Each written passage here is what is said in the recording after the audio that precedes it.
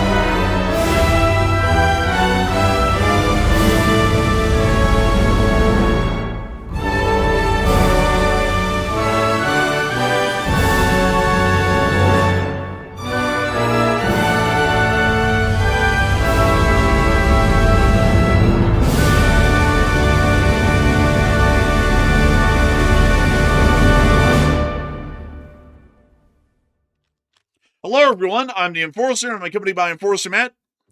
And good evening, folks. This is Enforcer Matt, and welcome back to day 1599 of the War News stream. And right now, we are seeing a massive series of strikes on Iran by U.S. forces, literally along their entire coast right now. And these are very large attacks that we're seeing right this minute. And also, we have just gotten word that Iran has just launched missiles from their coastline at U.S. naval vessels in the area, and there's currently an active squabble going on between the U.S. Navy and the Iranians. And also, we're seeing that Tehran's air defense just erupted into gunfire about 30 minutes to an hour ago. We're not really sure what that's about, but right now it's a very active situation, and it's good to see you all once again. And of course, we're going to be covering the past 24 hours of the news from around the world, as we have been able to hear of significant developments within the Middle East and the Islamic Republic of Iran, as we are getting news that as of this moment, just a minute ago, the Islamic Republic of Iran has now fired a wave of ballistic missiles from HORMUZ within western Iran, apparently at targets further on within the Gulf state regions, and has also retaliated by firing anti-ship missiles at U.S. warships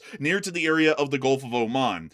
In the moment, we were trying to make sure to keep up with the breaking news and our normal coverage, and there is a significant amount of developments going on live on air and also throughout the course of the day that we are going to be covering from the past 24 hours. As we have been able to hear significant developments as of hours ago that the United States Armed Forces have started significant strikes against the Islamic Republic of Iran after the Iranians have spat on our ultimate deadline and ultimatum that was made yesterday, announcing that they were either going to be reopening the Strait of Hormuz and pledging to not conduct attacks against merchant ships, or they would face the hell that would be following by the U.S. Armed Forces against the Islamic Republic of Iran. The Iranians did give their answer today, and their answer was a resounding no. That was also followed with the attacks of merchant ships that were within the area, and the IRGC has announced that they are now mining the Omani passageway on the very southern coast near to the Emirate of Oman, as they are trying to ensure that no passages are conducted. The IRGC has also additionally announced that the Strait of Hormuz is effectively closed immediately, and any ships attempting passage through the strait will be fired upon by the Islamic Republic of Iran's armed forces and the IRGC. We've also seen that major strikes have been conducted by the U.S. Armed Forces along the entirety of the southern coastline, and the United States Air Force is highly active in the area as of this moment right now, with a large amount of tankers present and supporting ongoing U.S. air operations and offensives and defensives against the Iranians on the ground and in the air over the Persian Gulf and the Gulf of Oman. Gunfire has also broken out around the Green Zone in Baghdad as well earlier in a security situation that the Iraqi government has stated that they are attempting to deal with, but have not provided a great deal of information or further examples or details and information about what exactly is going on. We've also seen that air defense fire has broken out in Tehran, apparently at ghosts, from what we can tell, as we have not been able to confirm any direct impacts within the city of Tehran since that last hour when the air defense fire was first seen, and we've also gotten reports that anti-aircraft activity has also opened up in Isfahan city as well, although we're not entirely sure if they're firing at anything in particular or just firing in a panic response, with the reports now coming from the coastline that the Islamic Republic of Iran is under a full-blown attack by U.S. armed forces.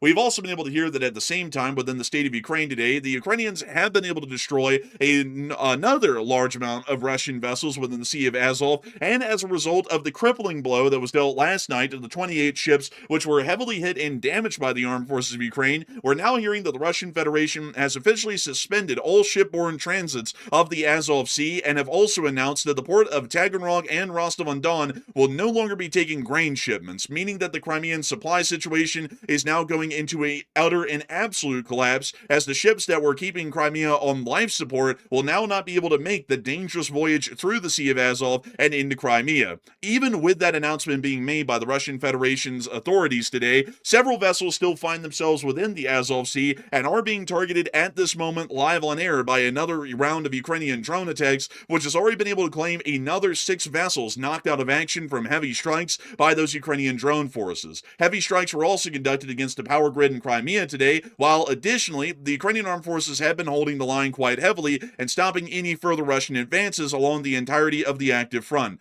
We've also been able to get news out of Moscow that according to Solovyov, aka the Devil, he is stating that he is very adamant that the Russian Federation will not only be able to crush Ukraine, but also other countries as well, and the Republic of Poland is now offering to modernize Ukraine's MiG-29s to more advanced NATO standards to be able to allow for them to conduct a wide variety of air interdiction and air-to-ground operations that the current MiG-29 airframes are currently not capable of. We have significant news from quite literally around the entirety of the world, but of course, our attention focuses on the Middle East and the valiant struggle and battle that's currently being conducted by the U.S. Armed Forces on the air, land, and sea against the Islamic Republic of Iran and their ongoing belligerence against the United States of America. And we currently have breaking news on that development right now. So, Matthew, what do we got?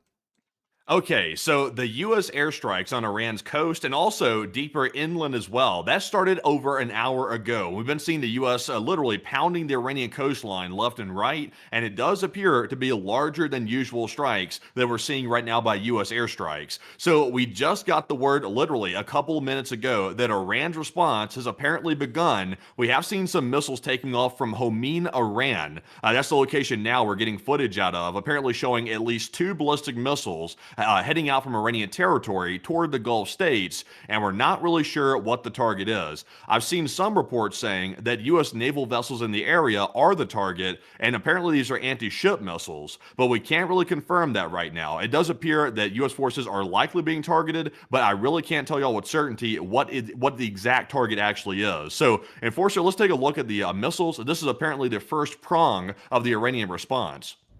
Now you see the streaks of the missiles being launched here. These appear to be ballistic missiles, either attempting to target U.S. bases in the region or elsewhere.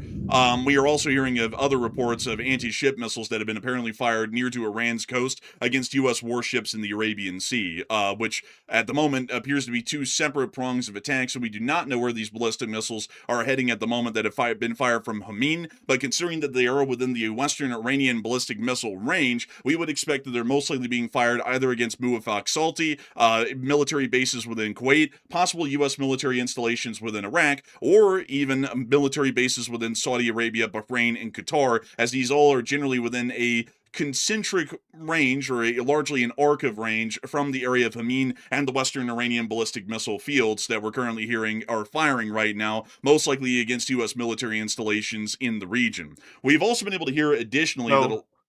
So also, we're getting an update right now that apparently it's more than 10 ballistic missiles have been fired so far, and the preliminary report is these missiles are likely destined for a U.S. base in Jordan. So that appears to be the very, very strong indication we have of the target of these missiles. It must be going for the Muwafaq Air Base, or either the other air base that's sort of nearby to Muwafaq. It could be either one of those that are being hit, but apparently that's the target that we're hearing about right now. Now, once again, we've not been able to confirm that. We're going to wait for more details about it to make sure that is the case, but that appears to be the consensus right now that they're heading for Jordan.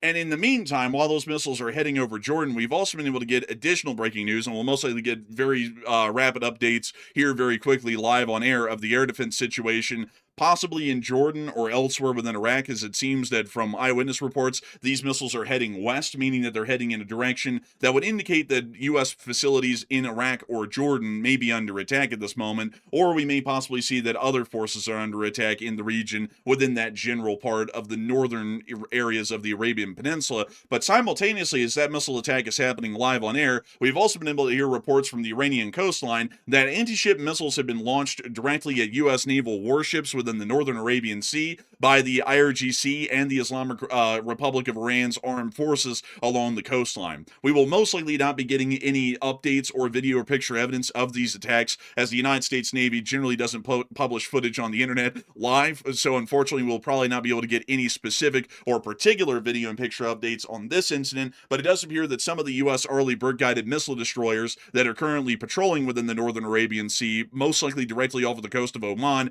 are coming under missile fire at this moment and are most likely firing off SM-2 and SM-3 long-range air defense missiles and possibly others to be able to try and intercept and destroy these anti-ship missiles before they even come close, either to the destroyers or the carrier strike groups that they may be escorting and protecting within this area at the moment. I do want to make it clear that while we're watching both of these stories, we're going to be giving updates on both of them whenever we get the updates that are coming out at the moment, and it does seem that right now we could generally expect, given the fact that the report came out just about 4 minutes ago that Iranian ballistic missiles have been fired from Hameen, that those missiles have most likely made it halfway through Iraq and are only minutes away from making it into Jordanian airspace if that is their target. We're not entirely sure, and once again, folks, it is likely that they could be attacking Camp Brukering or the Ali al-Salim air base within Kuwait, or they could be attacking the Muwafaq air base inside of Jordan. Those have both been highly hit targets, or highly attempted to be hit targets, by the IRGC's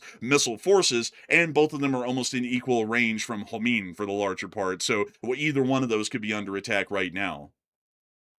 Yeah, it does appear so. So right now I'm trying to track more breaking news out of the Middle East. In the meantime, we are getting a little bit of breaking news out of Ukraine right now as well, just to sort of give this news flash to people in the meantime. Right now, we're apparently watching that the Surzan oil refinery inside of Russia is apparently under a major attack. It looks like it's been getting hit left and right. So that's also happening while we're watching the Iran attacks ongoing as we speak. So multiple different areas of breaking news tonight. It's actually going berserk literally once we went live on the air tonight. So quite a lot going on to track all at once. But in the meantime, though, the big news we're watching is apparently Jordan is coming under an attack, and we're waiting to see exactly where those missiles are going to hit. That's the big news right now, and I'm trying to check a source while I'm filibustering here to make sure that I have some more details about that. And once again, it appears to be that approximately 10 ballistics are heading that direction, but it's still a little bit unconfirmed exactly how many it is. But they're approximating about 10 of them heading that way. So that is the breaking news right now, Forster. I'll give you a shout when I see something else. In the meantime, while we wait to see the air defense situations that are going to be arising most likely within Jordan from the incoming Iranian ballistic missile attacks, we do have to try and get you all into the breaking news that we have from over the past 24 hours of what has been going on within the Middle East that has led to the resumption of the war that we're seeing largely right now. And for now, folks, I do want to make sure to clarify that this is being considered the resumption of the Iran war here on the channel, but there is always a likelihood that at the request of Pakistan, the conflict could end within the next several hours. So I want to make that fairly clear that at the moment right now, considering all of the prior U.S. statements over yesterday and today, and the Iranians' statements and actions over yesterday and today, this looks like it's not going to be another little rough moment or a little rocky road in the middle of the MOU. It looks like the MOU is completely collapsed and full-blown war is largely resuming at this point, with large-scale limited strikes being conducted by the United States along most of the Iranian coast, and now the Iranians are responding in real time as well against U.S. military installations within the region.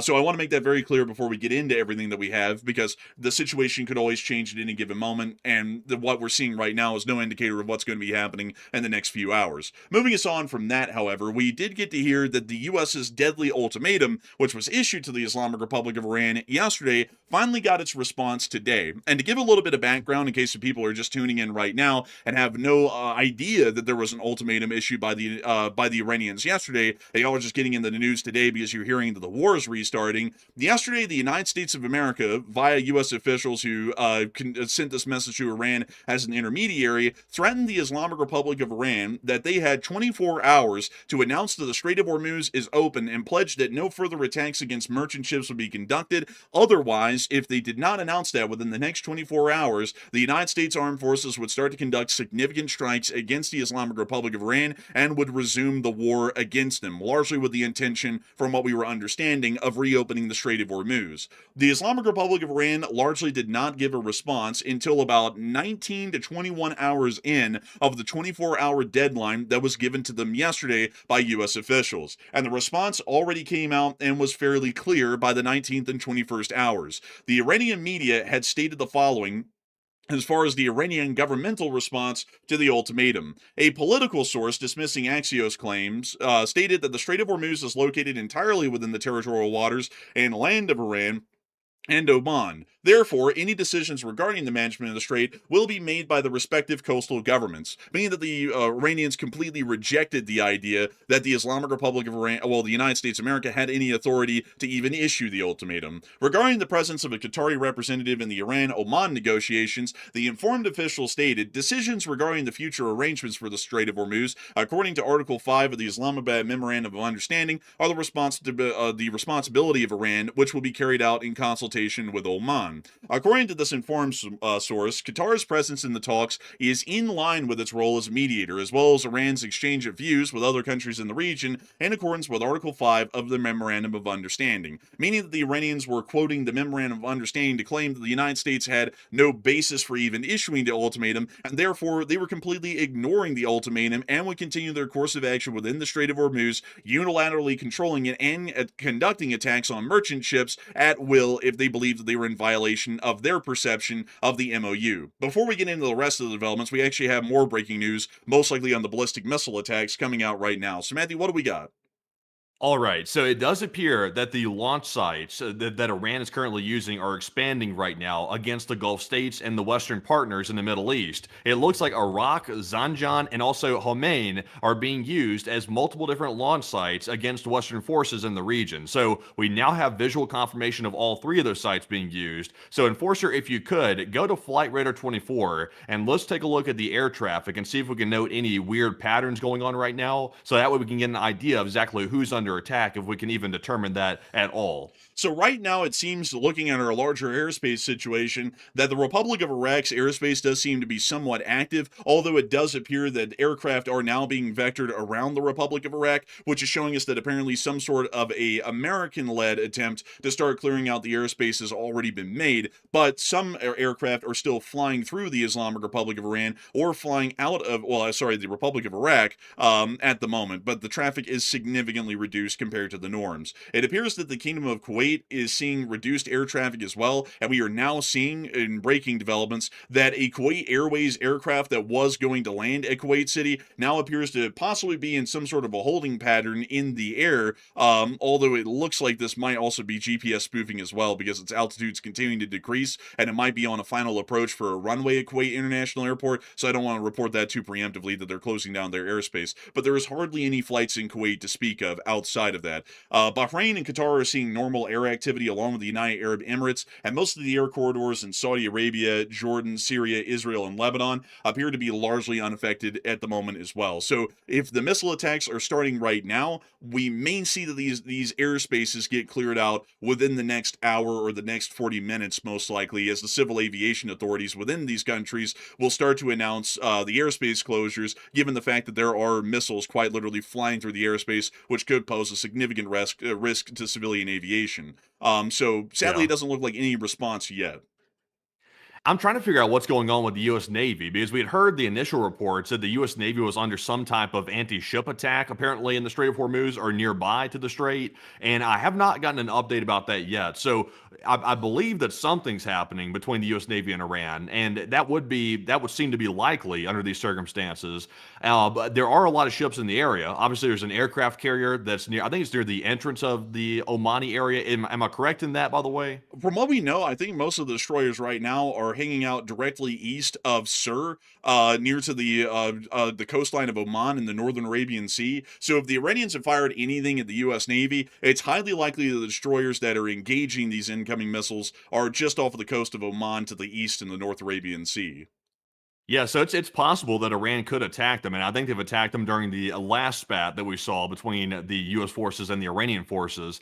We saw them attempt to do that then as well. So it's very possible that we could get some news that maybe a ship's been attacked, but I can't confirm that right now. A lot of stuff's still unknown. This attack that Iran's launching is very, very early, and we're literally only about 10 minutes into it. So the missiles haven't arrived yet, and we haven't gotten any footage of it inside of Jordan. And I'm not really sure if the Gulf states are under attack, like, for example, Bahrain, Kuwait, Qatar. We haven't heard anything from them either. Haven't heard any announcements of sirens going off in any of those states.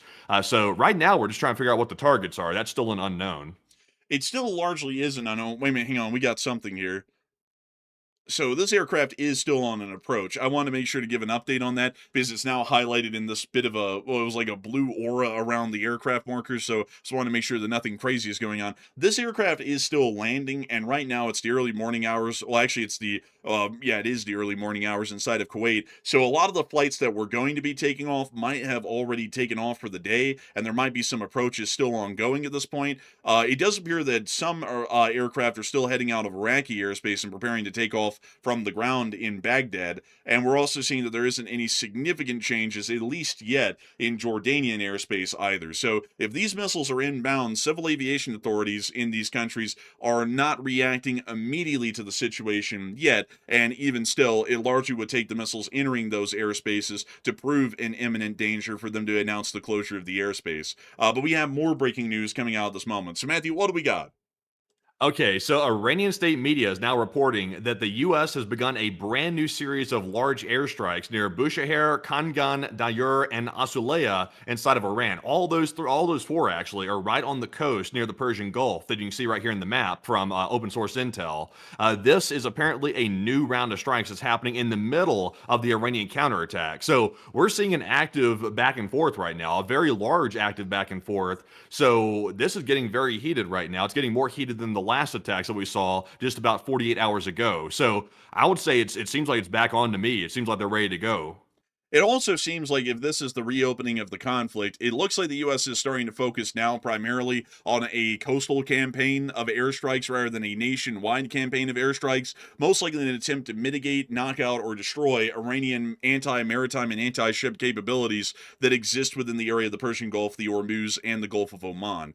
So it seems that the U.S. war plan has changed and is starting to focus on what I would describe as far as the strategic situation is the foundation of a larger or broader operation, which is securing the Hormuz to make sure that the Iranians do not have any leverage or any sort of a trump card to pull on the United States in the midst of the military operation. So that appears to be what's going on right now, at least from what we can tell. And we do want to remind you all that these strikes have now been going on as of this point on air for about almost 2 straight hours continuously. And we're now hearing of a new wave of strikes, including these 4 locations on air right now. So this does seem to be the resumption of continuous operations against Iran, because we saw that the last wave of strikes only lasted for about an hour. This one's already started to last for about 2. And with that notion in mind, this could probably go on to be 24 hours of continuous operations, which then extends into weeks. Oh yeah. This does seem like the full resumption of the conflict. And also, just to go back over real quick what started this, because it was actually an extremely belligerent move that Iran made earlier today. Because y'all might remember last night on our live stream, we reported that the U.S. government gave Iran an ultimatum that today on Saturday they would either declare the Strait of Hormuz open and free to ship travel, or they would have a bad day, as the U.S. called it. So not only did Iran not reopen the Strait of Hormuz, they then formally declared it closed, and then they started launching attacks on ships trying to go through the Omani route out of the Strait of Hormuz. So they gave the U.S. the middle finger today, a big middle finger. And now, as a result of that, we're seeing literally the war breaking back out right now. So Iran clearly does not want to talk. I mean, that was the most insulting thing they could have possibly done by attacking ships in the midst of that ultimatum, and that's what they did. So to me, it seems like everybody's ready to fight. The Iranians are ready to go again, and they've been like doing the battle cries all day long today after the funeral started to end of Khomeini. They've buried him apparently, and they've been calling for all kinds of horrible things today against the United States. So that the bad days apparently begun. I would have to say, it does appear that the bad days have certainly begun, and getting us back into that news of those statements that the Iranians made that have now gotten us into where we are right now, we also were able to hear more corroboration that the Iranians did reject the U.S. ultimatum, which we just read to y'all from Iranian state media just a short while ago, their exact wordage, and also the Iranians have stated that the Strait of Hormuz will remain closed to all traffic except the northern Iranian route, which is the one under their control that they are charging fees for passage on.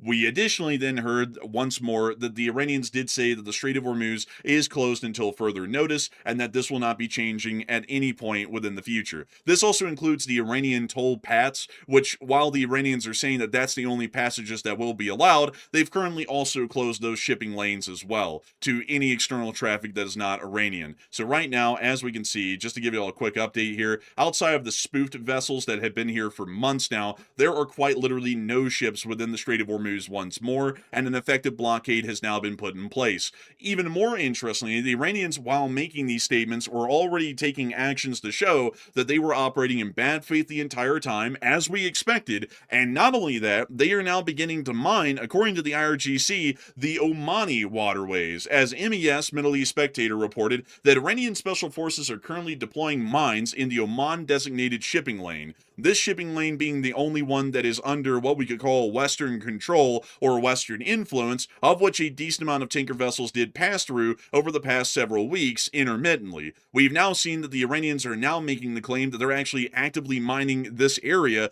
and that leads to the question of if the U.S. is actively trying to prevent or stop that, because we have gotten really no up-to-date reports at this point beyond that one of what the U.S. is doing to try and stop those actions or start to combat them actively. But it now appears that we're getting information on air that the Gulf states are under attack. So, Matthew, what do we got? Okay, so Bahrain's under attack. It sounds like Kuwait's under attack. It looks like pretty much all the Gulf states are coming under attack. Right now, the only confirmed ones is Bahrain and Kuwait. They're definitely under attack that we can tell right now. We're currently hearing sirens in Bahrain. And Kuwait, we're hearing air defense interceptors apparently being launched. And we still haven't heard any official statement from the Kuwaiti authorities, but we are expecting these attacks to become more widespread as Iran launches drones and missiles apparently at those Gulf states. So we still don't have an update about the Jordanian attack that we just saw that Iran just conducted, apparently heading toward Jordan. We haven't gotten an update on that, but the Gulf states are now officially under attack, so that's a pretty big one there. We don't know exactly how big these attacks are yet. That's also unknown as well, but there are projectiles on the way there, and sirens are going off. Let me go look at something here really quickly, because we were able to see these launches from Iraq. Do we have any pictures? Okay, so hang on here. We actually do have something important to look at here, folks. Right here, we can see a bit of, not the corona, but I think y'all can get the idea here. The sunrise, or that little tint of yellow that the sun gives when it's rising. And the sun rises in the east and sets in the west. So if this camera person is looking towards kind of the direction of the sunrise, but a little bit to the right of it, we can generally assume that the vector of these missiles was not towards Jordan. It was actually towards the south or the general southwesterly or southeasterly directions, meaning that these missiles were not fired at Jordan, at least from the image that we're seeing right here. These were actually fired towards Bahrain and Kuwait, most likely. But we're now hearing that sirens, coincidentally, while I'm saying that here, are also now going off in Jordan as well, showing that some of the missiles must have been launched towards Jordan, and those might have been the ones we reported earlier on. So, Matthew, what do we got? So we're currently getting some early reports that sirens are sounding at the Muwafaq Salti Air Base in Jordan, where U.S. forces are present, and that's just happening literally right now. So it does appear that Jordan is the target of some of these ballistic missiles, and Muwafaq's been targeted more times than we can even count on both hands. So it sounds like they're once again under an attack right now. So this is as large as the attacks can get outside of Israel being hit. So far, we've not gotten any word that Israel is under attack, but everybody else is under attack. I'll give another caveat. Saudi Arabia is also not being hit either. So Saudi Arabia and Israel, the two other big power players in the region, they appear to be free and clear of the attacks for right now, but everybody else is pretty much under attack. It does appear that everybody is under attack except for Israel and Saudi Arabia at the moment. Also, the United Arab Emirates, Oman, and Qatar have also not reported any attacks, at least yet at the moment. It appears that Kuwait, Jordan, and Bahrain are the countries that are under attack right now. But the countries that are not under attack are Israel, Saudi Arabia, the United Arab Emirates, Oman, and Qatar. So, I was trying to mute my mic. I was coughing, by the way. Sorry about that. I just heard, bro, I was like, are you good? Like, I'm sorry. I was literally, I had pressed it and then I accidentally pressed unmute again. I was over here coughing up a storm. Sorry. Oh, so moving us on out of that, I thought you had like breaking news or something right there, but moving us on out of that, we are still waiting to see what the air defense developments will look like inside of these countries. Footage may not be forthcoming immediately, as there are usually significant censorship laws in place in most of these Gulf state and Middle Eastern nations, including Jordan, so we may see that footage is somewhat sporadic or may take some time to come on air, although those attacks are happening right now, from what we can tell.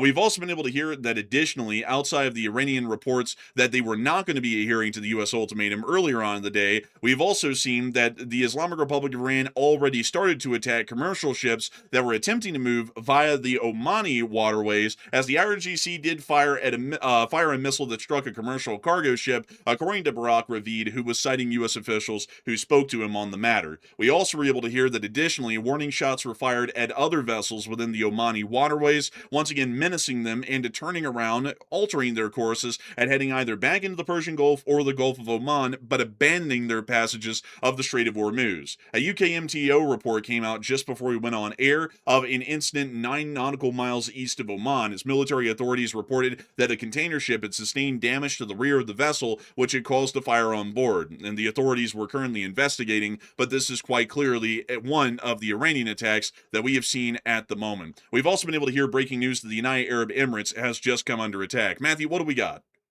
Okay, so the UAE is officially under attack, and they've currently sent off sirens right now. Apparently, they're saying they're responding to a missile threat, and they say the air defense systems are actively responding to it. So the missiles have already arrived in the UAE, and currently they're trying to shoot them down. That's what that is saying right here in their announcement. So they're telling people to go to their safe places, don't touch or photograph any of the fallen fragments, and put your phones away and don't film anything. They're very concerned about people filming stuff once again. So the UAE is under attack, Kuwait's under attack, Bahrain is, and also Jordan as well. We just also got word that apparently there's been 3 new U.S. strikes against Mashahar, Iran, that apparently happened about 10 minutes ago. So a lot of stuff happening, a lot of missiles flying around the airspace. We might want to take another look at the Flight Radar 24 information as well, because with all these missiles flying around, it seems like the airspace should be clearing out pretty quickly, because it's literally mayhem in the skies right now across the entire area. And taking a quick look at Flight Radar 24, we are still seeing that the civil airspace situation has largely remained unchanged. So we're not seeing any aerospace closures, at least at the moment. However, we are seeing that several Kuwaiti aircraft do appear to be spoofing their locations, or their transponders are not being picked up, as all of them look to be heading towards the area of the Kuwait International Airport, but none of their altitudes are changing, which suggests that they're currently in a holding pattern. We'd also see one of them that is actively squawking its transponder and is being detected on ADS-B transponders, is currently in a holding pattern right now off of the coast of Kuwait, waiting for the airspace situation to improve, so that way they may land. So right now we are seeing the Kuwaiti airspace has been temporarily closed or permanently closed, depending on how this goes, because of the incoming attacks and interceptions that we're hearing of in Kuwait. We have also now gotten breaking news that the Kingdom of Qatar has also just come under attack. Matthew, what do we have on that?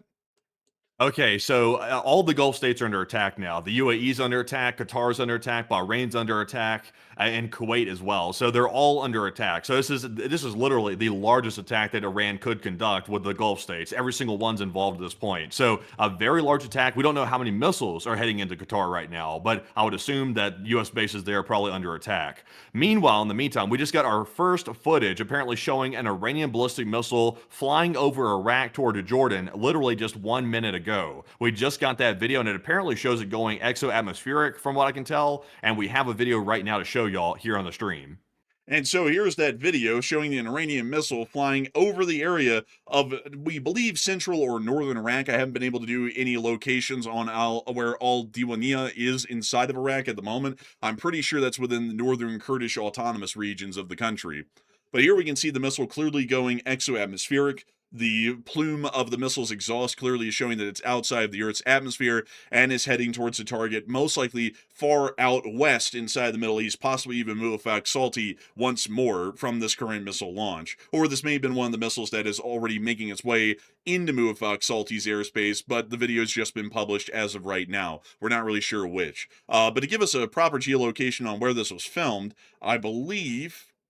see here, apparently it must be central, right? I'm just going to keep the marker here for now because we have a lot to cover, and unfortunately I don't think I'll be able to accurately geolocate that one here at the moment.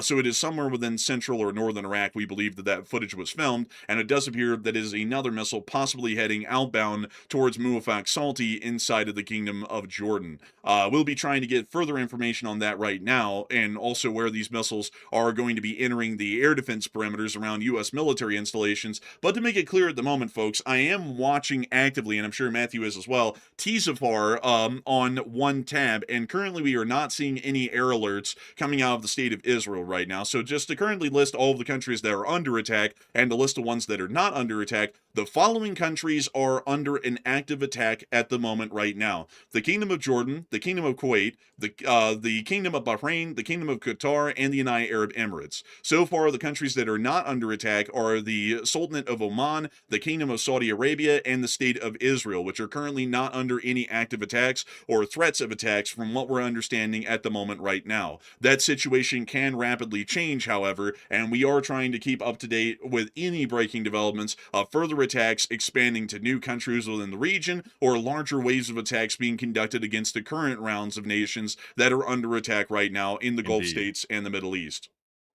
I would say at this point, folks, the odds of Israel getting attacked are starting to go up because the fact that Iran's feeling this emboldened to start attacking literally every single Gulf state, they're now attacking bases in Jordan, which is right there on Israel's border. I would say the odds are starting to go up. But until it happens, though, we really can't say with certainty that it is going to happen. And just to make it clear, Israel has not been attacked. I've seen some people saying that. They have not come under attack yet. So that is what we know. Also, by the way, I just got some more information, by the way, about the attacks in the Gulf states. Apparently, explosions have been reported over Doha and Abu Dhabi inside the UAE, which are two major cities inside of the UAE that we're currently hearing about. And I would assume those are air interceptions. That's what I would guess they are. Until we hear something different, I would assume that they are those interceptions of the Iranian ballistic missiles coming in. So that's what we're hearing. Doha and Abu Dhabi. So once again, they're going for civilians. Iran is trying to attack civilians in these countries again, and it's clearly what they're up to.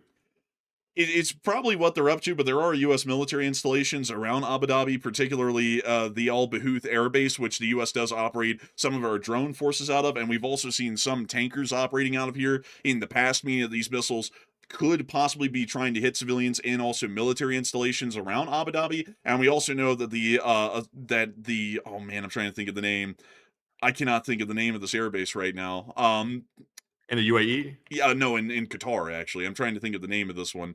It's the Al Udeid Air Base. That's the name of it. The Al Udeid Air Base is also right outside of Doha, Qatar as well. So it could be that they're attempting to attack civilian populations within the cities and also the military bases simultaneously, or one or the other. We do understand, though, that explosions in the air is a positive sign, as it is showing that there are air defense interceptions being conducted, and these missiles might not ever make it close to their intended targets, civilian or military. But it does appear that at the moment, that is an ongoing development in both Qatar and the UAE. It appears that we have new footage coming out at the moment as well. Yeah, we do. We actually have some more footage coming out of these missile launches, this time from Zanjan, Iran, apparently. So I'm not sure if you can tell. Sadly, I don't have the bandwidth right now to also check this. But if you want to see exactly what angle that's coming from, so we can kind of tell what direction these missiles are going, they're obviously it's heading toward the Gulf states, I would say. But if you want to check that out, we can see what it is. And so, really quickly, let me make sure to put that down on the map because I'm trying to make sure, folks, by the way, if you click on a link in the description below, you can actually see everything that we're putting down on the map. And I'm trying to keep it as up to date as possible live. But it appears from what we're seeing here, unfortunately, I don't really believe that we'll be able to get a vector on this one from looking at the video, because the sun's rising from behind our viewer, so they're looking towards to the west, but the missile streak has been heavily distorted by the air, and it's a little bit hard to tell what direction it's heading in. It looks like this certainly was exo-atmospheric, so it is going long range, but the problem is that Zanjan is at the same distance north in Iran as Tehran, so this thing could be going exo-atmospheric to hit a Gulf state or Jordan. It's a little bit hard to say where this one's heading at the moment. Yeah, I will say this: Muwafaq is almost definitely under attack because I'm currently getting reports that they're firing off air interceptors right now over Muwafaq Air Base inside of Jordan, which houses U.S. forces. So they're clearly defending themselves right now. So we're told that Iran first launched 10 ballistic missiles during their first wave. The second wave that's now attacking the Gulf states is another 12 ballistic missiles.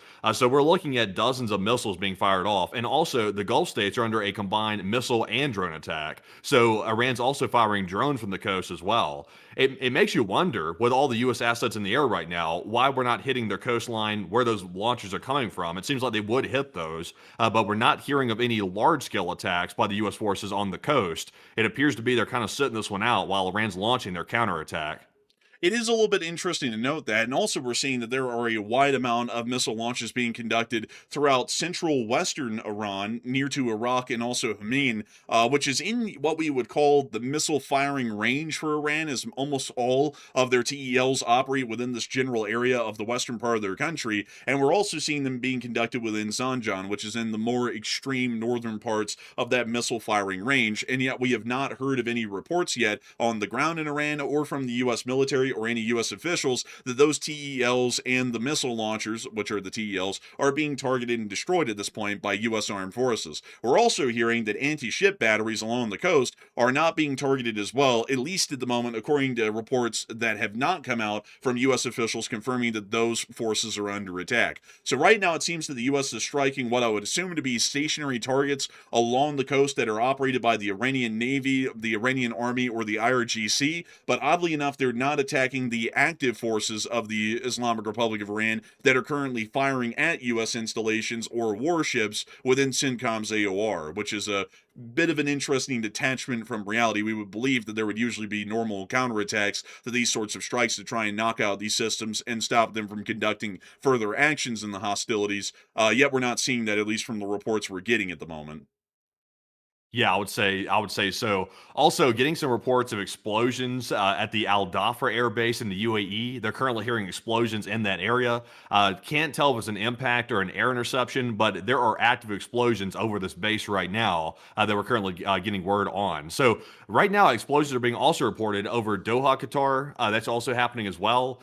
And nobody's really sure if these are impacts. The only way we can verify that is if we get footage from the ground, and I'm not sure if we're going to get that really quickly because these Gulf states are currently on a crusade right now to prevent people from uploading footage about these attacks. So I'm not sure if we'll get that confirmation very quickly. We'll get it eventually, but not right now. So also, Qatar is now saying that the security level threat is high and everyone's required to stay indoors, and they're still saying that as of 2 minutes ago. So they must still be under attack from drones from the looks of it.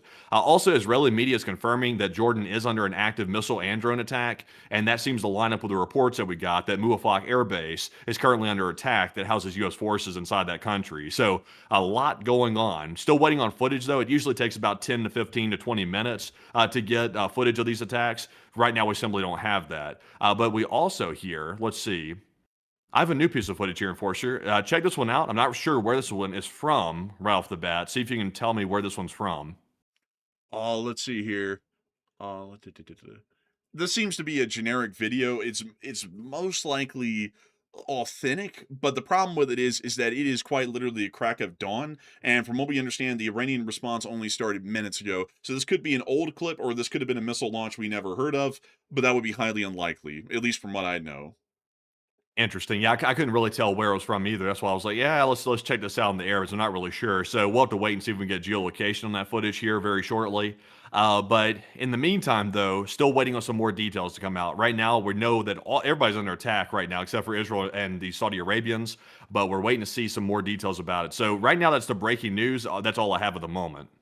And at the moment, while we wait for further breaking news to come out, we will be trying to get y'all through the rest of the developments that we were able to hear of within the Strait of Hormuz from earlier. Just to once again rewind us here, about 6 hours ago, these were the developments that were happening within the Strait of Hormuz, which has led to everything that's happening right now. To recap really quickly, to make sure that we get the story and the right sequence of events out there. Earlier on today, about 6 and 7 hours ago, we were able to see that the Islamic Republic of Iran rejected the U.S. ultimatum issued to them yesterday that they had to pledge the Strait of Hormuz to be opened and would also refrain from any further attacks against civilian ships. Not only did they flatly reject the ultimatum and also the U.S.'s authority to even issue an ultimatum, they then began attacks against commercial merchant ships passing through the Omani water passageway simultaneously, directly showing that they were not going to be listening to the U.S.'s ultimatums and that they were going to, in short, punk out the United States at any given chance that they could get. Not long after that, we were able to hear that the United States of America's CENTCOM area of responsibility announced the following. At 7:15 p.m. Eastern Time today, U.S. Central Command forces began launching the third round of strikes this week against Iran after Islamic Revolutionary Guard Corps forces blatantly attacked the motor vessel GFS Galaxy, a Cyprus-flagged container ship transiting the Strait of Hormuz. A civilian crew member is missing, and the vessel is unable to continue the journey due to an onboard fire and significant engine room damage, showing that the Iranians attacked this vessel with the intent of disabling it within the strait, possibly to take the crew hostage. We've also been able to hear that U.S. officials did confirm to Barack Ravid that strikes against the Islamic Republic of Iran were underway, and thus began the significant strike campaign that we have seen and is still ongoing at this moment against the Islamic Republic of Iran along its entire coastline, all the way from Mashahar within the areas of the very northern part of the Persian Gulf, and all the way down to the Iranian border at the city of Chabahar. Strikes have been reported. To go through each and one of these methodically, starting from the west and heading east, Bandar-e-Mashahar was able to report around 3 explosions that occurred within the area, most likely against the port infrastructure. Within the area of Bushehr, the Islamic Republic of Iran's Air Force airfield within the central area of Bushehr city was directly targeted and attacked by U.S. Air Forces of the Air Force and Navy. We were also able to hear that IRGC naval facilities within the town of Asaluya were also targeted and attacked as well by the United States Armed Forces during the times of the other strikes of which we conducted. Also, by the way, all of these attacks that I'm reporting right now were conducted simultaneously by U.S. Air Forces on all targets at the very same time. We've also been able to hear that within the area of Bandar Abbas, explosions were reported within the area, several of them within the city, and we also were able to get one of our first video and picture evidence clips of air defense fire and the reports from those explosions coming from the air defenses around the city and the air base to the east.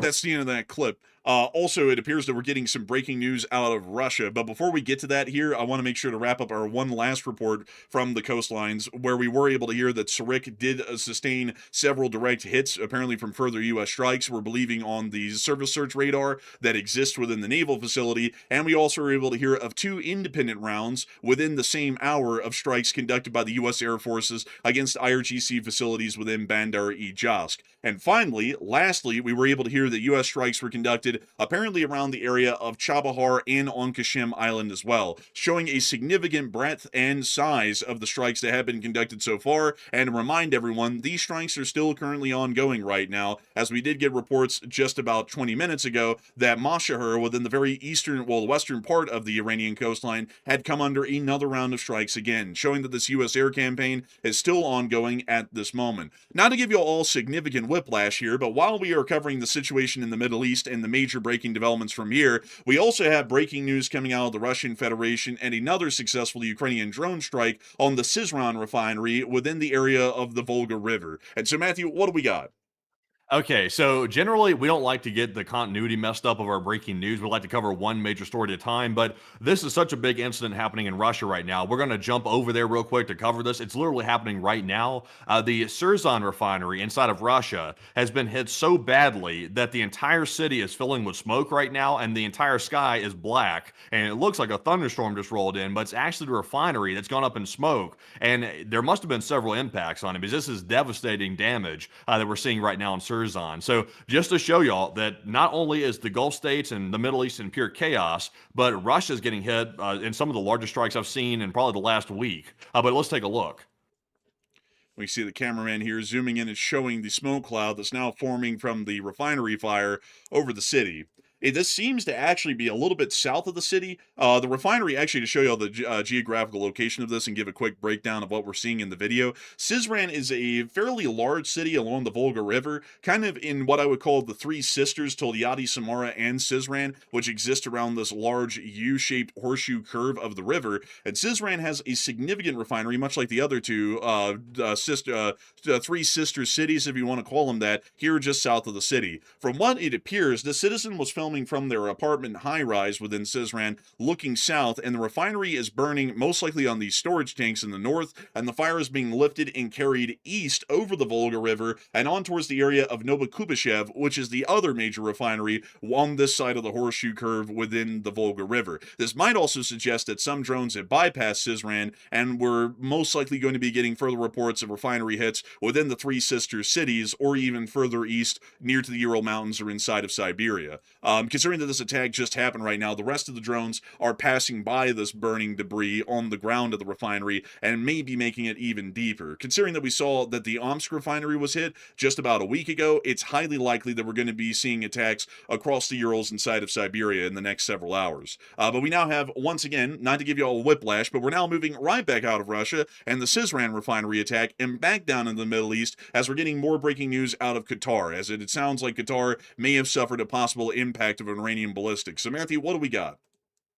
Okay, so we just got word, and this is a very preliminary report, so take this with a grain of salt. We haven't confirmed this via video yet, but the early reports are claiming that Iran has struck a sensitive target in Qatar in a precision attack, and the target is currently believed to be, and once again, it's believed to be, an early warning system.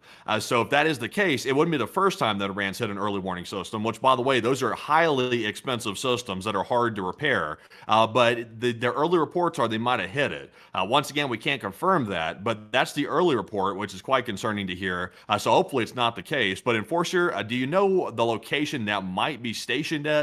Because I'm sure it's at the air base somewhere in there inside of Qatar. So can you tell us where the likely location would be if it was hit? Yes. So hopefully the Google Maps will work with me. It's freaking out here. Oh man, they blurred it out. Let's see. I can find it here. Oh, actually, they haven't blurred it out. That's odd. Well, anyways, moving on from that whole confusion, it looked like they were blurring it out. The early warning system is somewhere down here near to the actual tarmac itself, but it's going to take me a minute to find it because I know it's on the southern end of the base. I'm just not sure exactly where it was. Don't worry, it has been hit before, by the way. I need to clarify that. This was hit way back last year, in 2025, during the 12-day war, when the U.S. Conducted Midnight Hammer. The Iranians conducted a response the day afterwards and hit the early warning system that was based out of Al Adid Air Base and knocked it out already about a year ago. So if it was hit again, there's really no material loss to speak of, at least for the U.S. Early warning forces within the area, and also a decent amount of the stationary early warning systems within Qatar, Bahrain, and other nations inside of the Persian Gulf had already been hit and knocked out earlier on. So if this hit was conducted, it's not going to be causing a significant loss of capabilities for the U.S. Armed Forces within the region. We've been operating without a lot of these early warning systems for about 5 months at this point. I cannot find it, unfortunately, within the area. Well, wait a minute. It's somewhere in here. I'm pretty sure. It's like somewhere around the motor pools, somewhere within this general area. I'm fairly certain. But once again, I can't find it directly on air, but it is within Al Adid. Interesting. So yeah, hopefully it's not a new system because they're making it sound like it might be a new system somewhere. But we had known before that one of these very expensive. Isn't that the $1 billion system, the radar system that they always talk about, the $1 billion one? I think this was the 500 million one. I think the billion one Oh was damn. like over in Bahrain, I believe. Yeah, well, that's still quite a lot. Half a billion is still significant. Now that's a very big radar system there to possibly lose that. So we'll have to see. Like, I see some people like joking in the chat. They're like, "Well, did it give an early warning?" Apparently, it didn't. It might be the one that was already hit. Like Iran might have just hit it again to like ruin the repairs on it or something that they were trying to work on. That could be what they were up to. But the details are kind of sparse, and also we can't even confirm that independently as of yet. So that's what's going on right now. Still tracking these attacks, and it appears to be a pretty big resumption of the war, I would say. But still, though, no attacks on Israel. That's quite interesting. Still, Israel is sitting it out. Iran's not hitting Israel. So those two parties right there appear to be kind of a little bit worried and fearful of each other at the moment.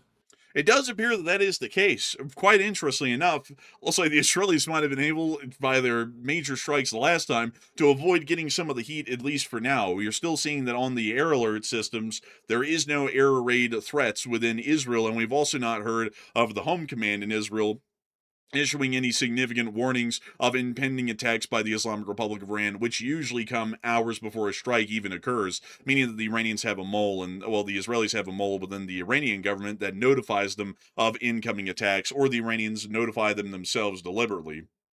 Still, a lot of people right now are talking about the broader situation within the region at large, of which we're still covering live on air, and many breaking news developments are still happening at the moment, which is making it a little bit difficult for us to get to the normal pre-made news that we had for the 24-hour period. But before we get to all of that pre-made news and more of the breaking news that'll be coming out, I'm sure, in moments, a lot of people are talking about what this situation is going to be turning into. And Matthew, what are people thinking about that, and what are you thinking about that as well? Okay, so we asked you all in the audience a very important question. If Iran begins attacking Israel and other major allies, like for example Saudi Arabia as well, what is this situation going to escalate into? Because so far we've seen Iran has refrained from attacking Israel and Saudi Arabia during this recent round of strikes that we've seen, which is quite notable and shocking to some people that Iran has not attacked Israel because that's their arch nemesis in the region. And the fact that they haven't hit them is a little bit fascinating in its own regard, I would say. So what would it escalate into if that does, so that red line gets crossed and they start hitting Israel? What would it be? 47% said the regional war is going to break back out, and also infrastructure hits between Iran and U.S. forces across the entire region, while 29% said it will remain limited to U.S. and Israel only, and it'll stay like that, and everybody else will largely just get the collateral from those attacks. And 17% said it might spread beyond the region. It could spread beyond that, and maybe it's a Turkey, or that's actually in the region, but when I say beyond the area, I mean like Turkey, maybe in Europe perhaps as well, because we've seen in the past that Iran has threatened to hit Europe if things got really crazy. So I would say personally, I'm with the 47%. If Israel gets hit, it's about to be a hellstorm pretty much everywhere, continuously for weeks and weeks on end. It's about to go right back into it. And I think that might be part of the reason that Iran's holding off from doing that, is because they're not really wanting that either. So I think I'm with the 47%. The infrastructure is going to be back on the table. Regional war is going to be back on the table. And there will be no salvaging the situation at that point if Israel gets hit. And because Israel's going to go crazy after that happens. But Enforcer, what say you? I would say that I believe that a regional war is going to be returning to the region. I would be with the 47%. I'm not entirely sure if it's going to include the Israelis, at least for now, but be not mistaken, my great people, the members of the LSA. The Israelis are going to get into this in one way or another. They're probably going to hop into it of their own volition at some point here soon, because we do know that the Israelis have been a major proponent in the background of resuming strikes against the Iranians, and if they're able to join in on the U.S. strikes which are being conducted on their own right now and get their own licks in against the Iranians, you can bet your bottom dollar they're definitely going to be getting involved in that. Right now, it's unclear, though, if the Iranians are going to be going out of their way to attack the Israelis, and it seems at the moment they're not. The Iranians Iranians might be concerned that if they do that, the Israelis might go all in and wiping out as many government officials as they can. And government officials in Iran, while of course indoctrinated and extremist, and they love to talk about martyrdom, a lot of them don't really want to get martyred for the cause. So they might be a little bit concerned about trying to force the Israelis in by attacking them, because they might know that those sorts of waves of attacks will be coming soon afterwards. But I would say quite certainly at this point, I feel fairly confident in saying this, although I could end up eating these words anytime around because the president's completely unpredictable, and tomorrow you wake up and say the Iranians are the greatest people on the planet and we didn't even attack them today. I have a feeling outside of that chance that we are returning back to a full-blown regional war between the U.S. and Iran, at least between those two parties, maybe even including a Gulf state or two, but that's also unlikely as well. But I hope that does address that the best I can, at least in my opinion. And also, Matthew, do we have any more updates coming out on the breaking news developments within the Middle East? So right now, no more updates. Well, actually, I take that back. I do have a small update right here. Apparently, there has been a couple of different direct missile impacts inside of Bahrain, but that's also unconfirmed. We're waiting on some type of visual evidence of that, which is kind of hard to get because just to explain this a little bit more, because some people were asking me about it in the chat, the Gulf states are censoring who's uploading footage of these attacks very significantly because they're trying to censor the damage reports coming out. They're not wanting people to see how bad the damage is, and I would imagine the U.S. probably doesn't want them to see that either because, you know, if it shows damage at bases, that's not good for propaganda. So that's why they're censoring the footage coming out quite heavily. So we're not really sure what's been hit, but apparently direct missile impacts have been recorded in Bahrain, and that's in addition to the Al Dhafra air base also possibly getting hit as well in a separate Gulf state. So it sounds to me like there could be some damage. It does sound like there is some damage, and also we generally assume, folks, by the way, that there is usually damage in these attacks, at least minor damage at a minimum, because for all we've seen in prior attacks, at least one Iranian missile almost always makes it through to the facilities that they're attempting to target. So, you know, for all we know, when satellite footage is provided again, we could see that Muwafaq, the Ali Al Salim air base, and also others in the region have already taken a couple of minor hits already during the quote-unquote ceasefire and the MOU, which is largely collapsed at this point. But moving us on out of this breaking news, at least for the moment, and getting us on into the breaking news that we have for the rest of the day, which we had pre-scheduled and lined up before the show, I do have to say, before we get to it, a humongous thanks to everybody who has been watching so far. Because of tonight and the specialty of tonight, I'm actually going to be pushing our question segment back that we usually take in the middle of the show for just a little bit so we can try and get to everything in the Middle East right now as far as the news goes. But do not be afraid, folks. If you throw in a super chat, it will be answered before the end of the night. Y'all make this entire thing possible, and we greatly appreciate y'all for y'all's support. But we will be making sure to get through the rest of our news here right now in the meantime. So moving us on and into the rest of the news that we have not been able to get to yet, we were able to hear that earlier on in the day within Baghdad, Iraq, there apparently was some form of gunfire around the green zone, and Iraqi tanks were being deployed on the airport road, with Iraqi police units also arresting the former MP Talal al-Zawabi in Baghdad, according to reports that came out today, showing that apparently there is still a significant amount of ongoing efforts in the quote-unquote anti-corruption campaign, if we want to call it that, or a coup or a purge. We're not really sure which is happening at this point of any of the three, but there are still significant developments and some level of instability right now governmentally within Iraq because of this ongoing anti-corruption campaign that's being conducted along with the mass arrests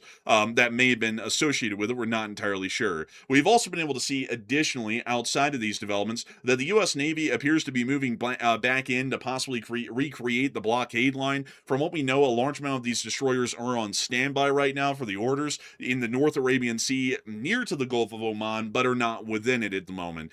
So the U.S. is still keeping a bit of a safety distance in the meantime before the orders are issued, and once the orders are issued, they will take up their positions along the blockade line and within pre-staging areas, so that way if a ship attempts to run the blockade, they can stop them and disable them if necessary, and conduct any other further actions required to be able to put the Iranians on their knees, hopefully.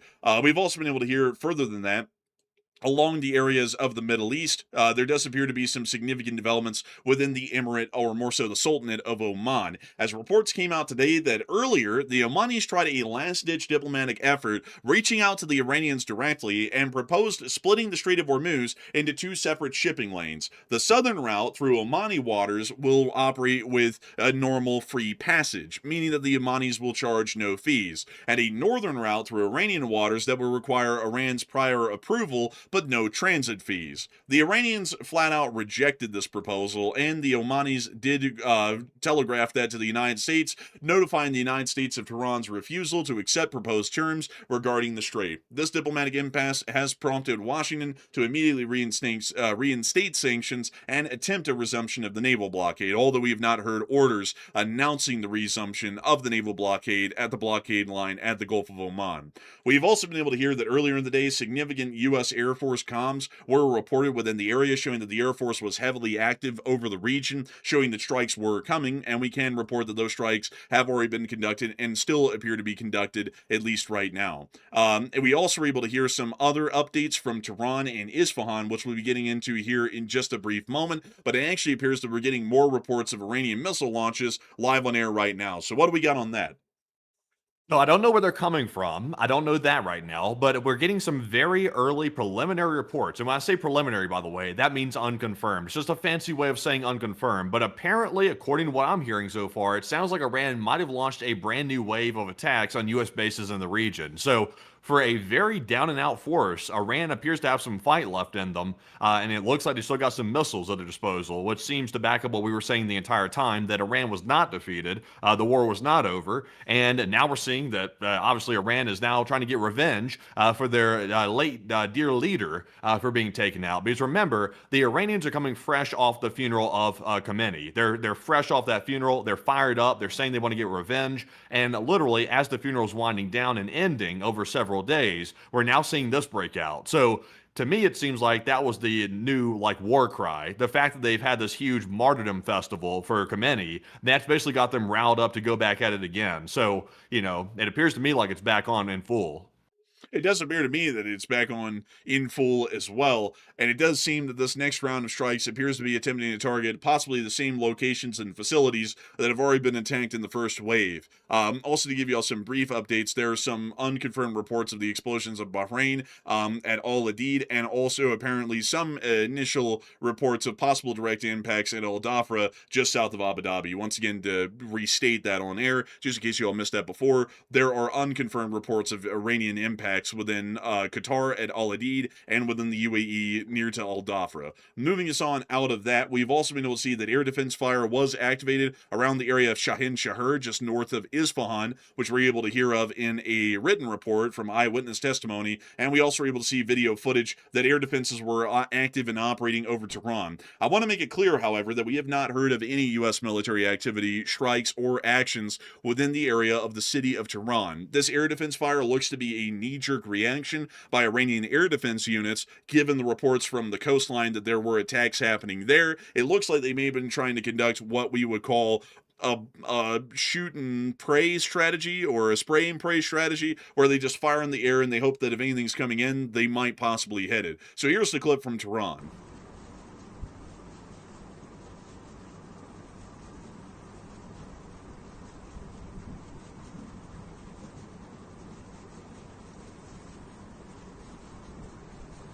We see the air defense fire off in the distance, the tracers flying in the sky, and the proximity fuses bursting after a specific distance.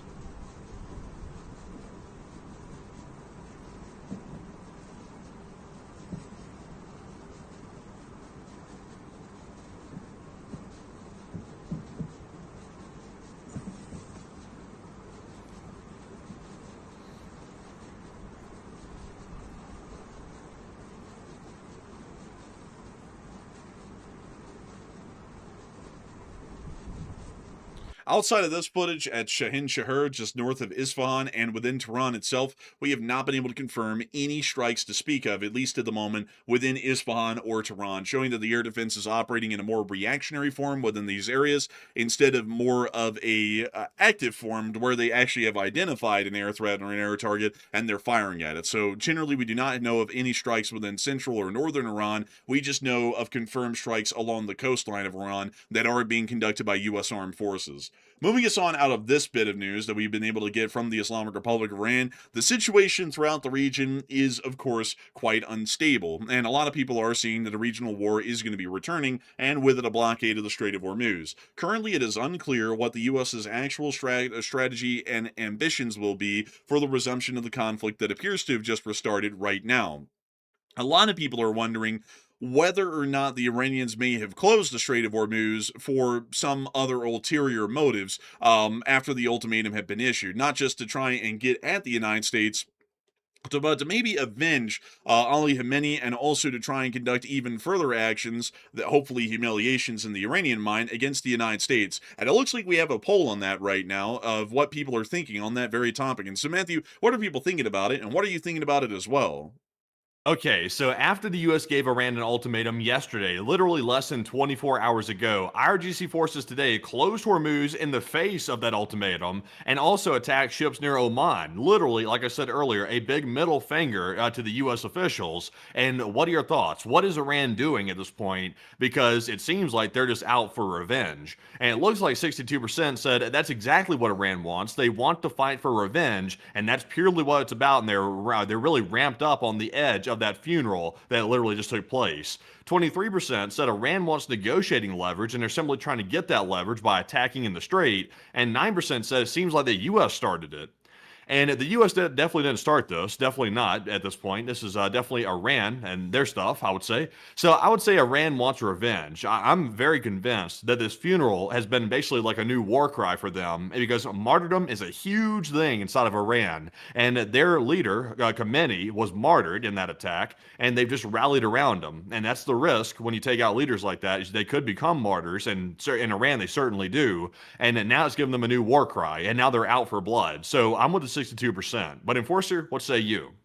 I would also have to be with the 62%. I believe the Iranians are trying to fight for revenge at this point. The Islamic regime is probably attempting to humiliate the United States, and given the kind of significant concessions we were willing to agree to in the MOU, they probably believe at this point that if they push it even farther in a second round of a regional war, there's a pretty decent chance they might even be able to get more concessions from the United States of America further than we were willing to provide within the MOU. And so I have a feeling that it's probably two-pronged. One, from the emotional level, they're trying to get revenge for the U.S.'s actions against them, say, over the past 5 months. And secondly, they're possibly even trying to get even more money, materials, or some sort of provisions in another round of talks by once again trying to ratchet down the U.S. and pressure us by blockading and closing the Strait of Hormuz again. So I would be with the 63% for those reasons. And I would also say that it is, of course, absolutely crucial, of which I cannot stress more than enough whenever we go to war with the Iranians, that the United States must fight to break the blockade in the Strait of Hormuz. If we do not fight to break the blockade within the Strait of Hormuz, the Iranians will be able to do what they did in the first round of the war, which is cause enough economic pressure that we generally fold. We cannot allow that to happen. The strait must be opened. But it appears that we have more breaking news coming out right now. So what do we got? All right, so moving into our breaking news we have right now, we have our first video of damage, apparently this time in Bahrain. And once again, it's the old punching bag. U.S. Navy 5th Fleet headquarters has taken another hit, which, by the way, is largely evacuated to the most degree. So apparently there's smoke rising from the area of the base, and that's like the lowest hanging fruit that Iran could go for. So that's nothing really significant, but we do have a video showing the damage, so we can take a look at that. All right, and let's take a look at that really quickly, folks. Here's the clip of the smoke rising from 5th Fleet. This is only about the 500th time that I've seen the same smoke plume in the same part of the city for the 900th time. I think at this point they've moved beyond hitting buildings. I think they're taking it down like to the light lower soil level or something at this point.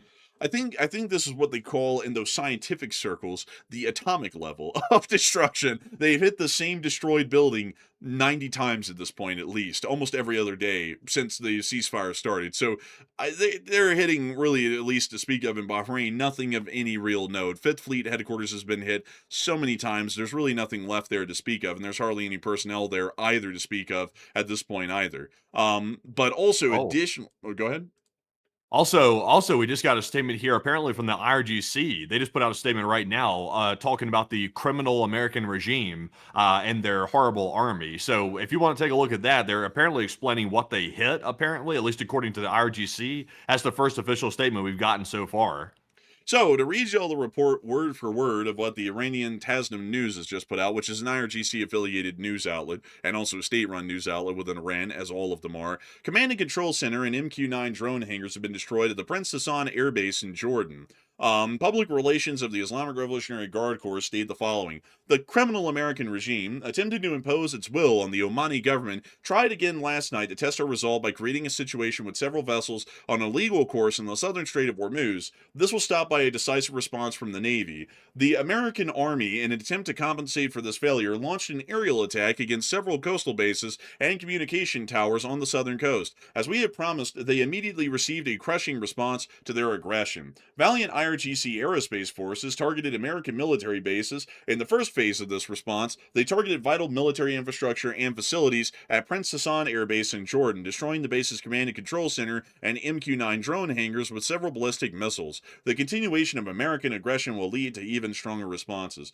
I mean, honestly, at this point, with this kind of talk, folks, I feel like we ought to just get back into the full-blown War of the Rain and beat their ass to teach them a lesson, really. Like, I'm like, I don't know about y'all, but this whole, maybe we can talk with them deal, when this is how they write a report. I mean, they called the U.S. Army the American Child Killing Army, word for word. That's not really a group of people that you can kind of negotiate a resolution to a conflict with. I mean, these people are so heavily indoctrinated, they look at us as the boogeymen. Yeah, I mean, what's next though? I mean, if the U.S. gets fully back into the war, I mean, the next steps was to start hitting infrastructure. That was the next step. So what do you think that's going to look like? Because to me, it seems like all limits are going to be removed if we go back to a full-on conflict. The U.S. has already been threatening to hit their infrastructure. They're saying they're going to hit power plants and all kinds of other sites. I'm not sure if they'd go as far as to hit desalination plants or not. I'm not sure about that, or the water facilities, but it's possible. So if the war gets started again, what do you think it's going to look like?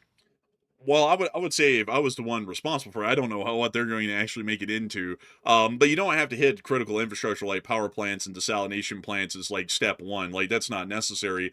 Reopening the strait would be the priority, the number one top priority, because it doesn't really matter if you make millions of Iranians suffer. If we run out of oil and the world runs out of oil, that really didn't do anyone any good. It only did us harm because we're operating at that point like the Russians of going, oh, look, they're blockading the strait and depriving us of oil. Well, let's blow up a couple of random people or something. Maybe that'll fix it. That's not really the way the U.S. military should operate either, because the Russians have proven time and time again that just doesn't work at all. And not only that, it's barbaric. The U.S. should focus primarily on reopening the Strait of Hormuz and breaking the blockade there, so that way the Iranians have absolutely no leverage. And once the Iranians have been defanged and really conducting any economic or military damage against the United States at that point, the U.S. can then just continue on to conduct a military campaign or airstrike campaign against Iranian military forces, targets, and government officials throughout the country, and largely treat it almost as an air operation against ISIS forces, to where we just go in and start clearing out generally the government officials and the military officials one by one. Considering that they would have no leverage over us, at that point, we could keep these sorts of low intensity, high priority air strikes going largely indefinitely. And then the question becomes, does an Iranian official want to become in charge of the country to basically get hit by another airstrike? And all of them eventually will get hit by an airstrike, or do they want to peace out, considering there's really no way that they can break the U.S.'s military or strategic resolve, given that they don't have any leverage on us because of the Hormuz blockade? And I would think in that sort of a situation, we could probably see victory. Well, not really victory, but at least a successful resolution, if we want to put it that way, within a couple of months, possibly, with the major part of the conflict being resolved within the first few weeks. Maybe so. I'm trying to put up a poll on this right now. I'm trying to come up with some good options for it. I think that's the best I can do for now. Is I'm trying to track the breaking news too. So there's a poll about what y'all think about this as well. Me personally, on my end of things, I would say that once this thing, and when I say if the war gets restarted, I mean, like, for example, the U.S. fully commits to like attacking Iran in a serious way. Right now, we've seen pretty large attacks on the coast, but we've not seen like a full on, like, they haven't hit Tehran in a really big way. In fact, we haven't really heard any confirmed strikes inside of Tehran, which would be a huge indication that the war's really ramped back up if we see that. So there's also the possibility that bombers could have just came into the UK yesterday, and they might be about to head out and attack Iran, like U.S. bombers. That could be something coming in the future as well. We don't know what assets were being towed from the U.S. mainland to the UK yesterday. We believe that some were, but we're not sure what they are. So I think they're probably going to start hitting infrastructure. That's my guess, what they're going to do next. And once that starts to happen, I think all the limits are going to come off at that point, and we'll probably see the reciprocal action being taken by Iran on the Gulf states toward their infrastructure as well. That's my assumption. Possibly so. We'll have to see. But generally, conducting attacks against civilian infrastructure doesn't really do a whole bunch, really, to resolve a conflict. I mean, we've seen that with the Russians and Ukraine. That doesn't really do a lot for them. They've been doing that for 4.5 years, and they're losing badly right now. So I would say that it'd probably be a lot better for us to focus, as we have as the United States of America for the past 250 years, instead of trying to conduct reprisals against random people, really equivalent to nobodies in Iran. They're just there living their lives. It'd probably be better to make sure that our military efforts are focalized against the Iranian government and the military, to whatever strategic level that those are functional at, to be able to make sure that their government apparatus is either dismantled or put under such significant pressure of annihilation that they have to capitulate, or they don't have any leverage over us because of their failed blockade, and therefore they would also have to capitulate as well and start agreeing to most, if not all, of our terms to be able to see that their government even survives, if at all. I don't think there's going to be any capitulating by the Iranians. They are too heavily indoctrinated. And when I say the Iranians, I mean the regime. I'm not talking about the civilians in the country. The regime is simply too indoctrinated. They're too far radicalized to really agree to anything with them. And any type of deal that we try to reach with Iran is going to fail. I'm pretty convinced about that at this point. So I mean, it could be round two. You know how the opening phase of the war was, taking out Iran's top leadership. That's what U.S. forces and the Israeli forces did during the opening 30 seconds of the war. I think they might be coming back around to that because this regime is clearly not able to be negotiated with. It's very clear at this point that they're not, and we knew that already. But I think the U.S. is starting to come around to that realization, mainly because they're kind of forced to at this point, because Iran's using the Strait of Hormuz as the ultimate leverage, and they're closing and shutting it like it's a game. And at this point, they've indefinitely closed it. So the way I see this going is a full-out siege against the regime. That's the way I see it from this point forward. I have a feeling they're going to start trying to target the top leaders again, would be my guess. Whether or not that succeeds in actually wiping out the regime, we'll just have to see, but I think that's probably next on the table too. I would say it definitely is, but I think we should be a little bit smarter this time about it. Instead of attacking the very top head honcho guy, or the very little circle of them, because it's either an IRGC council that's running the country, or it's actually Mujtaba. It's probably not Mujtaba, though. We've never seen him in public. But I feel like, generally, to be honest with y'all, Golubov, Arachi, and Mujtaba should be off of the table for striking them, because in the last round of strikes that we conducted, where we took out most of the top government officials at that level, generally we saw that we went into this weird limbo world of where we didn't really have anyone we could directly negotiate with, where we knew that they were in charge of Iran, because there was a power struggle that ensued afterwards, and we didn't really know which faction was actually the one leading the country. So leave those folks alone and get everyone else that's under them in the chain of command at that upper level right below them, so that way they lose their actual command and control apparatus in the country. That leaves the top people where they still have the ability to talk to us, and we can talk to them to issue terms or ultimatums with, and know that they're actually receiving it and they're still largely running the country, but to also make sure that those who are vital and important to the actual operations of the Iranian military and their government, those people are actually being taken out. I think that we need to tailor the approach this time to factor in what we learned in the first phase of the war into the second one, so that we don't end up running into that kind of a weird limbo world of we don't really know who's in control, and there's multiple people claiming to be in control, yet none of them are. Yeah, well, what we don't know is this. We don't really know is I know a lot of people, I see people saying it, and it's a fair argument because I've seen the videos too that are coming out. People say, the Iranian civilians, they want to overthrow the regime. I've seen the signs. Like, obviously, the whole thing is like, long live the Shah. They want the Shah back and stuff like that. But truthfully, we don't know the exact number of people in Iran that are willing to actually stand up and do something about the regime. We don't really know how many people that is. We do know that Iran mowed about 40,000 of them down with machine guns during the uprising that took place, and that scared the rest of them off for the most part. And also, the U.S. never really followed through with their promise to help those citizens. They really never followed through with it. So I don't know if that whole movement's kind of died off or has been really suppressed at this point because of that 40,000 massacre that we saw by the Iranian regime. I'm not really sure what the status of that really is. So it's kind of hard to tell if the U.S. goes back for a regime change again and truly tries to make that happen for real this time, not just saying it, but actually making it happen for real.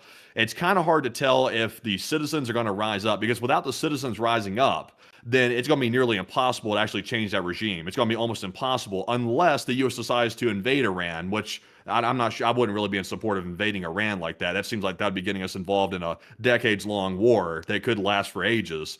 Unless the citizens are ready to rise up, we could be in a foul shape when it comes to regime change.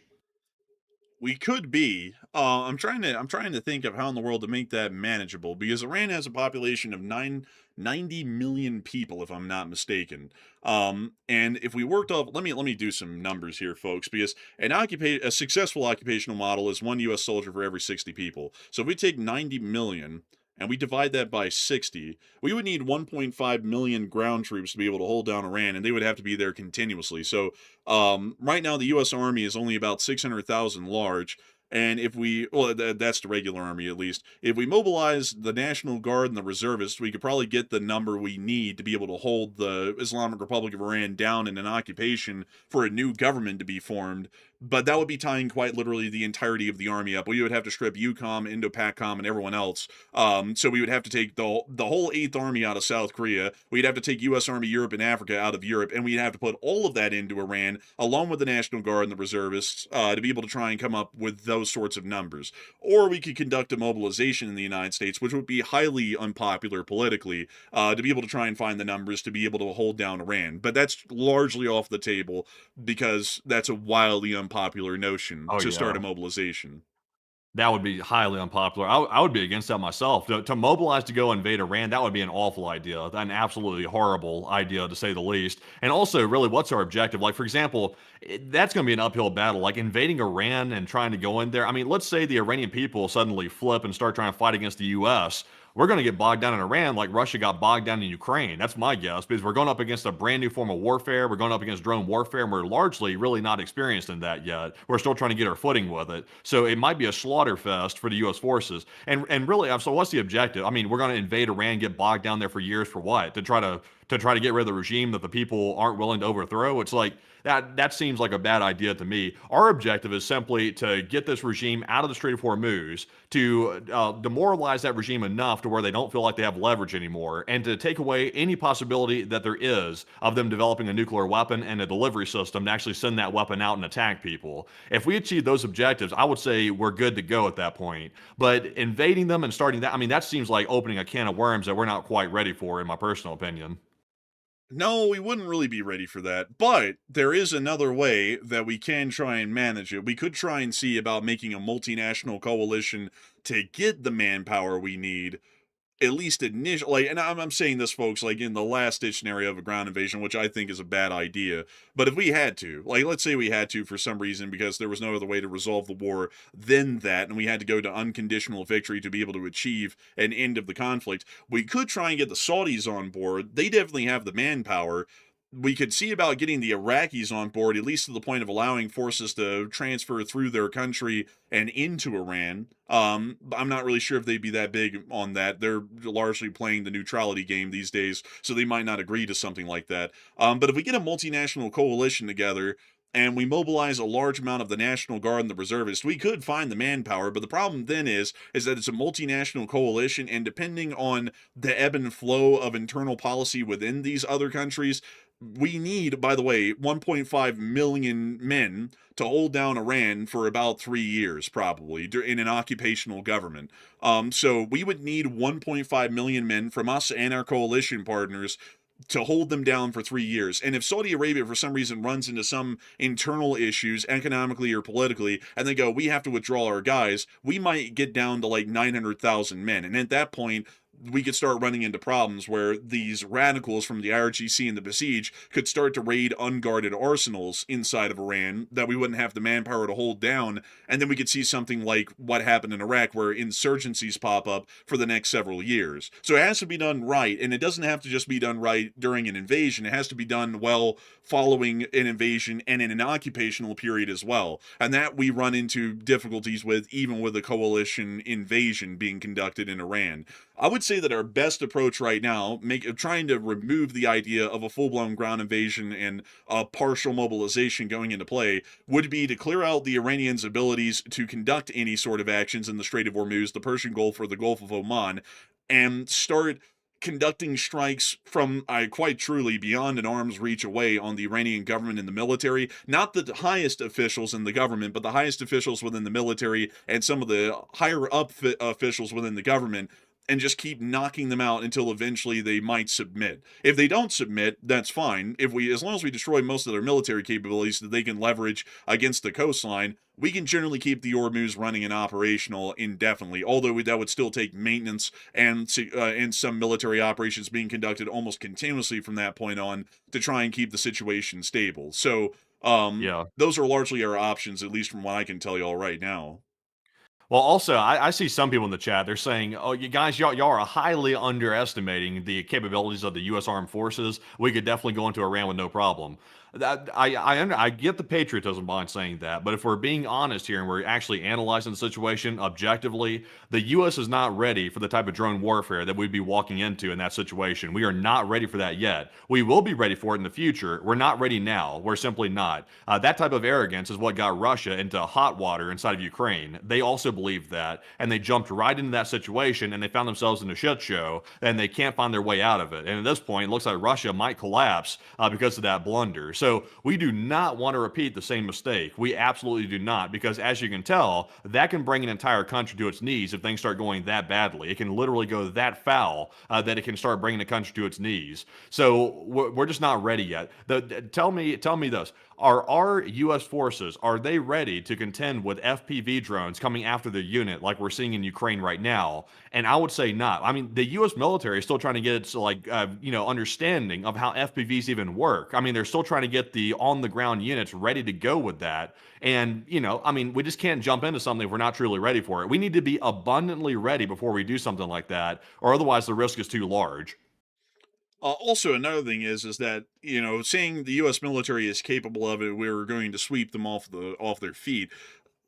That's a great thing to say when we're talking at like a rally, say, in front of the public. But when we're speaking realistically, though, we can't always operate off the idea of our enemies are incompetent fools. We're just going to walk all over them. What if they end up being half-wits and they're not completely incompetent? Well, now they're far more capable than we were expecting. Our war plans were made to go up against people who don't have any brains, and then they have half a brain, and now we have a problem.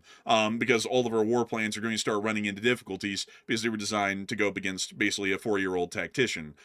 So the problem with that is that we have to expect that they are going to put up an actual fight. We have to treat them as though they're an equal adversary, because planning anything less than that is absolutely foolish. And on top of that, I think we've already learned from the first round of the conflict, when many people said that about what I was saying on the HORMUZ before it was proven true, that that's not true at all. People were telling me specifically, because I was the one just like preaching about the Strait of HORMUZ left and right before the war started, about how much of a critical Achilles heel that is to us if we don't secure that. People were saying, oh, well, the U.S. military is super competent. They'll blow away a minefield in hours. It won't even be that big of a problem. It's still a problem right now, 5 months later. They still haven't really gotten to fixing that or addressing that. So we need to work off of a mindset of, even if they are incompetent, which they clearly are, that they're going to fight competently, and that we have to fight an equal opponent. Otherwise, we're basically setting ourselves up in our preparation phase for utter failure in the future. But outside of that, we have breaking news coming out at this moment right now. So, Matthew, what do we got?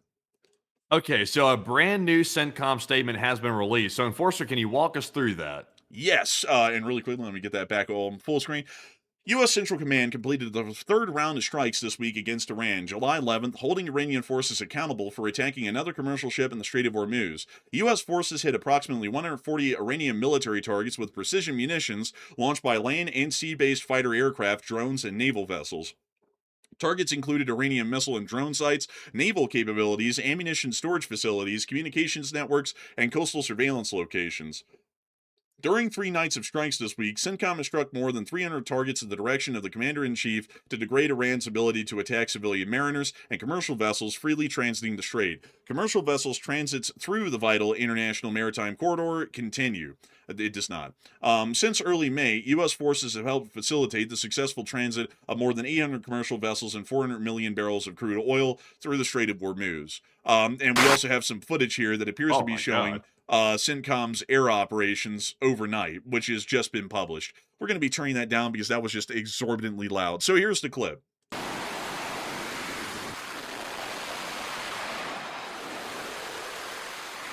And we see the launches of the Black Aces Air Squadron, and also the launch of what appears to be Tomahawk missiles against the Iranians.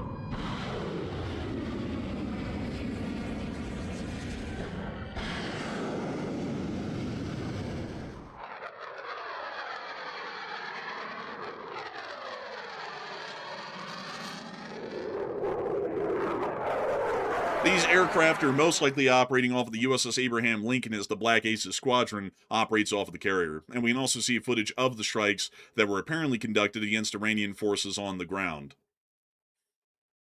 That appeared to have been a surface-to-air missile defense site. We can also see what appears to be possibly an anti-ship missile launcher, as well as other units of mobile equipments and systems and stationary air defenses that were also targeted and hit. That appeared to be a mobile command center, which was just knocked out. A large amount of stationary air defense targets and command centers appear to be hit, at least in the footage that CENTCOM is providing, which is showing that this might have been largely a suppression of enemy air defense operation over anything else. But that's the footage from CENTCOM's area of responsibility, and it does appear that the CENTCOM's round of strikes, at least according to this report, have ended, meaning that the U.S. is now operating once again, instead of on a prolonged or protracted sort of a campaign over weeks, it is still operating in a strike format. Although this one was the longest and the largest one that we've seen up until this point, and is getting right on the cusp of almost becoming a continuous wave of strikes or campaign over the course of a day or several days. So that is the statement from CENTCOM's area of responsibility. And it appears that a lot of people are wondering what should the U.S. forces do next, considering that it appears that the conflict is now largely restarting. And Matthew, what are people thinking about that? And what are you thinking about that as well?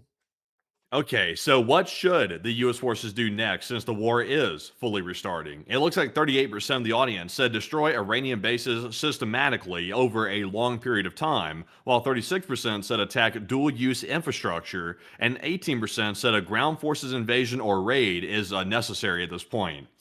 And I would say that pretty much all that the U.S. can do at this point is to start attacking the dual use infrastructure. And when I say dual use, I'm not talking about civilian infrastructure, because I know some people will be like, Matt, you've gone mad. I'm talking about the ones that are being used for the military, because that's something that Ukraine's doing right now. Ukraine's attacking dual use infrastructure everywhere, and it's putting massive pressure on Russia to end the war. I think at this point it might be necessary to cross that bridge. I think that's the next step the U.S. is going to take anyway. They keep threatening it over and over and over, and I think they're going to take that threat regardless of what we're saying here on the channel. So destroying Iranian bases systematically, that's a little bit difficult because the Iranian bases are largely subterranean to a large degree. A lot of their missile launchers go under the ground and they're hardened shelters. So it's kind of hard to take out the missile launchers, which is the most important part of the Iranian missile capability, is the launchers. It's kind of hard to take those out. Also, it's kind of hard to take out the mosquito boats because they go into hardened shelters right off the coast. So I would say, like, you got to start putting pressure on Iran to actually end the thing. And I think the only way to do that is to attack that dual use infrastructure. Excuse me. But Enforcer, what say you? I would say that generally, I would say that it largely should be focused on destroying Iranian bases primarily at the moment and save any sort of infrastructure for later. We generally don't want to start off with the strongest hits first, at least in that sense. We want to try and work against their military and government apparatus directly itself. And if we see that that is not really working, then we can move on to the next phase, which I would say largely the best way I would say that we need to move on that is to destroy Iran's oil refineries nationwide and really nothing further. And once they start to bleed out of fuel, they kind of bleed out of their capability to conduct any military operations to speak of. That can also, by the way, create a humanitarian crisis in the country, much like we're seeing in Russia right now. But that generally would be a fairly prudent action to make at that point, to be able to try and destroy Iran's military capabilities by and large, and to bring them to heel, either to stop them from being able to conduct any offensive actions in the Strait of Hormuz, even if they wanted to, or on another end, to force them to come to a peace negotiating table on our terms, with our agreement being the one that's accepted, one or the other. But I would say that largely should be our goal, at least at the moment right now, in my opinion. So I'd be with the 38%. But outside of that, Also, to like clarify this real quick, by the way, dual-use infrastructure is a valid military target. I saw a couple of people saying, Matt, that's a war crime. That's not a war crime. Ukraine hits dual-use infrastructure all the time, and nobody has a problem with it. So if the U.S. goes in and starts hitting dual-use infrastructure, it's the same thing. It's permissible under the rules of war. So that's why I'm saying I think they're going to start doing that next, because that's just my guess. We're seeing it's working extremely well for Ukraine. Ukraine is taking out, like, military logistics. They're taking out the bridges that are being used by the military, and And I mean, that's just the next step in war. And that's something that would largely not require ground forces whatsoever. It would simply require a large scale air campaign. So I think that's what's coming next. I have a feeling is the U.S. has threatened that a hell of a lot. Now, the part that I don't support is the U.S. military is simply attacking stuff just because it's a big target. Like, for example, hitting the largest bridge in Iran. Unless there's a verifiable dual use by the military, then that would be a war crime. Unless they could verify that it's being used by the military. But if they're hitting stuff that is clearly dual use, that's totally valid. It actually is, by the way, folks. As long as you can provide that something is dual purpose, you can hit it. It's just that I think that we don't really want to do that yet, um, or really at all if we can avoid it. Because the thing is, folks, and people these days don't really put a lot of stock into it, but people from 80 years ago put a lot of stock into it, and generally over the decades to follow. But if a government is telling someone, these people overseas are the boogeymen and they're trying to destroy you and kill you and your way of life, and then we start hitting things that are critical for civilian life in Iran and also the military to operate, and civilians start to die in large numbers indirectly as a result of our actions, we're basically helping the Iranians to make their best propaganda case in point of going, look, the American bastards just blew up the power plant and your granny just died in the hospital that was on a respirator or whatever because the electricity went out. That's why the Americans are bastards. And then we basically end up creating a self-fueling machine propaganda-wise in Iran to radicalize even more Iranians in support of the regime and against us. And if we do that, they're going to have an endless supply pool of people that are going to be joining them and trying to keep the fight going, even if they run completely out of resources, because we're basically helping the Iranians to radicalize people who may have not ever had that inclination before. I don't think so. The people in Iran that are already radicalized, those are the radicals. The people that want to join this psychopathic regime, they're already involved in it. The people that are not involved in it, most of those people are simply normal civilians trying to live their lives. And I mean, we could apply this exact same scenario to Ukraine and Russia. The exact same scenario. Ukraine's attacking dual-use infrastructure in Crimea nonstop. The Russians are still in the same position they were previously when it comes to the propaganda narrative of it. They're not radicalizing new people by attacking that dual use infrastructure. The Russian civilians that simply did not want a part in the war are still taking that same position. They're still not wanting a part in the war. They're just simply realizing, hey, look, this war is going badly, and starting to put pressure on the Putin regime because now the civilians are caught in the middle of it too, due to these dual use infrastructure attacks. So I don't think that I won't agree with that line of reasoning. I think the same thing that Ukraine's doing inside of Crimea and Russia, that would be the exact same thing as the U.S. attacking dual-use infrastructure inside of Iran, and it would put a lot of pressure on the Iranian regime and also the civilians to actually take action against their government at that point. But the thing about that is, though, is that Ukraine only started to attack Russian infrastructure in that regard because Russia had attacked the Ukraine's, and Ukraine made it clear that we're operating off of the bar for bar, punch for punch, largely principle. That if the Russians hit something here, we would hit the same thing over there as long as it's not a civilian target. And then they started to hit refineries afterwards, after they made a very significant public statement over the course of months of the Russians are hitting the stuff here in Ukraine. We're not letting that pass. The same stuff's going to get hit over there. And if the Iranian, like I would say this as far as this goes, if the Iranians start hitting power plants and critical infrastructure or anything else inside of Gulf state nations, we should telegraph that clearly right now that if such a thing is done, we will conduct reciprocal attacks on their behalf against Iran. So if a power plant is knocked out in Saudi Arabia, a power plant of a slightly larger size will be knocked out in Iran. And to conduct reciprocal attacks in that regard, or once they attack one of those, make it clear that's fair game now. Power infrastructure will be on the table. Because I'm not saying to tie our hands completely against a country that is a terrorist state and operates in terrorist ways, but generally we don't want to go out of our way to give them the explanation of fair game or the fair game principle to go, okay, well, they just blew up a power plant here in Iran. We're going to go and blow up desalination plants now because civilian targets are on the table. We kind of, we have to remember that there's always a reciprocal action that can be taken by our enemy. We aren't operating in a vacuum, and we have to keep in mind that if these Middle Eastern countries end up getting screwed over because we go overboard on hitting stuff in Iran, and then the Iranians go overboard on hitting Gulf states, that could also have a negative effect with our allies in the region. Yeah. But you would agree, though, that we're already on a trajectory to that right now. It's just simply a matter of time. Iran's going to do that. It's just a matter of maybe a week or two. They're going to be back to it. Well, probably, yeah, but I mean, you don't want to be the one to make the first hit. And also, how does that look on the global stage if we have to start asking for international support?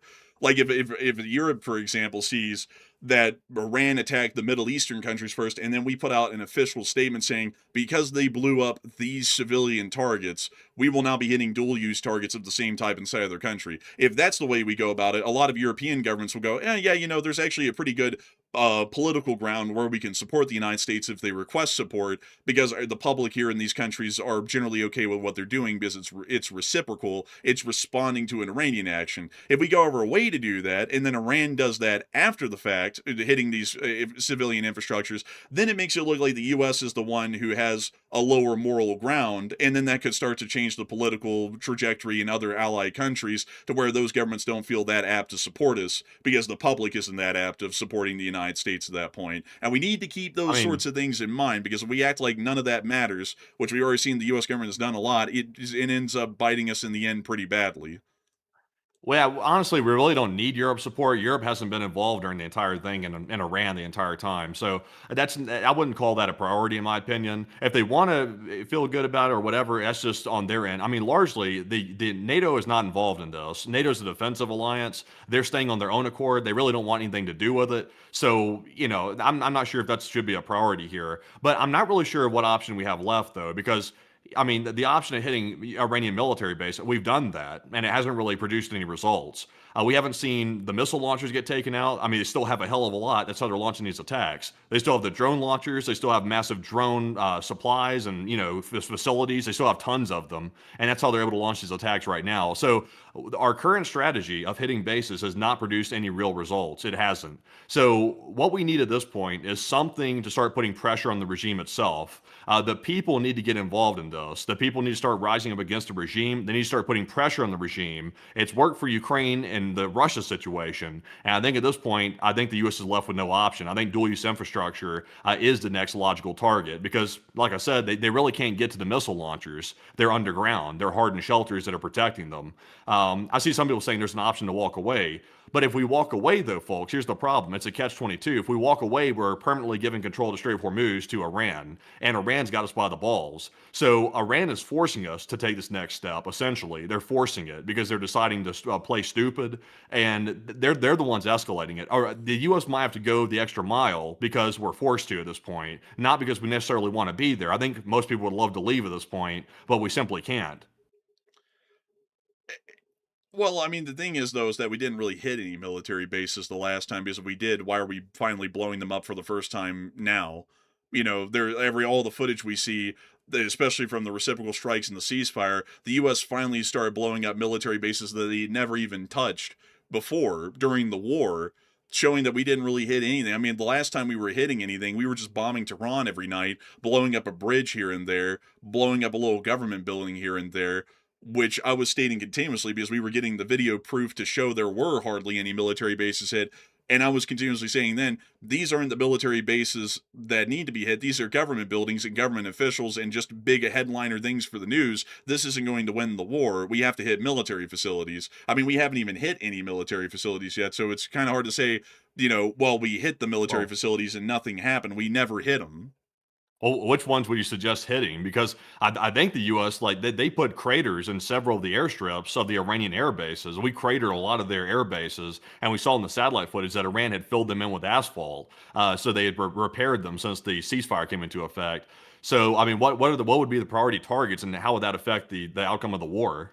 Well, the priority targets would be the missile cities, the transport erector launchers, and the anti-ship and anti-maritime equipment they have along the Iranian coastline. If you But how strike do they that, get to them? well, they're mobile. Most of them are mobile on the ground, on the surface. Like every single missile they fire isn't coming out of a hole in the ground. I mean, we've watched endless videos of the TEL setting up in the desert and firing. I mean, this isn't really new information. This is something we have endless video evidence of. Most of the But objects are mobile and above ground. You can target them with airstrikes and destroy them.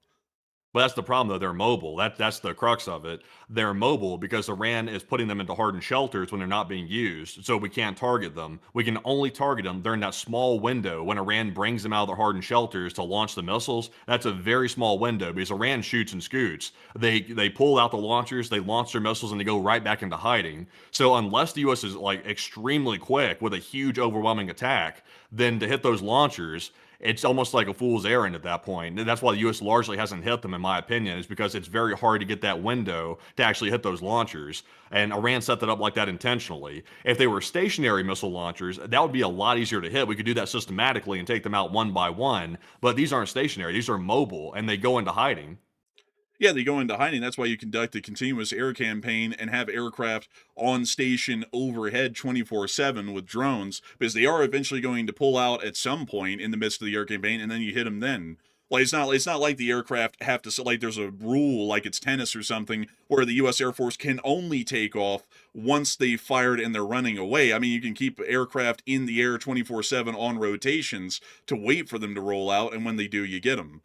Because they're going to roll out there eventually to try and fire off something at someone, or they keep them suppressed the entire time because we have air supremacy over Iran to be able to allow the U.S. to conduct all of the other U.S. airstrikes and campaigns we need elsewhere in the region to be able to achieve our goals. Either way, we suppress them in the meantime when we need to, and we gain the upper hand. But there's no situation to where we're completely helpless against Iranian TELs. They have to come out into the open to fire, and when they're in the open, they're vulnerable. So you just keep aircraft on station 24/7. So when they're out in the open, you can immediately start landing JDAMs on top of them. Well, I mean, if that was the case, I just don't like. I get that some people say, well, this current leadership's incompetent. They really don't know what they're doing. But the military leadership that we have, they are competent. Like the military leadership knows what they're doing. They're trained professionals. They've been in the service for a long time. So, I mean, it seems to me like it would have been a real simple thing to say, we've been given the order to hit those launchers when they come out of hiding. And I'm not sure why the U.S. hasn't done that yet, because that's a very obvious thing to do. I mean, that's not like that's not a complex thing to think about. So I'm not sure why they haven't done that. And I would think, in my opinion, the reason why they haven't done it is because they simply have not had the window to actually hit them. Basically, they shoot and scoot and they go back into hiding really quickly, and they don't have the time to actually deploy the forces, the aircraft, to actually go airstrike them because it simply happens too fast, and they don't know when they're going to come out. So I think that's why we probably haven't hit them, because that would be incompetence of a level I couldn't even comprehend if they weren't hitting the launchers if they had the chance. I wouldn't even that goes beyond incompetence at that point. I mean that would just simply just not be the case. That's way overly too incompetent. I'm just not buying that. Well, I mean, they were incompetent enough to not do anything about the HORMUZ and get that blockaded, which I'd say is worse than like not hitting the launchers. So why in the world? Why in the world would we say, well, that's out of the realm of incompetence? I mean, they just completely ignored the HORMUZ and let that get blockaded, and then just denied that happened for weeks afterwards. So why in the world would the top leadership not be incompetent enough to also do that other thing as well? Because that's the equivalent of like going into a war and not shooting. It's like you just go into a war and stand there. I mean, that's the equivalent of doing that. I mean, you would have to be. I mean, even a layman could figure out to hit that. I mean, these people are trained professionals in the military. They've been to war college. They know what they're doing. They've learned strategy. I mean, if they didn't do that basic thing of hitting the launchers when they had the chance, I mean, that would almost be deliberate at that point. That wouldn't even be a competence. That would be almost deliberate. And I really would doubt they would do something like that deliberately, because I mean, you wouldn't say that they're that incompetent.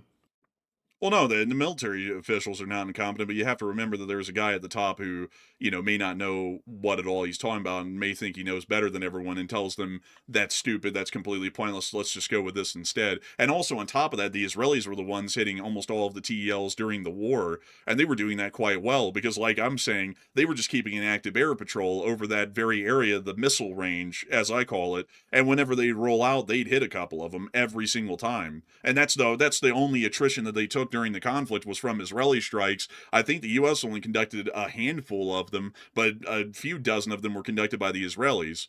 So, that was really more so in the conflict. That was more relegated to the Israelis because they had control over the western airspace of Iran But considering that we're going into it right now on our own without the Israelis, we need to take on those actions, and we need to make sure, because we have the air power, to keep 24/7 patrols over that area. So when they roll out, day or night, we have drones in the area with the camera equipment to be able to see them at night or in day, spot them, identify them, and then put a laser on them for a JDAM to hit them in minutes. And there's no way that they can run out of cover, set up fire, and then run away in minutes. It takes about an hour. So they're in the wide open and vulnerable for an hour at a time. And a F-15 these days can carry like 12 JDAMs. One F-15E, as long as we're refueling it, can keep up there and knock out 12 TELs at a time if they roll into the open. I don't know. I don't know, man. Me personally, I'm going to just stick to my guns on this one. I think in my personal opinion, and I saw people disagreeing with it earlier, but in my personal opinion, I think the U.S. might need to cross that bridge of hitting dual use infrastructure at this point and conduct almost a campaign like Ukraine's conducting on Crimea at this point to put pressure on the regime inside of Iran, because even though the Iranian regime is like the Russian regime, they really don't care about their civilians very much. It still puts a hell of a lot of pressure on them at that point, because if their entire country starts falling apart and the dual use infrastructure they're using for the military starts getting hit and taken out left and right, that's going to cripple their ability to do logistics, to mobilize, or do anything of that nature. It's largely going to prevent them from doing that. So I think that's the next step. I think that's what Iran's going to do, or it was what the U.S. is going to do, excuse me. Well, Oh, Jack. Well, look, Jack, but beyond that, though, very interesting sketch. We'll have to see what they do, and we'll have to see if they follow what Matthew or I are saying and how that goes. But outside of that, though, it is time for us, folks, to move on and out of the Middle East, as it does appear that the breaking news is getting down to a light simmer in this area. And we've also been covering it for 2 hours, and this is a normal breaking news stream that had breaking news happening in the middle of it live. So we still have to get on into a little bit of the news that we got out of China today, and also Eastern Europe and the war in Ukraine, as there has also been major developments going on within these areas. But before we get to any of that, though, I do want to make sure that we finally take a little bit of a breather here to thank all 150,000 of y'all who have watched this stream in the past 2 hours, and the 25,500 people who are here at the peak enjoying the news. There's still about 21,000 of y'all here, and I've got to say that we're entirely honored and greatly appreciative that y'all have all been here enjoying and watching this news, and I hope that we've been able to do quite well at providing the breaking news and developments that have been ongoing live on air, everything that happened in the 24 hours leading up to it, and also trying to have some analysis and interesting discussions about what the U.S. could do in what is coming to follow. But before we get on into... Breaking news, breaking news. Qatar is under attack, and it's a bad one. We literally just got footage of it right now. We just got word that they're under attack. Right now, interceptors flying everywhere. We just got our first piece of footage out of Qatar, actually, showing this attack. So, unfortunately, let's take a look. I'm seeing streaks in the sky literally everywhere. This is a brand new wave of strikes on Qatar that's just happening literally right this second. Dang. Those appear to be Patriot interceptors. Literally stuff all over the place. Pretty wild stuff right there.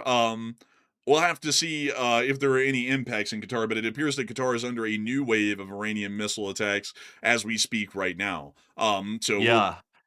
And also, we just got the video of the missiles being launched as well. Apparently, this is the missiles we're currently seeing flying into Qatar right now, being launched from Iran. We have the source video showing the missiles launching just moments ago. So let's take a look at that too. And there they go. Unfortunately, we don't know what part of Iran this is from. It's Western Iran, but we don't know the city or the general area. This is not good, by the way, that Iran's launching multiple waves like this, folks, because what this indicates, in my personal opinion, is Iran is now trying to systematically wear out the air defense interceptors, because they're launching drones and also missiles. So we haven't seen the drones on camera yet, but every single one of these incoming projectiles from Iran requires these Gulf states to launch off a very expensive Patriot missile interceptor, and we ran into this exact same problem last time the war was kicking off before the ceasefire. These countries ran out of interceptors, and then they were susceptible to literally left and right impacts from the Iranians after that. So to me, it's very clear Iran is back on their war path to try to deplete the interceptors here, so that way they can launch attacks that are way more devastating in about a few days. That's my guess. I would say probably so. It looks like we're definitely back in the war. Well, actually, we are back in the war at this point. But it looks like it's definitely going to be escalating over the next several days, and the Iranians are trying to wear us down to see that more of their attacks are able to land and hit their marks generally inside of the Gulf states and against U.S. bases. So very interesting to see there. We're going to have to definitely keep an eye on this and developments that are coming out of Qatar at the moment and also Western Iran. But with that in mind, while we hopefully get more breaking news developments on that here within the next few minutes, I do want to make sure that we take a brief moment while we're doing that to get 3 questions from the chat before we move on into the rest of the breaking news coming out live on air and all of the other breaking news that we already had scheduled throughout the rest of the night in Ukraine. So, Matthew, what do we got? All right, so jumping into our first super chat of this segment here, this one's going to go to none other than Chuck in Tennessee. And thank you very much, Chuck, for that Hey! massive $200 support, by the Damn! way. And that is the largest super chat of the night. We very much appreciate that very generous support because it does help keep the channel running with that viewer support. And Chuck said, may God guide our troops to a successful outcome and LSA. And LSA indeed. And I hope that we do see that our armed forces are able to finally carry us to victory at this point. Hopefully, we'll be able to see that the civilian leadership and our top leadership within the Department of Defense are also able to make the right calls and actions this time as well. As we do have to always say that it takes every single cog in a machine to keep the machine running. And much like there is in any given machine, the Department of Defense and the government is an apparatus and a mechanism of itself. And while it requires for our soldiers, sailors, and airmen of our armed forces to operate valiantly, heroically, and tirelessly to see victory, it also relies on our top leadership and effective commanders to make sure that the right decisions and judgment calls are made at the right times to be able to secure victory in its most soundest form that we can possibly achieve. So a humongous thanks to you so much once again for that humongous support, Chuck in Tennessee. Long live the Lee Spring Army, and as we always say, long live the Republic. And with that, we are on to the next one. All right. So, also, by the way, some more details in between the questions here. It looks like Iran is concentrating their missile attack in Qatar. It appears to be concentrated in that Gulf state, specifically around Doha and also near the U.S. base in the area. So, it appears to be they're trying to overwhelm the defenses specifically in Qatar. I'm trying to see here. They're saying a large amount of explosions are being reported in Doha, and also all the missiles are concentrated in that one area. So that's why we're seeing so many streaks in the sky over Qatar right now, is because literally all the launches taking place right now are heading for that one target. So that's very interesting. Well, what base are they trying to hit there? Is that Al Udeid or Al Udeid or however you pronounce it? Oh, indeed. That's what they're trying to hit right now, probably. Okay, and how manned is it by U.S. forces? Do we still have the full complement there? Because I thought we took some people out of there. We have some tanker forces and some small logistics elements that are based out of Al Udeid, but mostly evacuated outside of the tankers. But the tankers are airborne right now; like they've been put out of the area and are in the air right now. And also, if they need be, they can be diverted to elsewhere, like Prince Sultan and whatnot, to be able to avoid having any larger, like any situation where they could be attacked sitting on the ground. Also, there's another airbase further north up here as well. This is the Bugamila airbase, which we very rarely ever talk about, but it has come under attack at least once or twice during the active phase of the war. It's just that U.S. forces are hardly based out of here. There's mostly Qatari forces that are based in that area, and that could also be under attack as well, but highly likely Al Udeid. That's what I would call a crowd pleaser within the IRGC and the Iranian leadership. Interesting. Also, the IRGC apparently put out a statement just a moment ago saying a second violating vessel was hit in the Strait of Hormuz. I'm not sure if that's a new vessel that's just been struck. I'm not really sure if that's the case, but they're putting it out right now, and they're saying that they struck a second violating vessel. So, to my knowledge, I think only one vessel was hit this morning. Am I correct in that? There was actually a few. I believe there was about 2 or 3 of them that were hit. So I'm not really clear if they're saying they've hit another vessel in Hormuz. That the timing on it is right now. They're saying that they hit it. So I'm not clear on that, but it's possible that maybe the IRGC might have just struck another commercial vessel in the Strait, which wouldn't be unheard of. But I mean, it's possible. We'll have to keep an eye on that one to see if we get any UK MTO reports, which would corroborate that a new ship has just been hit, or that might be possibly just a repeat statement from the RGC. Not entirely sure on that one. But with that, while we wait to see what else is going to be coming out of those news stories that are now developing, we are on to the next one. And our next one here goes to none other than BC Skyman. And thank you very much, BC, for that $100 support, by the way. And we do appreciate it. Very generous support once again. Also, it's good to see you. And he said, good evening, enforcers and LSA. And he said, heartbreaking news from my family in Ukraine. My wife's aunt was killed in the July 7 strikes in Vishniv, Ukraine. And also, my condolences to you, BC. He told me about that in an email the other day, and it was very sad to hear that, by the way, and my condolences. He said, her cousins also lost their homes and are in the hospital, and my wife's friends barely survived with her children, and pray.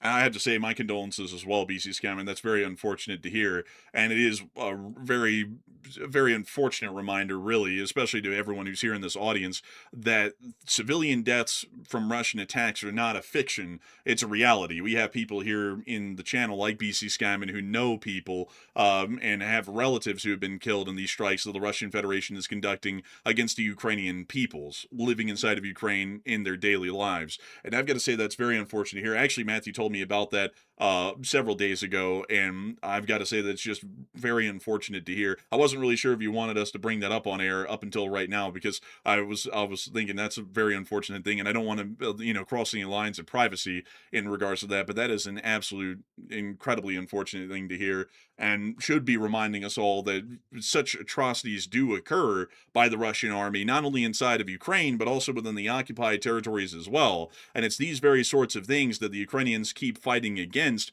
because civilian deaths and deaths of the innocent are always looked at badly, and rally a population around a government like Ukraine's to support resisting the Russians and stopping such further atrocities from happening to people who may live under the ire of a Russian government or a Russian puppet government that could be installed in Ukraine and conduct these atrocities across the board. And I have to say, as far as it's concerned with you, BC Scammon, I hope that the cousins survive. That's of course an unfortunate thing. Hopefully they're not in any sort of mortal jeopardy, and I'll be making sure to pray for them. So a humongous thanks to you for the support. My condolences to you once again. A very unfortunate thing to hear of. And with that, before we move on into our last question of this segment, outside of that unfortunate news, sorry once again for that, BC's comment. I hate to hear that.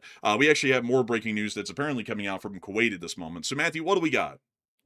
All right, so we are getting some breaking news right now that apparently sirens are now sounding in Kuwait once again. So Kuwait's under a brand new wave of attacks, and that's in the midst of Qatar getting concentrated with missile fire at the Al Udeid air base that houses U.S. forces. So Kuwait once again under another attack. So I think we're in for some very, very long attacks. I think it's becoming very clear at this point. These attacks are going to be very extended, and I would suspect we're about to start a multi-week situation here, which is also what the U.S. said as well about 24 hours ago. They said that it would be a multi-week campaign, and I think Iran solidifying that with their current retaliation that they're conducting. So quite serious. Also, the IRGC is saying it targeted the supply, logistics, and refueling stations of the U.S. Navy in Duqim, Oman, excuse me. So they're saying that they targeted that in Oman, but we can't confirm that. It's an IRGC report, and they could be lying. But Enforcer, what say you? I would have to say those are fairly interesting developments. This also is showing that multiple waves of strikes are now being conducted by the Iranians, which may be an attempt to try and wear down air defenses before larger rounds of attacks are conducted in the following days. But this is definitely showing that Iran is on the warpath now, whether we were ready for it or not, and hopefully we'll be able to see the U.S. is ready to get back into a full-blown war against the Islamic Republic of Iran, and hopefully we'll be able to see that maybe there will be some international support to lighten the load and make this conflict a lot easier in the regional area. So moving us on out of this news, this breaking news that we got within the Middle East, we are going to be moving on into our Ukraine war coverage, but I will make sure to mention to y'all that y'all are probably going to be getting some whiplash here on this stream for some time to follow. Actually, I believe that we were getting, no. We were actually getting on to our final question. I'm sorry, folks. A lot to juggle here as far as trying to remember what we're doing, but we're going to be getting on into the last question of the segment and then moving into the war in Ukraine. So what do we got? All right, so our last question here of the segment, then we'll get all of our remaining super chats during the last question segment. This one goes to Fred Vreeman. He puts in a $75 support. And thank you very much, Fred, for that very generous support. Once again, we do appreciate that. He said, how large a force do you think would be required to invade and take all the Persian Gulf's 15 islands and all the coastal cities down to Pakistan, and then push a 1,000-mile border out to 50-plus miles from the coast by the strait? And how could that area be occupied? That's a very interesting question, Fred Vreeman. And as far as amphibious landings on small islands, they are fairly easy to conduct, at least from our end, as far as we would be concerned. in a conventional sense, not factoring in drones, because we don't really know if the Iranians have a very well fleshed out FPV drone capability. We just know of the strategic drone capabilities, which are the Shahids or the Shaheds and whatnot. So conducting an amphibious landing would be fairly easy. We could use the United States Marine Corps, which already has a couple of littoral combat regiments designed for island hopping campaigns in the in the Western Pacific, and we could just bring a couple of those littoral combat regiments here and have them land on those islands and hold them down. They're designed to generally be self-sufficient, even if they were left on their own for a couple of weeks, and they have integrated close-in and long-range air defense systems, and also have enough coastal defense forces to be able to hold down small islands like these. Kashim would largely be another issue, and while Marines would definitely be the best suited for the opening amphibious landings, we would probably have to hand over the responsibility of holding down Kashim Island to the U.S. Army, as we would probably need the Marines, or the limited number of Marines that we would have in the MUs that are currently there right now, or the LCRs that we could bring in, to possibly hop onto the other islands and rapidly take them over and then hand them over to the Army, or hold them under other Marine units, MUs, for example, if need be. As far as maintaining I guess you could say a sanitary zone, if we would want to call it that, Fred, that could really be held down by U.S. Air Forces, of the Navy, the Marines, and the Air Force if need be, and we could stop any sorts of Iranian attacks in those areas, generally with air power, with the ground forces holding down the islands themselves, which really wouldn't need a small number of troops, but would be somewhat supply heavy, as we would generally have to keep those troops supplied in an isolated environment. So I hope that does address it the best I can, and a big thanks to you for the support and helping this channel to keep on running, because if it wasn't for folks like you, Fred, we would not be able to make this channel possible, and we wouldn't be able to keep it running. And a humongous thanks to everybody who's supporting the channel tonight as well. As many of y'all do know, and many new people who may not know this channel runs ad-free and sponsor-free live streams. We run these live streams every single day, not making a single cent off of them from a sponsorship or an ad, because we do not have either. It is crowdfunding itself that helps us be able to keep this kind of news coverage possible. And so if you really do appreciate what we do on this channel and really enjoy it, please make sure to give a huge thanks to those folks who go out of their way to do something nobody has to do, which is supporting this channel, because they make the news possible for us to run day in and day out, because this is our full-time job and we're able to be financially stable enough to do that. And it also makes it possible for y'all to have a show every day to watch. So a humongous thanks to you so much once again, Fred Freeman, BC Skyman, and Chuck in Tennessee, for y'all's amazing support. And we'll be getting to everyone else's super chats once we wrap up the news segment for the night, which will probably be coming here in a little bit. But moving us on up and out of the Middle East for a short while, I'm sure we'll be going back down there really soon for breaking news updates. We have been able to hear that the armed forces of Ukraine have conducted significant attacks once more against Russian ships within the Sea of Azov as of the moment right now. We've been able to hear that another 6 vessels have been hit by the armed forces of Ukraine's long-range drone attack forces within the area of the Sea of Azov, and this attack is still developing at this moment right now.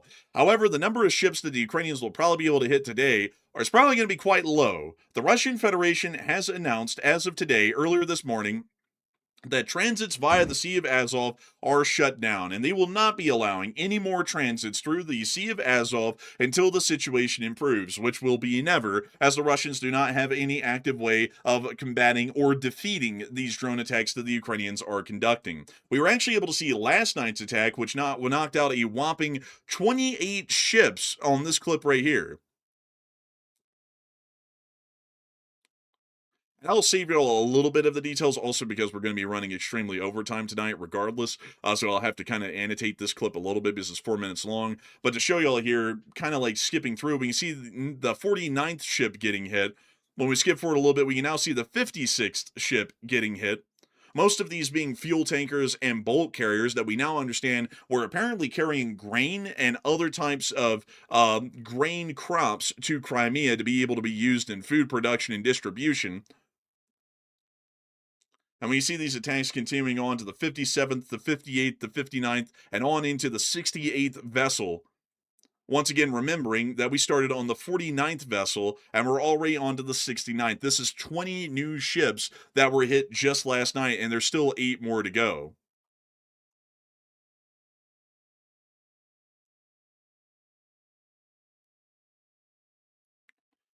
We see the strikes continuing to hit the ships, largely disabling them, And we can also see the small auxiliary vessel appear to be a tug carrying a barge behind it, also being hit as well, most likely carrying bulk cargoes like wheat or grains.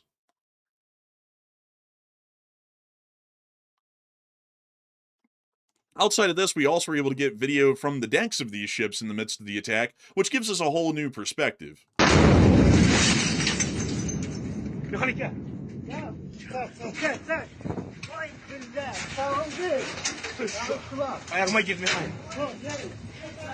Damn.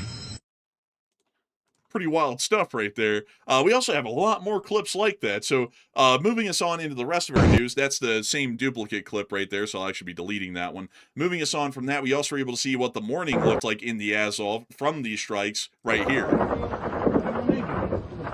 We can hear some air defense fire actually around the Kurd city area. And we can also hear the strikes in the distance that are successfully hitting the mark.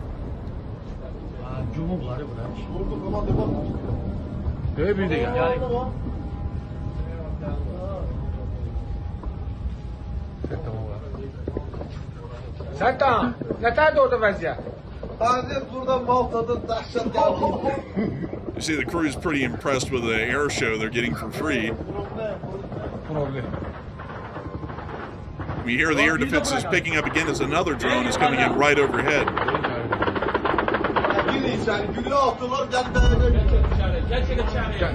And here comes the drone. Right overhead somewhere. There it is. And diving right down onto a target and hitting it right in front of the sailors. Remarkable. Really some wild stuff.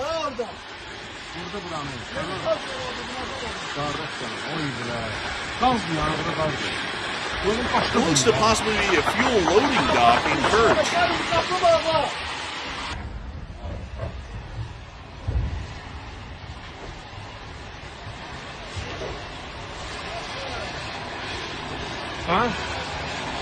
Bizi sıkatırlar da burada.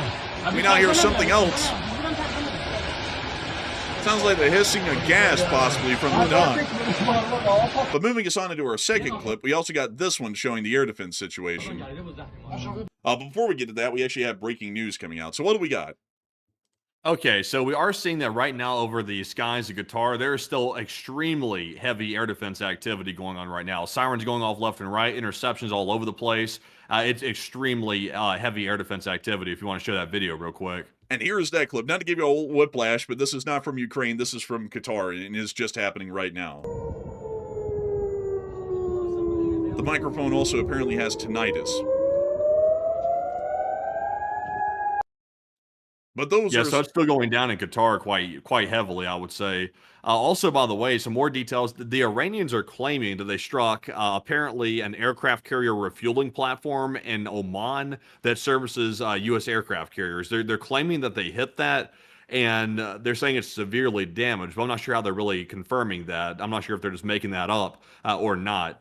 So if it has been hit, that's obviously not good because the aircraft carrier is lurking around that area. And if the refueling platform was hit, that would obviously be not good at all. But unfortunately, what can you make of that?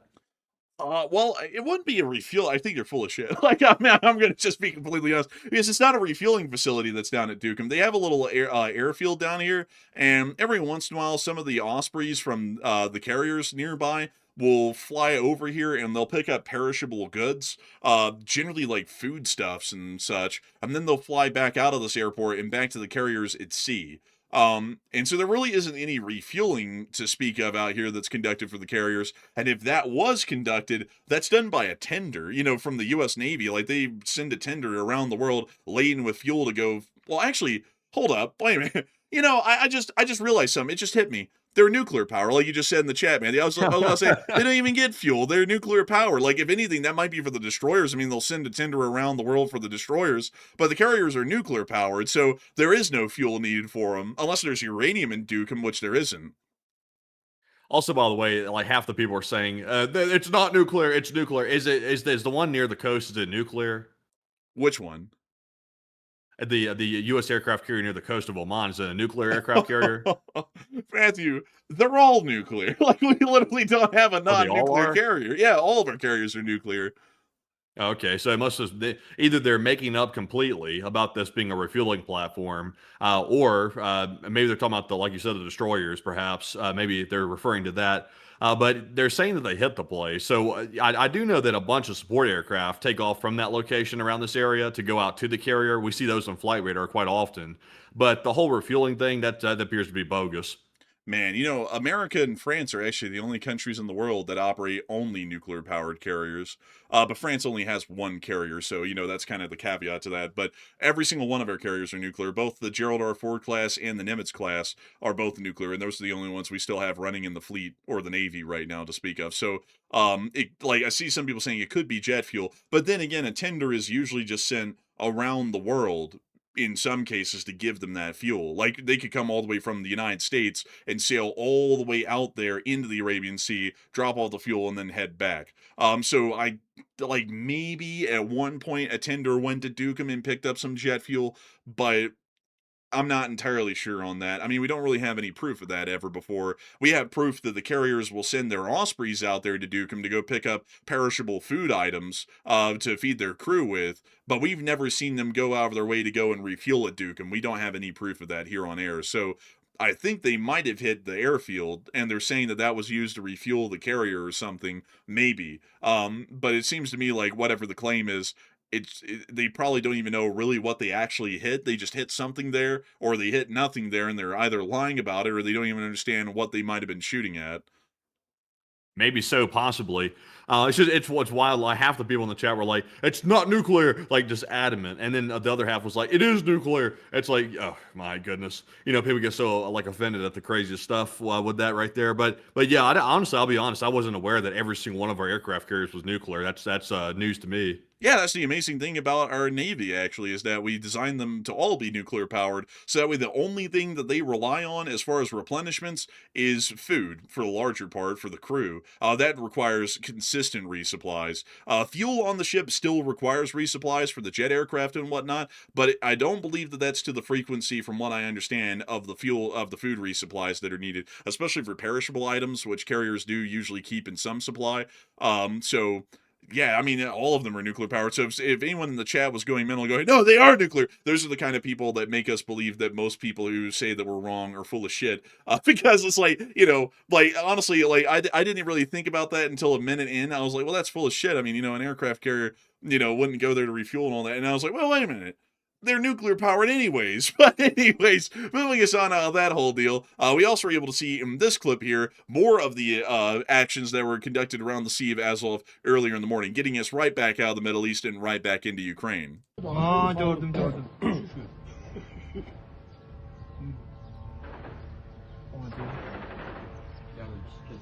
Listen to that air defense go.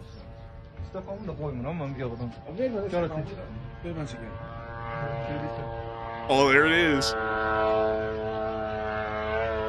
Oh, look at it. It's beautiful. Damn, look at it. Get him, boy. Oh. Oh my goodness. This is a different angle of the same attack in the same harbor. Kind of nice. Moving us on from these clips, we have a lot more to show y'all. We also were able to see more ships burning in the Azov this morning. This one, case in point here, is on fire after the attack. Not looking too good. Kind of rough. Some people say Russia's winning. I doubt that. We also were able to hear that the Russians have suspended all ships passing through, and in the small GIF right here, which sadly I cannot enlarge for y'all to see, you can see the anchorage in all of the ships, little specks on the screen, that were here on the 21st of June, and now we can see that after all the attacks, this anchorage is completely cleared out. Nobody's here anymore because it's become so dangerous for a ship to stay there. We also were able to see total desolation on satellite of multiple ships that were on fire and burning heavily after yesterday's attack, which was the largest one on record of 28 ships hit in one night, and we also were able to see more of the tankers in the Azov right here. Looking like an old scrapyard. The old junk heap.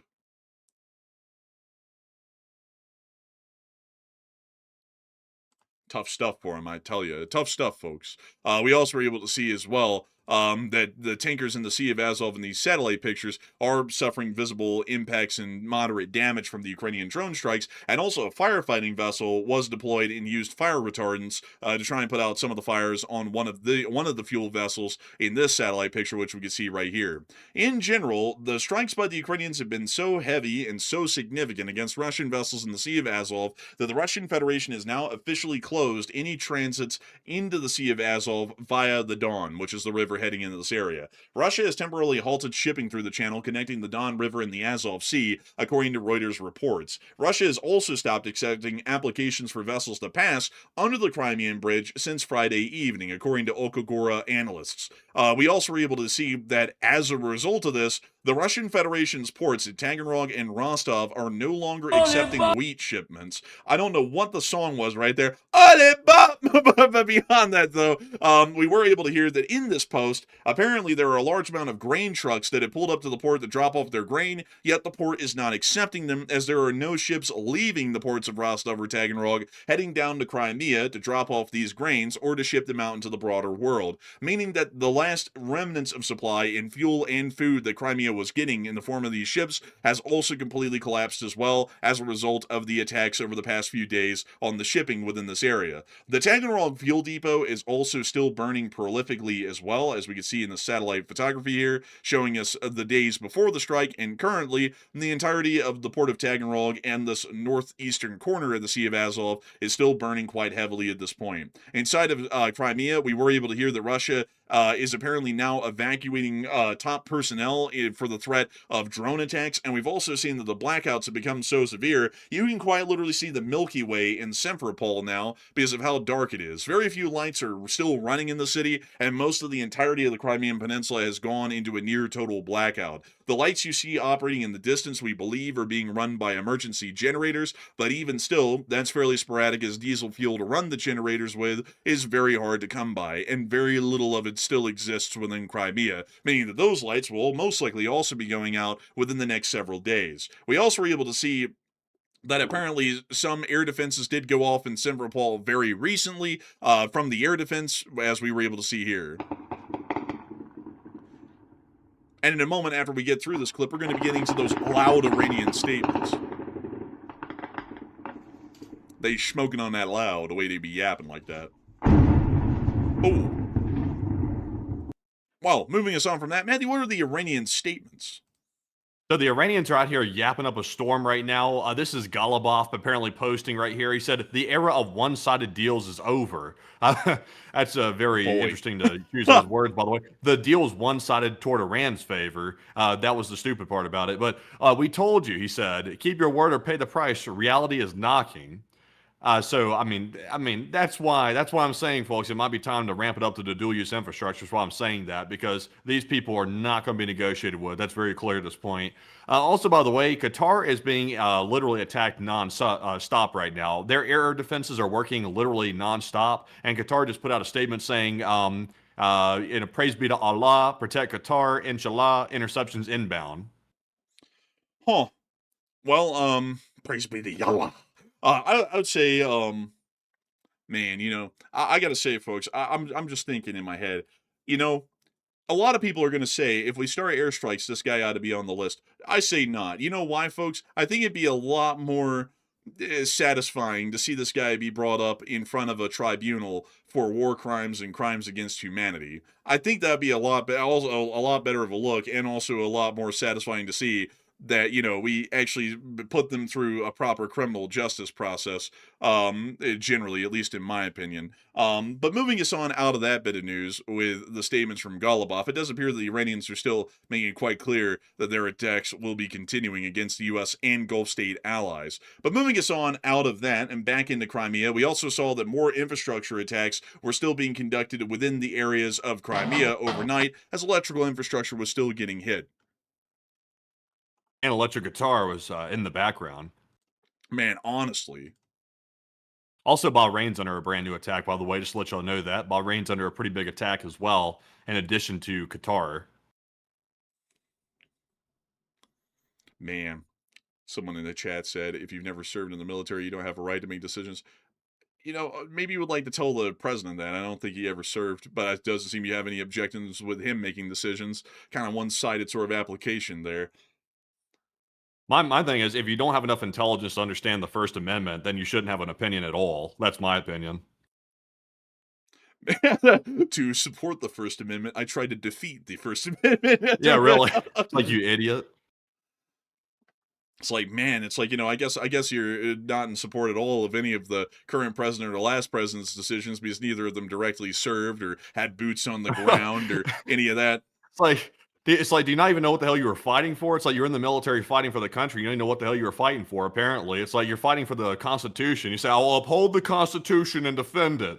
Meanwhile, the bastards out here talking about, if you haven't done this, X, Y, and Z, then you don't have your right to free speech. It's like, shut the hell up. It's like, thank you for your absolutely undemocratic, unconstitutional, and stupid take. However, your service actually allows for people to have constitutional statements as per the First Amendment, so thanks. Man. I'll tell you what, this Iran business right here has got me heated. I'm starting to get really heated about this. The Iranians making wild statements and attacking people left and right. It's got me fuming. My blood pressure is boiling. I don't even have high blood pressure. I have lower blood pressure. My blood pressure is so low the doctors had to double check it to make sure it was right. And I'm boiling now. Man, I tell you, man, I have a hack to that. My blood pressure is always high. Like, so it doesn't matter whether it's a stressful situation or not. It's just always high. Man, they told me that I'd be flying high in the Air Force. It just turns out that my blood pressure flies high. That's all. Like, but anyways, oh man. Well, you see here the strikes continuing against these substations and critical infrastructure in Crimea.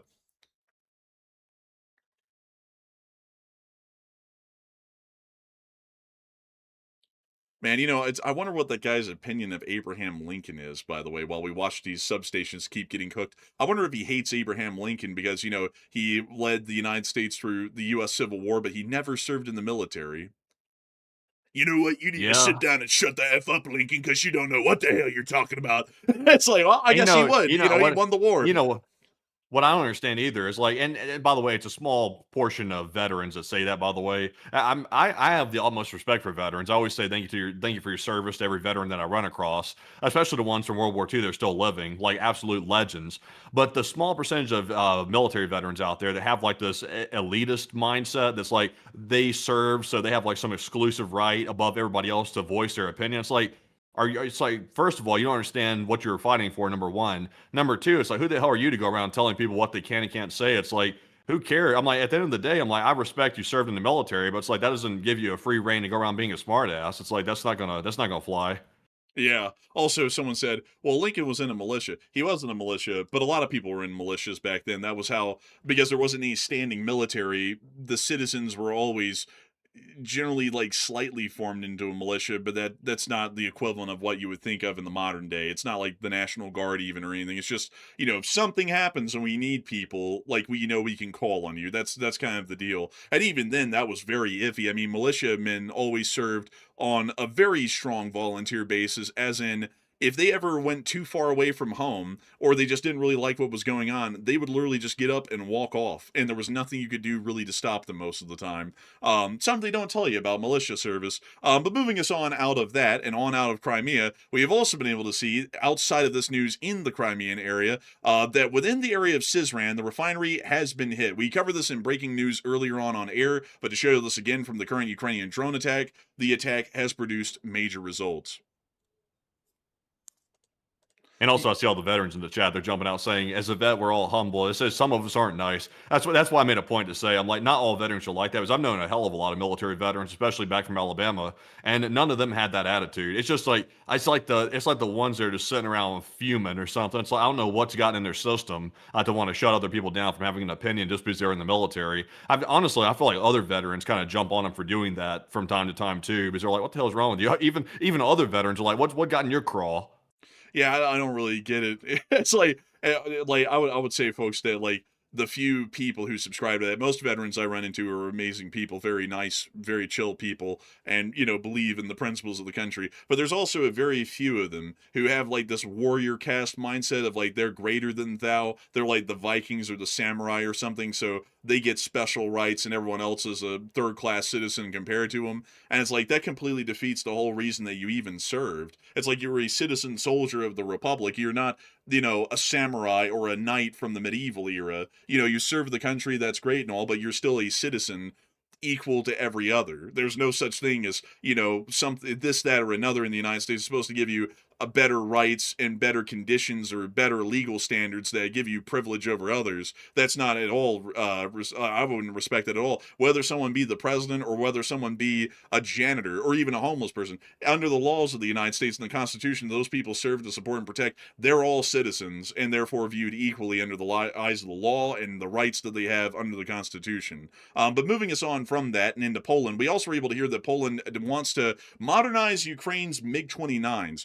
If y'all don't know, way early on in the war, the Polish actually gave over a lot of their old MiG-29s to Ukrainians, and these are some of the earliest iterations of the MiG-29s, not really that advanced in most regards. But now Poland is actually offering to bring the MiG-29s back to Poland and modernize them and give them generally Western capabilities. This mostly requires advances and upgrades in the computer software inside the aircraft to allow for them to conduct air-to-ground operations and air-to-air operations with more advanced radar and computer and electronics capabilities. So the Poles are trying to offer that to the Ukrainians. We don't know if the Ukrainians are going to accept. They probably are, but the thing is that the defense minister added that this would have to be covered either by the Ukrainians for the costs of conducting these upgrades, or it'd have to be conducted by other allied nations as far as covering the costs. Also, also the defense minister added that Ukraine could share its drone technologies with partners supporting its defense to try and help them out a little bit as well. So it looks like the Polish Ministry of Defense is still trying to figure out how to make the situation as beneficial for Ukraine and also as beneficial for Poland and NATO as possible.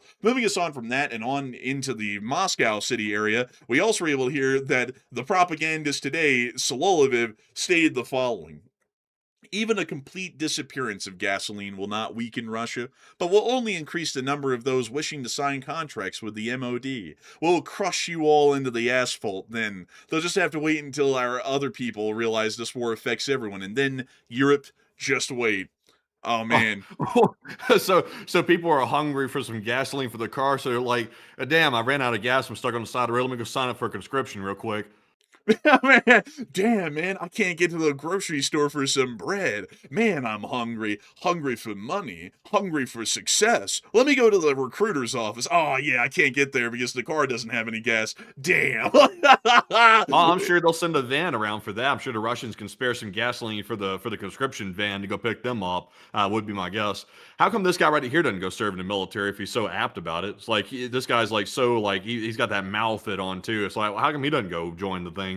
That malfit's really kind of like catching on in Russia. Medvedev wore that down to Khamenei's funeral. He's wearing that on TV. I mean, they got that mal drip going on. They know what's coming. They're taking on so much debt from China, probably. They're going to go ahead and put that malfit on to get ready for the takeover. They're already ready for that Chinese takeover. Man, they're about to start saying, man, that Chinese loan got me acting unwise. Man, they're about to start quoting Chinese, like Confucian proverbs, like, one who sits idly beneath the apple tree does not beareth of its tasty fruit. Like, or something like that. They're in a very Chinese era of their life, I suppose. Also, I saw LMC Wheels Naffa say in the chat, he offered to be a sniper last week. I just remembered that, by the way. I forgot he did say something like that. He was like, if they need me or something like that, I can be a sniper in the military. It's like, well, they need people now. It's like, why don't you go join up right now? It's not like they need you like later. It's like they need people now. They got people that are like grandpa age in there on crutches, like fighting at the front. So this dude right here doesn't even have any crutches. So he's definitely able to go into the military. But I don't think he really means what he says. I don't think they're going to be letting him into the sniper service. The reflection from that forehead would give him away. Man, I don't think they'll let Mao. I don't think they'll let him on there. Man, Chairman Solovyov. He's doing this on out of Moscow. And finally on towards Ukraine, we also were able to hear that within the area of Belgorod in Proletarsky, a fuel tank was blown up today by a Ukrainian drone attack. You see the smoke from the fire right there.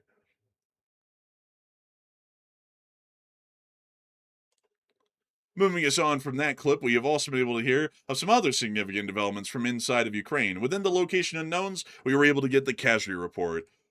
Oh, and it was good. Miss DC Keeper of the Record stated that over the course of the past 7 days, the average has risen to 1,347. Tanks and APCs are above average.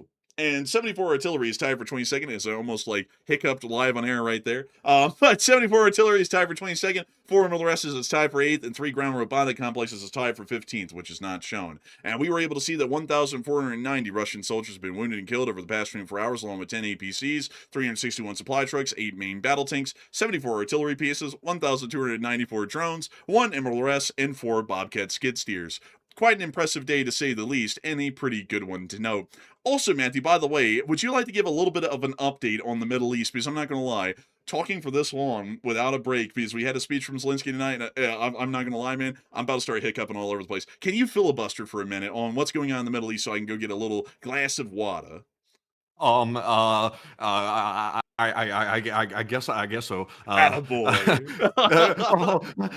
I can do it. But no, anyways, in all seriousness, though, the update that we have right now is the attack is still ongoing on Qatar. They're getting a concentrated missile attack. They're still heading their direction right now. So that's happening. Also, sirens in Bahrain were recorded 13 minutes ago. They're also under an attack. So it's apparently still ongoing right now. It has not stopped as of this moment. And the last thing we heard from the Iranians was from Galibaf, and he was out there talking about, the reality's knocking. They're going to fix the U.S. forces up and stuff like that. So it's not going good. The region's devolving into chaos. But we still not seen an attack on Israel, though. I want to say that we still have not seen an attack on Israel, which is quite interesting, I would say. I have a feeling the Iranians really don't want that smoke yet, which, what that tells me is they are so scared of Israel, but they're not scared of the United States, because they'll attack the United States at will, but they won't attack Israel. I think Israel had the right mindset. They were just going all out on Iran. They weren't holding back whatsoever. It seems like that mindset works quite well with the Iranian extremists. It seems to be that they are quite fearful of that mindset, which appears to be quite brutal by the Israelis, but it seems to work. Not that we should necessarily follow in their steps, but, it seems to work. But in the meantime, though, I'm trying to scan for some more breaking news in the meantime. I was doing a scan right as he was... excuse me? Well, doing a scan, you say? Yes, I was doing a scan right now, and the sirens are still sounding in Bahrain. I literally just saw 2 minutes ago. They said that they were under a new siren situation right now, so they're also still getting attacked. So it's going to be a long, long night. Now, we won't be staying live all night long to cover this, because this coverage is going to be a marathon, not a sprint. We're going to be covering this probably for weeks, I would imagine. So we're not going to let this completely bury the Ukraine coverage, though, because if this is going to be a long-term situation, we're going to have to balance the Ukraine coverage with the Iran coverage. So rest assured, we're not going to put all the Ukraine coverage and throw it to the waste bin just because Iran's popping back off. We're going to balance the coverage out between the two. So it's probably going to be 50% Ukraine, 50% Iran for the foreseeable future, if it keeps up at this rate, would be my guess. 50-50. But moving us on from that, on out of that a little bit, and I gotta say, man, you filibustered right there. You filibustered so good, you're like the Chef Boyardee of the. Man, don't patronize me. Dude, Chef Boyardee was legit. That stuff tastes like shit.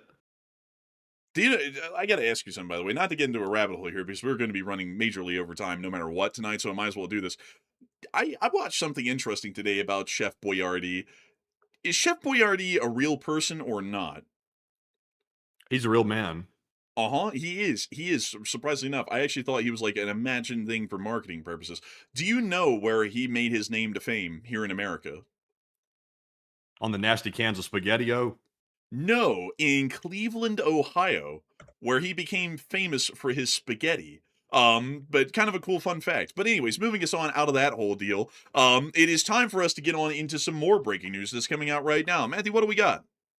All right. So, in the meantime, we do have a brand new update from the UK MTO. Apparently, Iran has hit another commercial ship in the Strait of HORMUZ, right off the coast of Oman, literally on the U.S. designated route that was set up right on Oman's coast. That was where it was hit. So, it appears to be they've hit another one. So, I mean, there's literally nothing Iran's not doing right now short of attacking Israel. They're doing literally everything. They're launching attacks all over the strait. They're controlling the strait. They're preventing traffic from going through. They're attacking the Gulf states, U.S. forces, and also trying to hit the carrier support bases, if you believe what they said about that. So it's full on to this point. I'm surprised we haven't seen a brand new round of strikes from the U.S. It appears they're taking it kind of easy. Yeah, it seems like the U.S. is kind of sailing down easy street at this point, not really doing a whole lot, which Once again, this sort of inaction always leads me to start having a lack of faith in our leadership. But hopefully they'll pull it all together and really get this one going successfully this time around. I'd hope at least, but you never know. But moving us on out of that bit of news, it is now time for us to move on back up into Ukraine and keep covering all the major news and developments that we have been getting from the front over the day. Moving us on and into the area of Konstantinivka, we were able to see the Ukrainians in the 100th Mechanized Brigade continuing to hit and destroy Russian forces, including this small transport car right here, which the Russians dismount and run from in fear. But the Ukrainians target the vehicle as it's more valuable than the soldiers and knock it out. We can also see them knocking out a supply truck laden with cargo, some ambush drones sitting on the roads behind the Ukrainian lines in the area of Konstantinivka, and more Russian vehicles, including armored cars.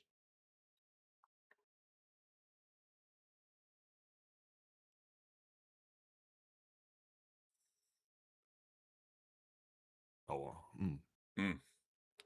They working hard. uh, Moving us on out of that clip, we've also been able to hear that within the area of the Volnovaka Highway, that the Ukrainians are continuing in the Ivan Franko group to destroy Russian logistics far behind the lines.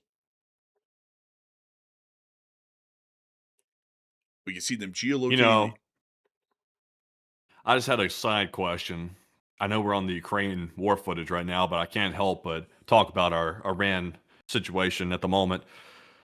If the Gulf states are brothers in Allah, as they call it, and like Pakistan says, the Iranians are our brothers, despite them being complete bastards toward the region and their own religion, then how come Iran is specifically hitting the brothers in Allah over and over and over? How does that work? Because they be according to the Iranians like a big bitch because they let the Americans occupy them like puppets. Although in reality they hate them because they practice a different religion of Islam. If we're being entirely honest, that's why the Iranians attack them. But then they also kind of play the game of, oh yeah, we're all brothers in Islam, although they really don't think that. Yeah, I just don't quite get it, really. I just don't quite get it. The Gulf states love Iran more than Iran loves them, really. I mean, the Gulf states are like, please, brother, please, like, calm down, brother, these attacks are bad. It's like, yeah, but they like at some point you got to say who cares what their religion is inside of Iran. Yes, it may be the same religion in the Gulf states, or at least a different sect of it. Is there's two different major sects of the religion with Islam, but it's like at some point you got to put all that aside and say, look, this is a sovereign country, Iran, attacking the hell out of us. We're going to respond in a big way, and so far they haven't really had that courage. Man, I don't remember Saudi Arabia going, my brother in Allah, when they helped us invade Iraq 2 times in 1991 and 2003. I don't really remember them doing that. Yeah, I just don't understand it, really. I just don't understand it. I don't really remember them doing that in any situation rather than this one. I'm sitting here thinking about it. I'm like, let me think. Like, let's see. Iraq fought Iran from 1979 to 1989 or so. That was the Iran-Iraq war. Let's see. Let me think of all the other wars that happened throughout the years. There wasn't really a lot of them, at least between the countries surrounding us, where they usually were focusing on Israel. Let's see. There was the wars that are going on in Yemen right now in the civil war. There's also, oh man, I'm trying to think. Oh yeah, there was the invasion, or the Gulf War in 1991, and the invasion of Iraq in 2003. They helped out heavily in both of those. As a matter of fact, they were actively involved heavily in the fighting in 1991, fighting the Iraqi forces that were dug in on the Kuwaiti border directly. And when you think about all that, they didn't really sit there and go, "My brother in Allah" and all that. They were really more so, "Now we're gonna beat their ass," like no matter who it was. They didn't really care. It's kind of like, I gotta say it's kind of a little bit interesting because I don't really remember anyone in World War One going, "My brother in Christ." Like I don't really remember that in the trenches. It's like maybe we need to remove that whole thing because like that's neat and all that everyone shares the same religion, but at the same time, the Iranians are trying to curb stomp all of y'all and us into the ground if they get the chance. Like they're running their economies into the ground with a blockade as well as ours. So it's like, how about we put that whole deal aside for the theological sake of it, and we get to the part of they're screwing us over, so we need to fix that. Yeah, it would seem like that would be the case. Really, it's like the Iranians, if we're being completely honest, I was like, I'm not even sure if the Iranians like share the same religion whatsoever with any of the Gulf states. But I'm like, Iran, their mindset is completely extremist. It's like they're in a whole different realm. Like it's not even the same thing. Because I know some people have very strong opinions about religion, but it's like the Iranians literally want to hurt everybody. Like, and they're hurting their own brothers in Allah right now. They're literally doing that. So I don't even know if you can qualify them as that. They're so extreme. They're like in a whole different like category. Yeah, I would agree. It's something else, and also the treatment they get. It's also something else. But moving us on from that and on to the Zaporizhia front in Ukraine. Moving us on out of that bit of news, we also got to see the 65th Ronin targeting and attacking Russian forces on the Zaporizhia front. I got to say, folks, I'm looking at the time right now. We've been covering the news for almost 3 hours. The question segment is going to be nice and long. This stream is definitely going to be longer than 4 hours. That I can guarantee you all.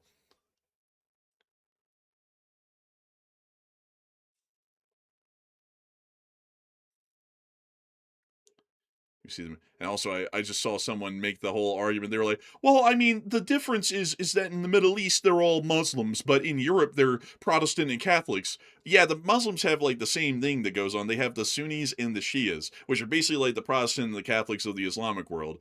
Yet, that difference isn't really factored in. It's like that's the thing, kind of, is that. Well, Hmm? go ahead. I was letting you know I was going to butt in. Oh, well, the difference is that in Europe, religion really didn't make a difference at all. I mean, you see Catholics fighting Catholics, Protestants fighting Protestants, and then Protestants versus Catholics and whatnot. In the Middle East, that was the way it was for decades now. It's been the Sunnis versus the Shias versus the Shias, although Iran's really the only one that is the case with, but Sunnis versus Sunnis and whatnot until right now. And then everyone in the region goes, oh, we're all brotherly nations. It's like, well, historically, none of y'all are. It's like y'all all fought each other at some point within the past 40 years at any given point. So why in the world is that now the case today? And that seems that, like, maybe that's fallout of the Arab Spring. I mean, maybe because that kind of rekindled some sort of a theological nationalism inside the Middle East. So maybe that's why they're scared of going to war with Iran, is that might kick off a second Arab Spring. But I don't think so. I mean, the Arab Spring started and kind of died off in its own time. And from what I can tell, while it was definitely a huge movement in the early 2010s, and that's what led to the rise of ISIS and all of the revolutions we saw throughout the Middle East during that time, it doesn't really seem like that's that prevalent in the here and now today in most Middle Eastern countries, at least to me. But what were you going to say?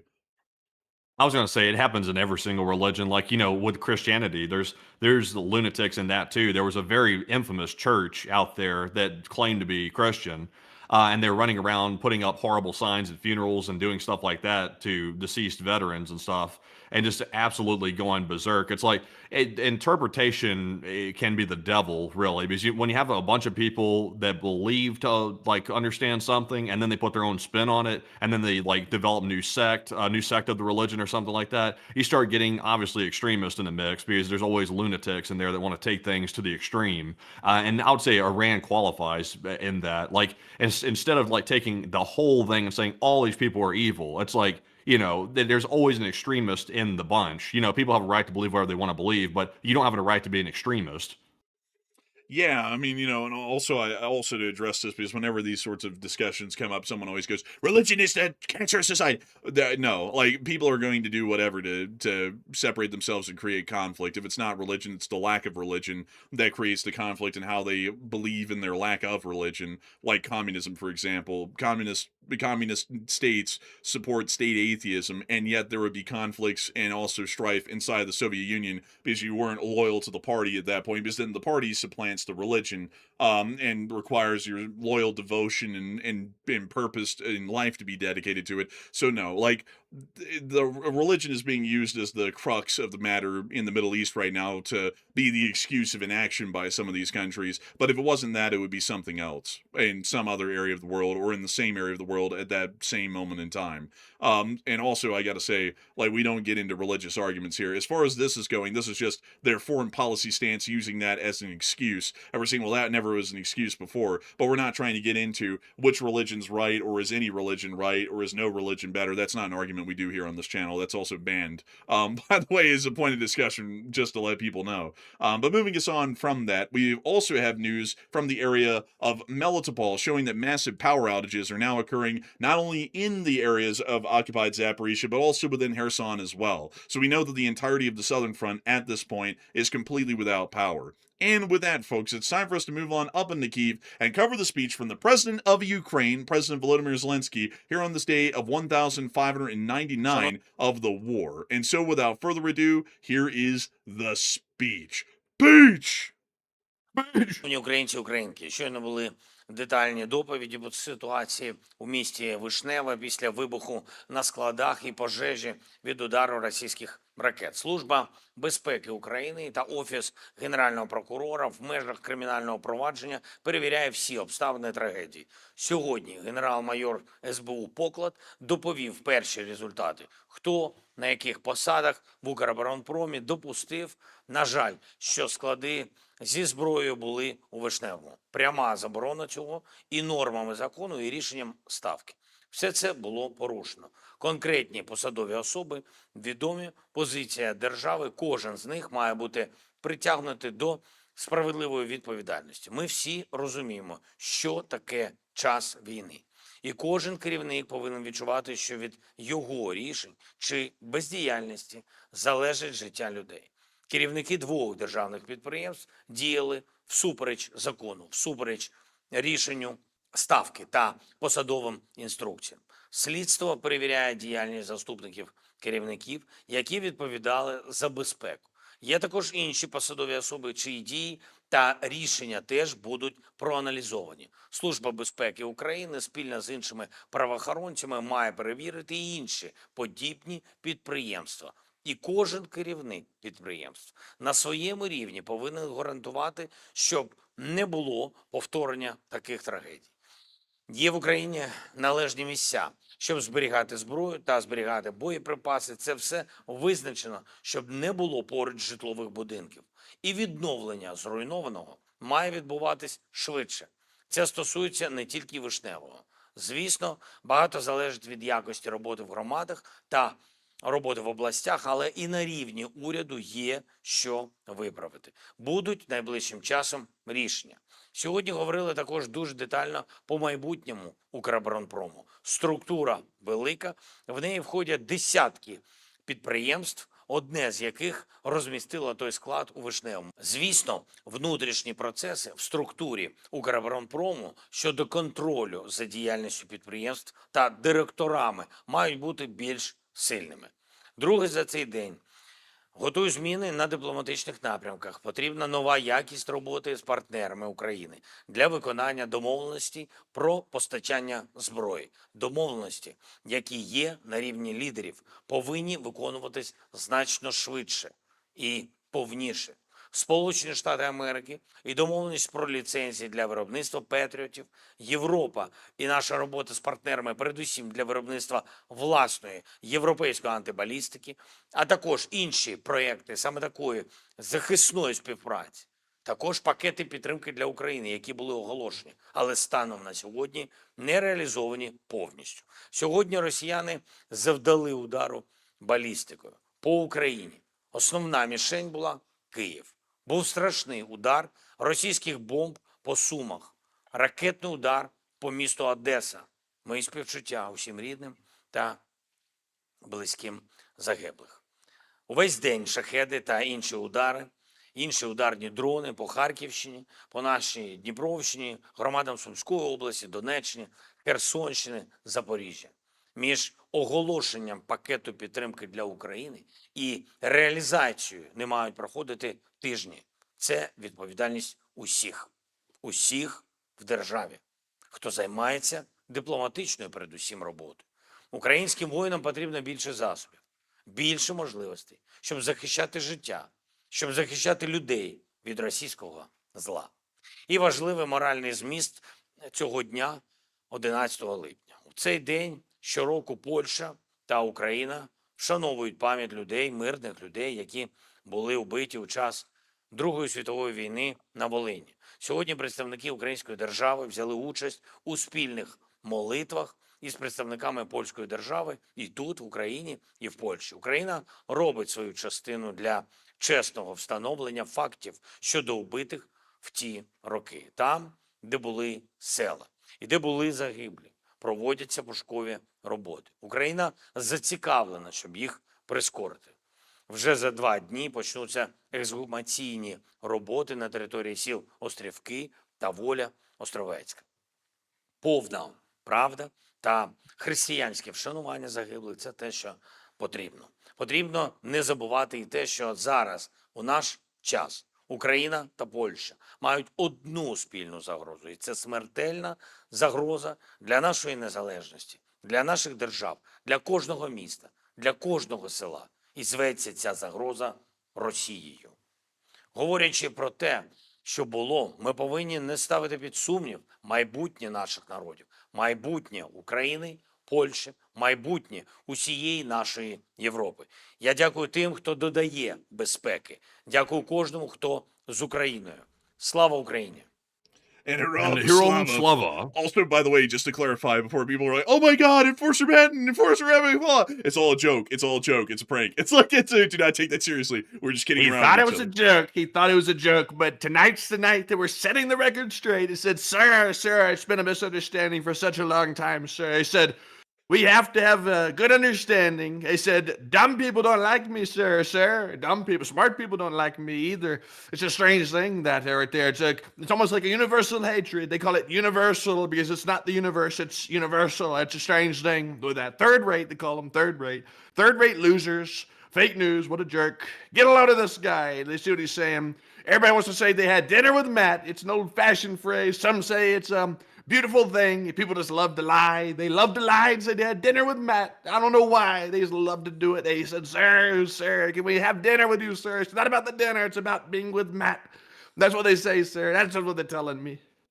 You know, folks, I walked up the other day, and the other day is a part of my life. I walked up to SEAL Team 6, and they sat there, and they came up to me, and they got down on one knee, and they bowed their head, and they said, sir, you're truly the greatest, the best tactician. You know, some people would say that you're on MEAL Team 6, but those people are fake news. You're truly the greatest operator that's ever been seen. You could put any one of us to shame. And so I picked up a pistol, and I went to the target range with them, and I shot straight nines and X's the entire time. Not a single round went off target. They said, sir, you're truly the greatest op we've ever seen. On God, cussing, blood, for real, all that stuff, you know what I mean? But I gotta say, nobody ever gets close to what I do. Like, so many people come up on the fake news and they say, how in the world are y'all so quick? And it's because we're better. We're better than everyone.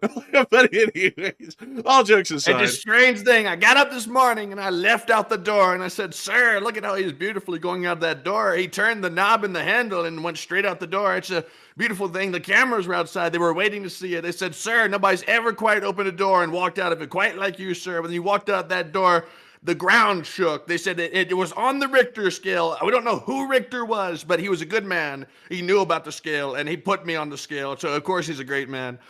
You have to love walking out of doors. I said, sir, have him walk out the door and lock that son of a bitch. Excuse me. Almost got foul. I got to watch that cussing. It's a sailor type thing to do. I'm not a sailor. I've never been in that. It's a strange thing, sir. Got to keep it PG. Can't get foul, sir. Can't get foul. Got to stay fresh. Keep it fresh. Looks like we have a little snowflake in the chat. He said, it's a shame that y'all are so political. Well, I'll have you know that when the last guy was president, we did plenty of voices like this, and I do it beautifully. Nobody does it as good as me. And many people call us up after the stream, and they say, sir, I have to have a picture with you. I have to have a picture with your plumpness, because it's so amazing how well you do that. It's just so beautiful. It has me crying in tears of joy and sadness that I'll never be able to do as good as you do doing that voice. It's really the greatest. Some people say the best. It's beautiful, really, how good we do it. But beyond that though, we have to stop kidding around, because it's already 3 hours and 6 minutes into the night. It's been such a long night. Many people say that it's been the longest night because we are the ones doing it, and it's been the best night too. One of the most beautiful, greatest nights that's ever been seen. Some people have never seen a night as good as this in news coverage ever. But it's time for us to move on and into the question. Get a load of this. We have a brand new post, a brand new one. It's not a truth, but it's a social. Take a look at this. Go grab it right now so I can tell the people. Oh, Hurry up. no. Oh, shit. Oh, no. We have a man here who claims to be a spokesman, but he's no man. He's no spoke. You can see here his eyes are bloodshot. He's up late. They said late night, sir, putting out that fake news late. That's what it does to you. It makes your eyes bloodshot. It makes blood in the eyes. It's a bad thing. Blood out of everywhere. But it's a crazy thing with that. It's look at this guy. Some said he was AI. This proves he's real. He's definitely real. He's more real than some people out there that are political. I'm not gonna lie, there's a lot of subject matter with this guy's face. Look at his eyes. Look at his eyes. He's a perfect soldier. He has one eye looking to the left and another one looking to the right. He's going to catch you if you try and come in on him from the sides. There's no chance. He can also apparently fire a gun both to his left and his right simultaneously because his eyes are looking quite literally in both directions. Also, I'd say that his nose kind of looks like they took his big toe and sewed it to his face. Like, really something right there. Man, this guy right here, it really looks like they've been pushing him overtime for the propaganda. This dude's bloodshot. He looks like he's run through the ringer at this point. Also, by the way, this is the Iranian army spokesperson right here who comes out acting all weird every single time. He looks like he's really been put through it. Man, he always comes out. He also sounds like a robot as well. He'd be like, the Islamic Republic of Iran has conducted a significant attack against the American imperialist dogs. Like, he just like talks like that through the whole deal. But man, he's better than the Yemeni spokesperson though. He'd be like, in the name of Allah, we have conducted another strike. We have hit another American vessel. We put up at least 9 different things, and it was really something. Like, it's like, okay, calm down. He's just a nervous public speaker. That's all. You know, when people start racing, it's just a little nervous public speaking. He's just a little rusty. Yeah, I think so. They need to just put him out there a little bit more, see what can happen. He's not like he's a radical and he's like, you know, feverish for the cause or anything. He's just a nervous public speaker. No, he's just he's a devil for the ideology, Captain. Like, he's a devil for the ideology. He's a devil for the crap. He's a devil for it. He said, sir, he's a devil. Oh man. Oh man. But anyways, all jokes aside, it is time for us to finally get into some questions. So Matthew, what do we got?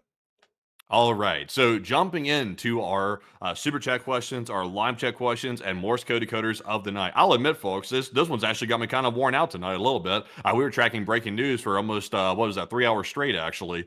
So that was a long bit of very active breaking news tracking right there. And the sad part is, or depending on who you ask, it's still not over yet. Wait a minute. I'm seeing a report here that the former Emir of Qatar has died. What did he die in the attack, or did he just die of old age? What the hell just happened? Hold on a second. Whoa, that could be big news right there, because we don't know the circumstances of his death. And they just came under attack literally just 30 minutes ago and an hour ago, multiple waves. So they're reporting right now that apparently an Emir of Qatar has been killed, or he's died at the age of 74. I can't tell if it's because of old age, maybe he had a heart attack, or I don't know what's going on with this, but that's a very interesting timing with that. Huh.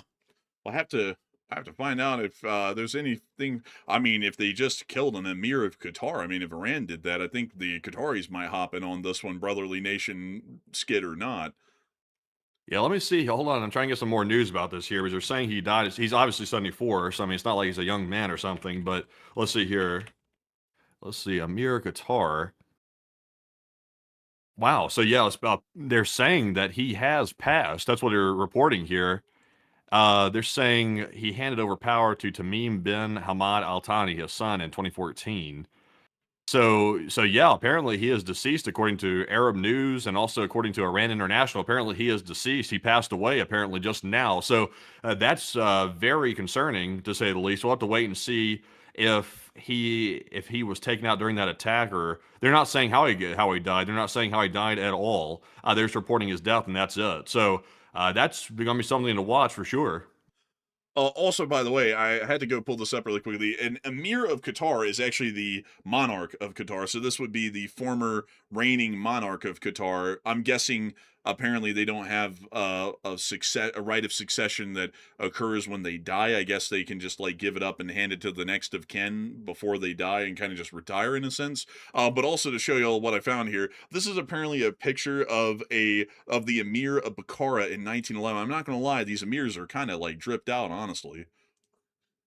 Damn, yeah, I would say so. He's got those got those snakeskin looking boots on too. Bro, this guy comes in with the boots, bro. Like he's with I'm the coming out here. I'm not playing. I got the Gucci mink.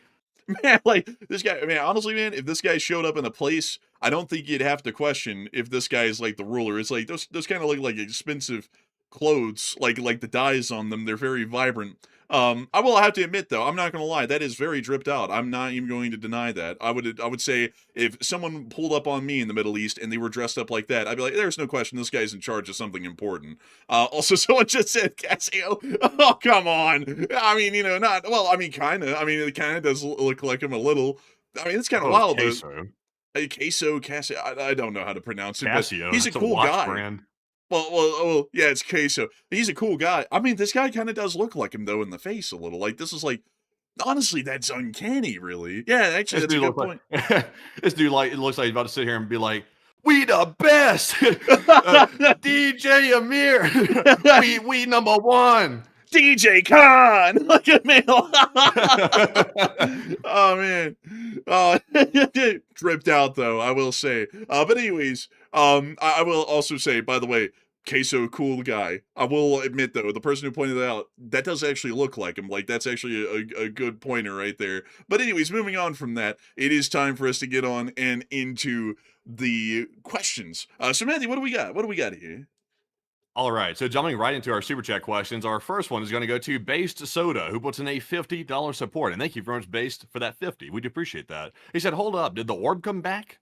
No, the orb didn't come back. The orb was like a one-time thing. It's only the messenger of times to follow, and it's already been here. It's already messaged what was coming in the Middle East, and it left. It only does that once per region, from what we can tell. Because they say there was one over Venezuela. We never got video of it, but we did get the video of the one over Tehran. So if there's an orb that shows up in Eastern Europe anytime in the future, we can bet that things are really about to be going down some way, shape, or form. But a big thanks to you so much once again for support, Base Soda, and helping this channel to keep on running. And with that, we're on the next one. And our next one goes to Michael Mervahill, who puts in a 25. And thank you, Michael, as well. He said, do you have any reports of Kurdish attacks on Western Iran and the IRGC is attacking the Kurds in Iraq? We don't have any reports of that right now. There's been sporadic attacks and skirmishes that they've conducted across the border in recent times, but we haven't heard of anything that's happened over the past 24 hours in regards to that. So to answer your question, unfortunately, no, we don't have anything on that. So if they're attacking the Kurds, it's just more so the back and forth, tit for tat sort of strikes and attacks that they conduct against each other from time to time. So a big thanks to you so much once again for the support and helping this channel to keep on running, Michael Merverhill, and I hope that does address that question incredibly well. And with that, man, I'm not gonna lie, man, the Middle Feast got me like about to bust out. Like, I'm not gonna lie. Man, somebody in the chat said about that dude back there in the picture. He's just kind of a larger fellow. He said, hey, he's not from the Middle East. He's from the Middle Feast. Damn, that's kind of brutal. That got me almost in stitches. Like, bro, I'm trying to hold it together so well. That was a good one, man. That was a great one. But man, like that's on up there, honestly, with like Captain Crack Sparrow and all that. But anyways, with that, we're on the next one. We also have here a support from none other than. Also, by the way, apparently, Iran just launched a brand new attack from the looks of it. They just launched another wave. Yet another wave, by the way. This is a very significantly armed country to be militarily defeated, I would say. I think the U.S. lied. Dad lied, I would say, at this point. So, that's quite interesting. That seems to line up exactly what we were saying. I remember people were beating us over the head. They were like, you stupid bastards, you're not patriots. You're saying the U.S. is lying about this, and clearly we've defeated Iran. And we're like, well, the evidence doesn't support that. The Iranians still have their missile sites. They're excavating them. They're getting the missiles out. They're getting the drones back out. And all this other crap's propaganda. That's not unpatriotic to tell the truth. And meanwhile, people are jumping all over our case. Tonight, I would say, exalted us. Man, I'm not going to lie, man. I've gotten to where, like, at this point, I'm just like I don't even care about addressing those unless if it's like, well, like someone's saying they're wrong right now. Well, I mean, they also said that a while ago, but it's so ridiculous, man, because like some of y'all might see this in the chat a little bit. We see it a lot because we have to see them and ban them. But people will always come in here and say that we don't know what the hell we're talking about for it to turn out a week from now that exactly what we said was going to happen happens. And it's always so stupid to me, like that people always say, like it's so dumb to me because I'm not saying that like we're in a position, like a superior position to make statements and analysis and whatnot.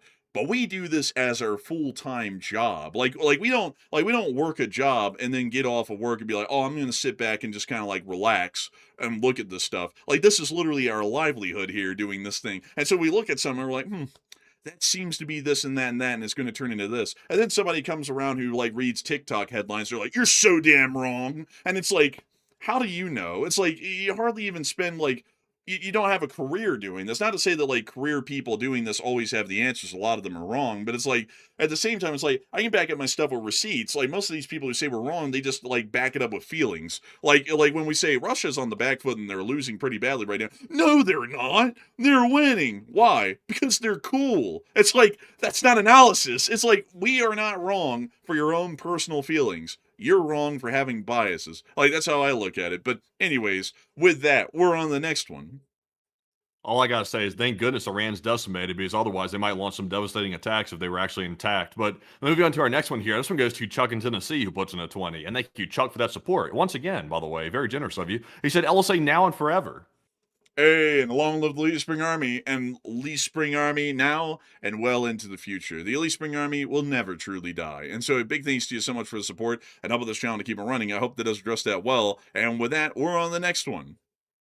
You know, honestly, in the modern day in 2026, it almost feels like if you're telling the truth, you're going to get dogpiled if you're telling the truth in 2026. Like it's almost like if you see somebody getting dogpiled, it's not always the case, but if somebody's getting dogpiled, like sometimes those people end up being right, and they're getting dogpiled because people can't accept the truth. Now, granted, there are some people out there, they're legit like liars that people dogpile and they deserve it, but it's like, you know, these days there's so much lying going on. You really have to do your homework these days because, you know, people come around calling us liars. It's like, well, we're just telling the truth, like what we're seeing. And people are like, that's you bogus, you liar. Blah, blah, blah. It's like, well, hell, it's like, well, at least we can explain our position. It's like these other people, they just tell you to accept it and shut the hell up. And they don't give you any explanation. Man. It's like, well, at least we're explaining. Man, I remember sitting there, man, before this war, it was like damn prophecy. Man, like I still remember this. I'll be like, you know, like with Iran, we have to remember the Strait of Hormuz is a big deal. And I go into like a deep analysis of, well, we can do this and that and that, and they can do this in response. And if we're not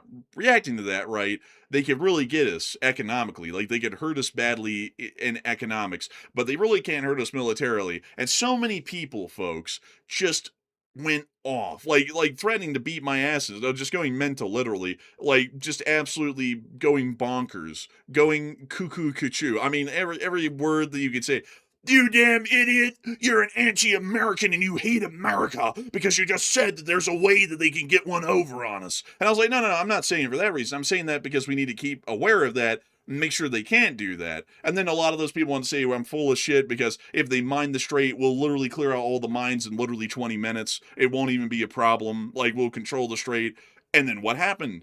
Exactly what I said could happen happened. And it's like, wow. It's like, well, I mean, you know, it's not like I do this as a job and, you know, like I'm heavily interested in this stuff and research it in my free time and read Army publications that have been declassified on all this and stuff over the past few days. Not like I do any of that at all. I clearly just say everything out of my ass every day and just come up with the stuff on the analysis side of things, and we just say what we feel. It's like, no, it's like we actually try and make this a science, you know? It's like a lot of people out there don't. Like a lot of people will just tell you stuff how they feel, and it doesn't have any backup in analysis or any proof at all.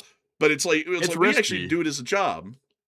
It's risky going off narrative these days. You can get dogpiled by cults out there for going off narrative. Like these days, it's more important to stay on the lines, on the party lines, than it is to actually tell what's going on. That appears to be the thing. I just don't understand that. To me personally, I just can't comprehend that. I'm like, I don't care what type of punishment comes my way. I'm like, if one day I decide, if either one of us decide that we're going to start just saying something because it sounds good because that's what we're supposed to say, it's like, go ahead and just at that point you're a punk basically. It's like you're a punk. You're basically letting people bully you around into saying what they want to hear instead of telling what's actually happening. It's like I would rather take the punishment or take the flack and say the truth, and both of us would. And I would say I think that's part of the reason why our channel's had success over the years is because we just tell it how it is.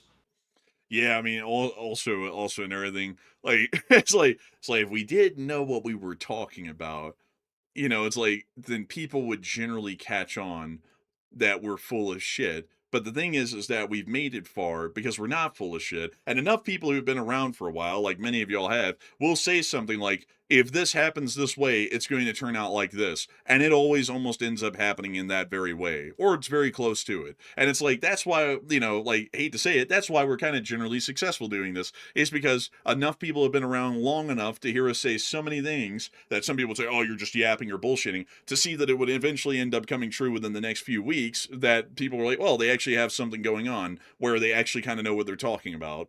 So, it's like, to the people who say, we have no clue what we're saying, that's kind of tough to work off of. But anyways, with that, we're on the next one.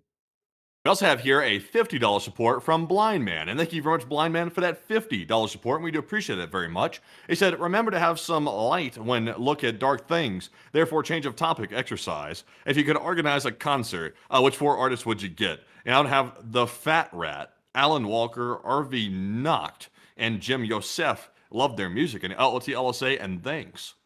And I'll be honest, Blind Man, I have not heard of any of those 4 people right there. Those are completely unknown names to me. Are they American artists? Because I've never heard of them. Although to be granted though, like, not that I should hear about them because I'm not really into music and stuff like that much. So if I hadn't heard about it, it's actually not groundbreaking. But Enforcer, what say you?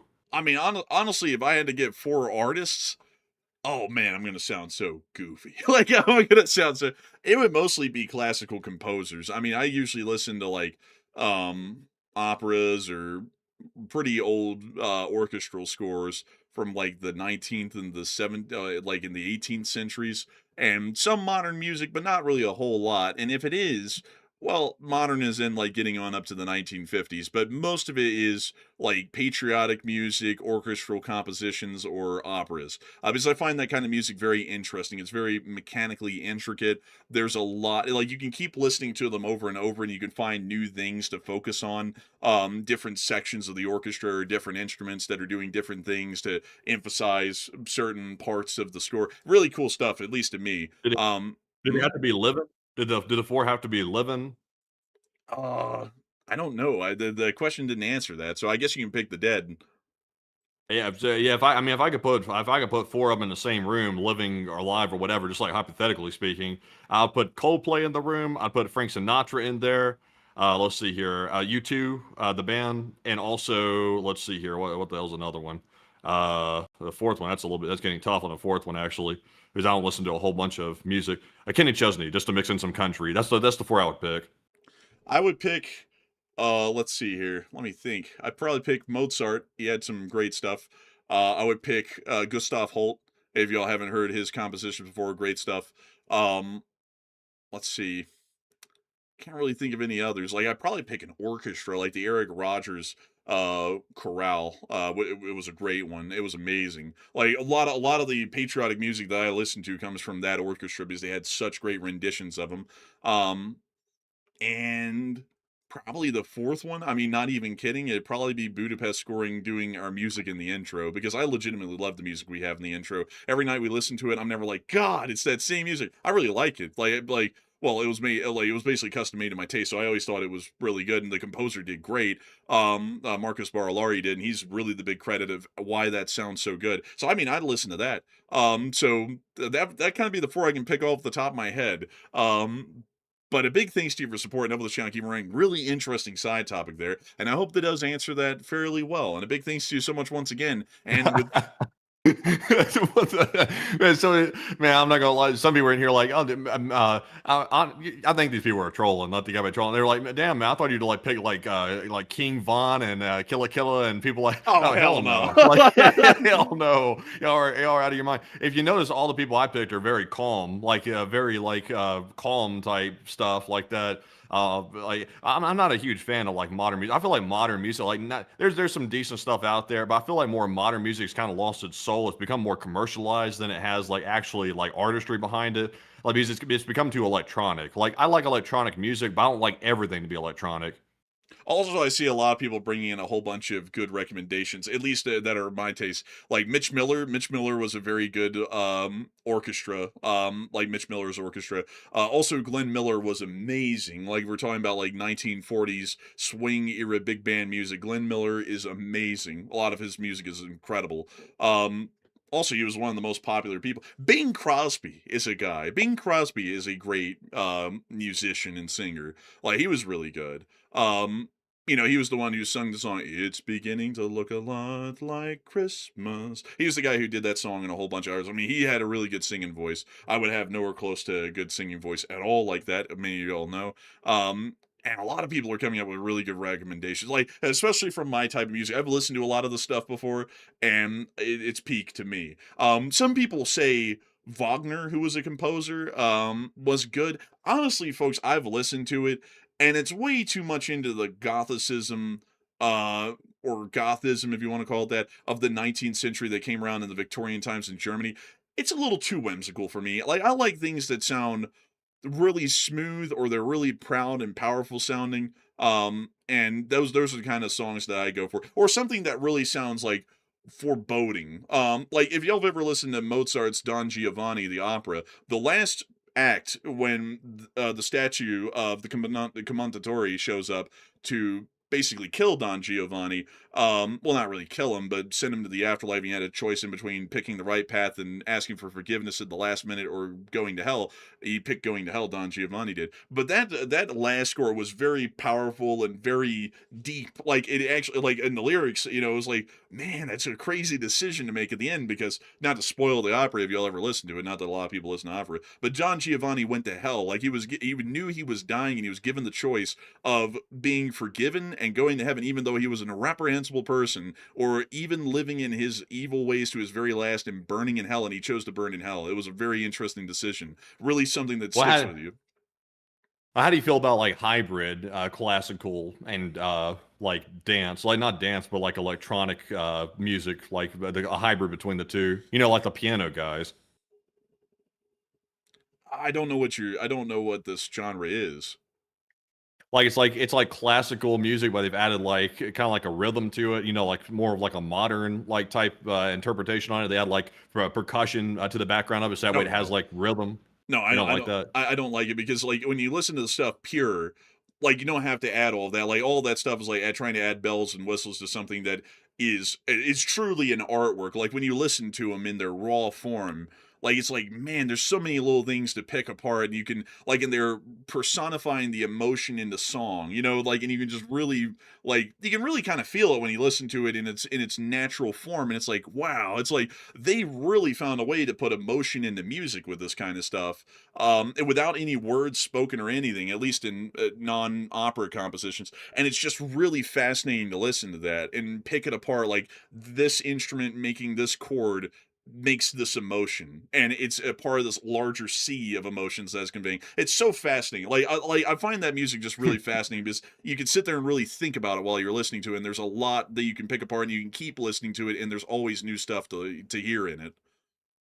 Well, that's why I like Coldplay as a band though, because I kind of like that hybrid genre of music.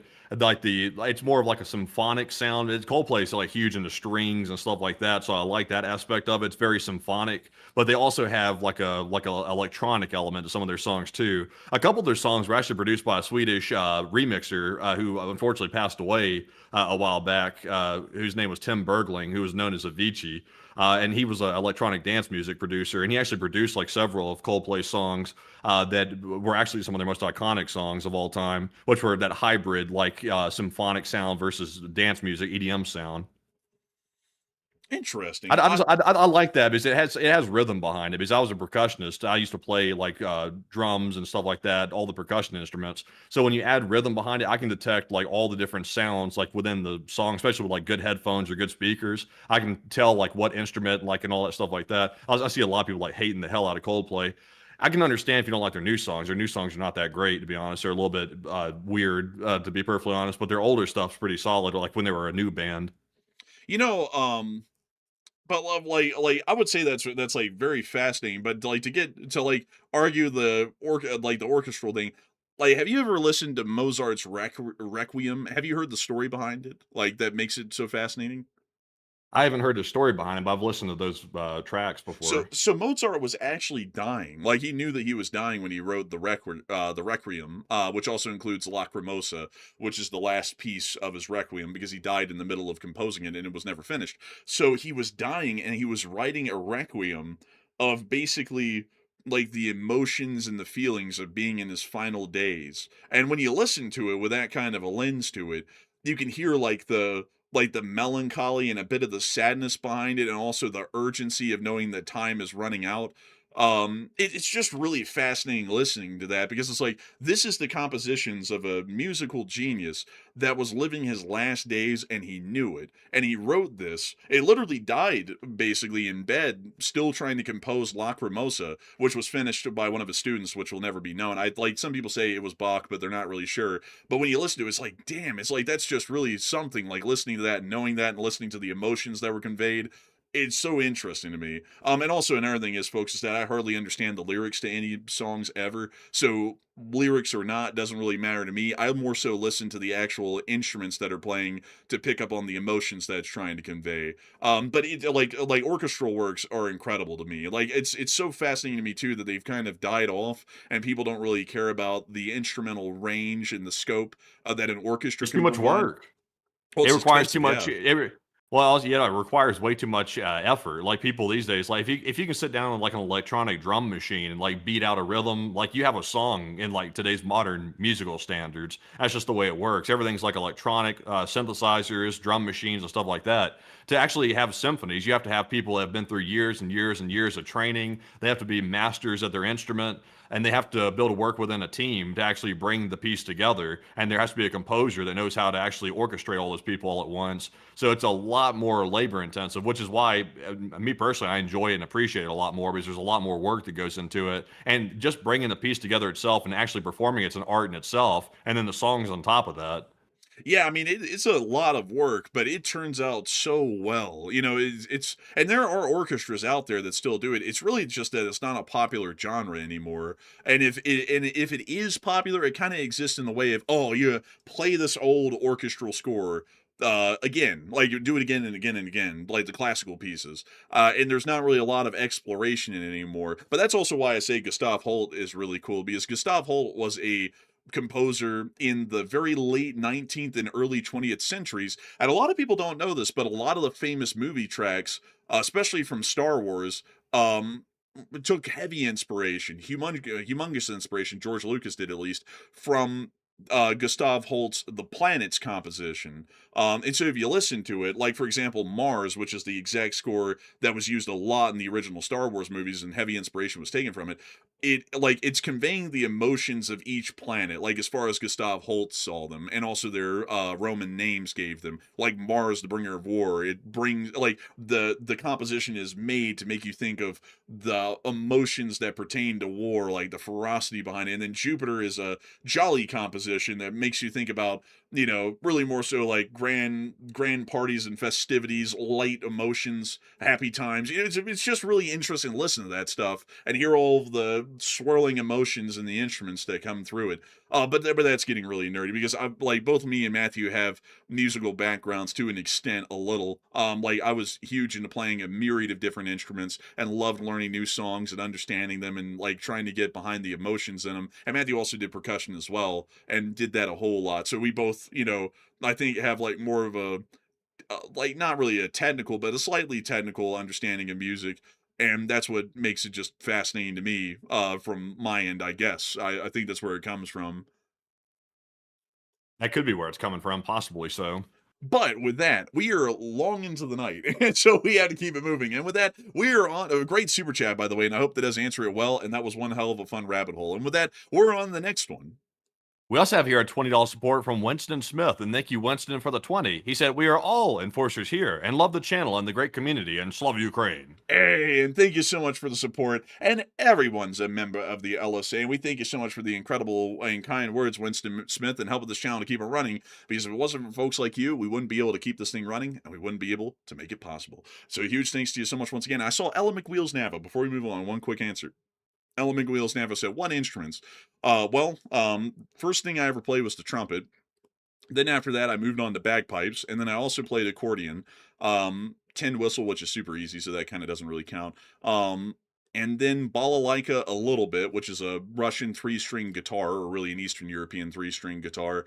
And let's see, that was about all of them. And now I have a harmonica that I just kind of play around on downstairs from time to time, whenever I kind of get bored, because I want an easy instrument, and harmonica is pretty easy, like, it's super easy. And so those are the instruments that I played, to varying degrees of success. Bagpipes I was really good at. Accordion I was pretty good at. Balalaika, very low end, like very beginner sort of abilities on that. String instruments are not my thing. And trumpet I was okay at, like, not incredibly good, but I was okay. But I hope that does address Yeah. that well. I Hopefully, I can play the drum set, the timpani, the marimba, the glockenspiel. Let's see here, all the auxiliary instruments that like are cymbals, gong. I mean, all that stuff's kind of simple. It's all in one category. It's why they lop it in one category called auxiliary. And I can play piano to a certain degree. I would say like to a beginner level. I would say. So that's all the ones I can play.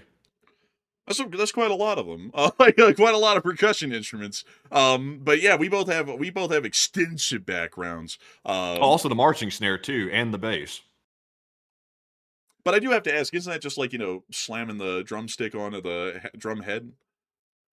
What, the bass drum and stuff? No, there's more technique to it than that. Like, it's not just like slamming. Like, it's like definitely not just slamming it. That's for sure. Man, slam that beat.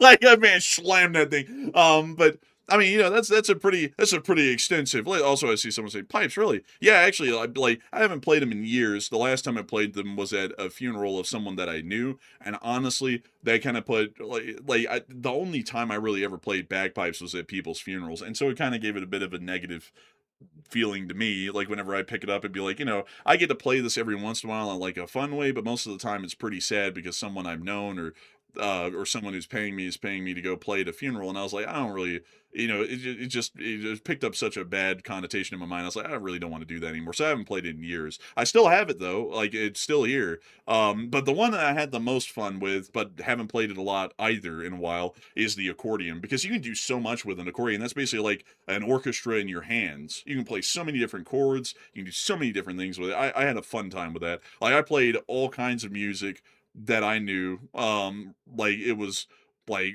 Russian, modern American, I even tried a little bit of like Latin American music on it because it was a Latin American accordion, but that was a really fun one. I enjoyed that one a lot. But I haven't played that one a lot either, sadly, lately. But anyways, with that, we are on to the next one. We also have a $20 support from Eric Brown. He said, y'all just lost the game. Damn it. Like, man, The World Cup. Man, we didn't. No, the game. Remember, you're not supposed to remember you're a part of the game, but he just made me remember. So yeah, it's over. No, It's over. I remember we were enemies. I heard about it today about that. By the way, speaking of like the World Cup, we lost that a while ago, like a couple of days ago. But England, bro, it's the matchup of the century. Bro, England's going up against Argentina. Oh my no. God. No way. We had to run out of Argentina because the locals was trying to stone us. Oh my God, dude. I cannot believe that. That's insane. This is good. Who cares about the final? The semifinals between England and Argentina on the 15th of July. This is something to watch right here. England versus Argentina. Oh my God. And France and Spain, I mean, honestly, that one's an interesting one if you think about the historical connotations. But France and Spain don't hate each other like England and Argentina do. I mean, they really hate each other. So I wonder how that's going to go. I bet you there's going to be like brawls in the stadium and whatnot, considering that the Argentinian fans and the English fans are going to be in the same place at the same time. But there is a chance. I remember the last time that England and Argentina went up against each other. It was bad. Man, it was nasty. Yeah, there was some woman around going, the Argentines shall never take our island, and they didn't. So, I mean, And also there was that time down there with the Top Gear crew and all that. Nasty times. There's only two places the Top Gear crew's been run out of. It was Argentina over the Falklands Islands thing. That was one, and then they got ran out of Alabama, our home state. It's the only two places they've ever been run out of. And honestly, I can understand the Falklands one. Like the tensions were high, and I don't know about the whole number plate thing. I don't think they did it intentionally, but they took it that way. But the Alabama thing, that was totally unintentional. They didn't even ask. What they kind of did. I'll take it back a little bit. They kind of did ask for it. They wrote stuff on the side that was trying to piss them off, but the Alabama people did not disappoint. Do you realize you're in a hick town? Like they started calling the boys. Like I remember that episode. They actually did that for real in real life, people. Like in some areas of Alabama, backwoods enough, there would be boys pulling up in trucks like that and in the back of the pickup bed, like no joke. Yeah, it was some crazy stuff. But you know, man, like there's a chance, like here, there's a chance for another epic matchup. England versus France, you know, because England and France have a millennium old rivalry that's been going on. And while they're, you know, not really into that too much these days, they still have like the cultural undertones of kind of not really liking each other much. And so if England and France move on to the final, I'm going to be very interested in that match and who wins. But England and Argentina is going to be wild in its own right just because of the tensions that exist between those two groups. The wild stuff right here. Also crazy. Like, honestly, these countries are, well, France is one that I expected to make it to like the semifinals and the final. I didn't really expect, to be honest with y'all, Spain, England, or Argentina making it here. I was expecting that other countries would have made it farther than them. Yet they're here. Like, very interesting sort of a breakdown. But anyways, with that, outside of the whole little World Cup rabbit hole, it's time for us to move on to the next one.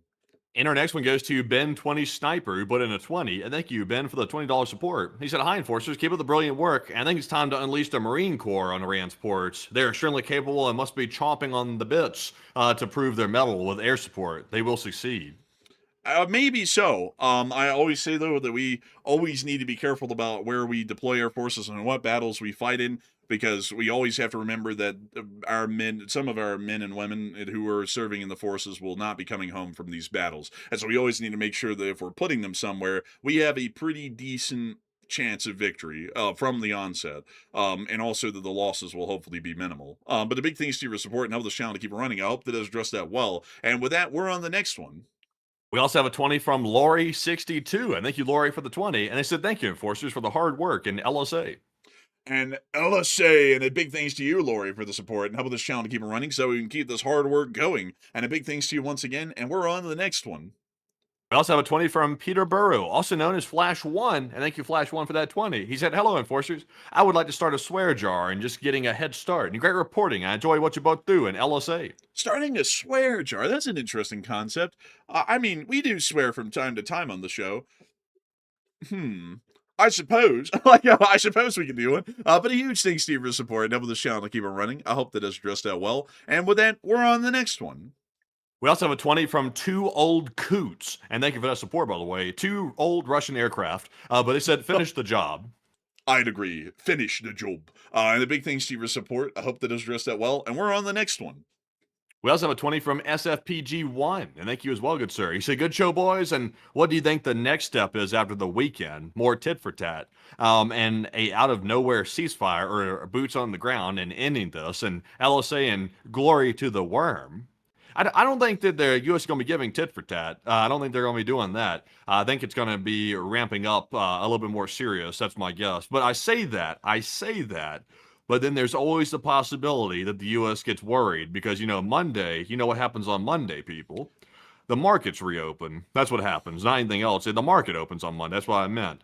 And when the markets reopen, all of a sudden the desire to finish the job starts to wane off very quickly. You know, so I'm not sure. But Enforcer, what say you? We are minutes away from a peace deal, everybody. It's almost over. But beyond that, though, I would have to say, I feel like things are going to be escalating from here. We're just going to be going back into the war as it was the first time around, hopefully with new strategic objectives that we're supposed to be achieving, like the HORMUZ, which I can't mention enough. But outside of that, there's also the possibility that at the request of Pakistan, we're going to be rounding this whole thing out and going back into talks with them. And I can guarantee y'all that no matter what happens on Sunday night tomorrow or on Monday morning, right before the markets open, there's going to be a statement of, oh, we've been talking to the Iranians and a deal is right around the corner. It's just about to happen literally today. We're probably going to have a great announcement on it, and then we'll probably go for a whole extra week and nothing will change, probably.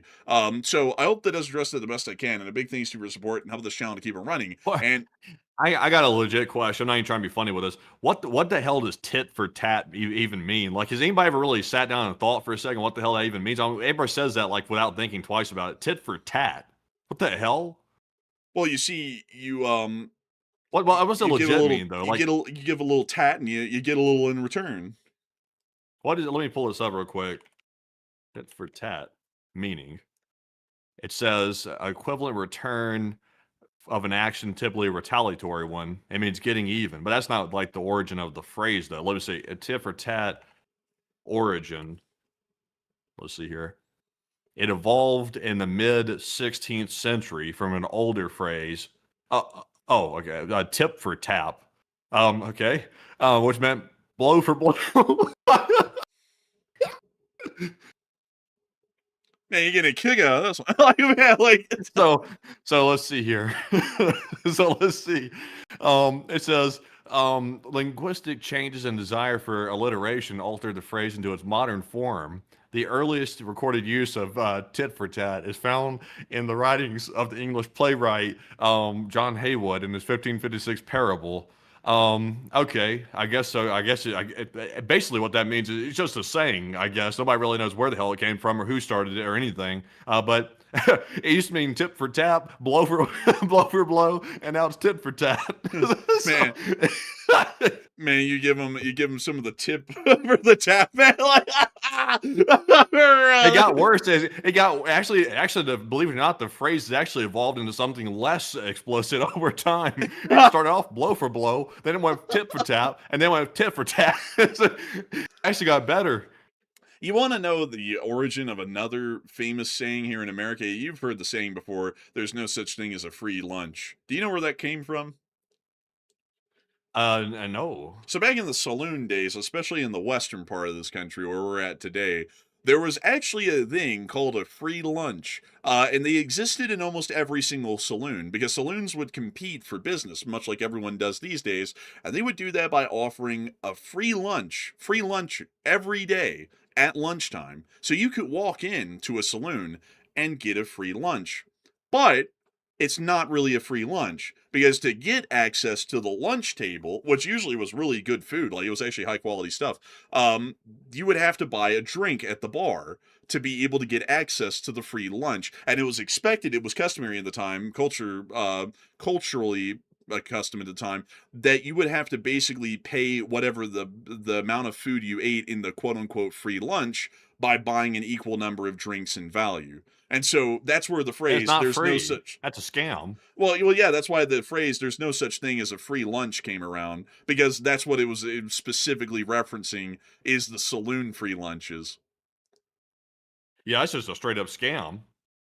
Well, I mean, not really, man, because like for the price of one drink, like a drink at the bar, you could go to the lunch table and you could literally eat your fill, technically. Like you could really have like a run at it, whatever you wanted. And it was kind of it was like kind of like the job of the bartender to be like, hey, how's your day going? You want another drink? And like kind of like get you to get drinks, because in theory, like the reality of it is that you could actually go in there and just buy one drink and literally go to an all you can eat buffet, basically. And it would be like high quality food. Like some of them would serve French food. Some of them would serve Chinese food. I mean, like the food variety was actually incredible and high end. And so you could just go in there and buy one drink for the modern equivalent of like $7, and then basically get like a free $30 meal out of it. I guess it's kind of like, like casinos. They'll give out like free alcohol, free drinks, like how many ever you want while you're in there gambling or whatever. It's like people are like, oh, you just go to the casino and get free drinks. It's like, trust me, bro, those drinks aren't free. Like they're getting something out of it. They're making you inebriated, so that way you spend more money. They're making the money back. Trust me, or they wouldn't give you the alcohol for free. Oh. It's like it just happens to inebriate the hell out of you. Oh, no. The free lunch thing started to lose some money. That's why there's no such thing as a free lunch anymore at a restaurant or a saloon or So anything. it's like that unlimited shrimp, that thing that they're trying to bring back by invading Greenland.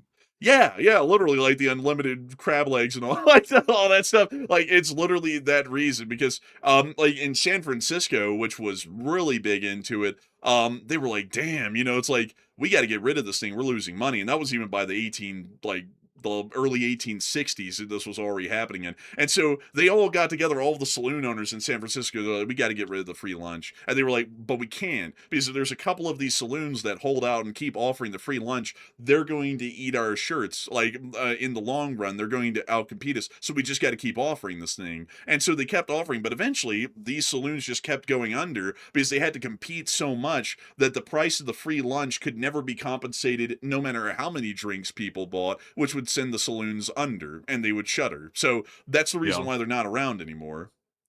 The only thing that the United States has ever had that's ever free was the STEMI. That was the only thing that was ever truly free. Man, that was legitimately free. They literally just printed the money out of thin air for those things. Like nobody even had to pay for it. Yeah, so we'll pay for it later, though, which they took out debt to pay the STEMIs, so we'll pay for it later. There's this cool thing happening right now, folks, as a result of that. It's called inflation, and that's how we pay for that. Like, that's how we actually are paying for that. But anyways, with that, we're on to the next one.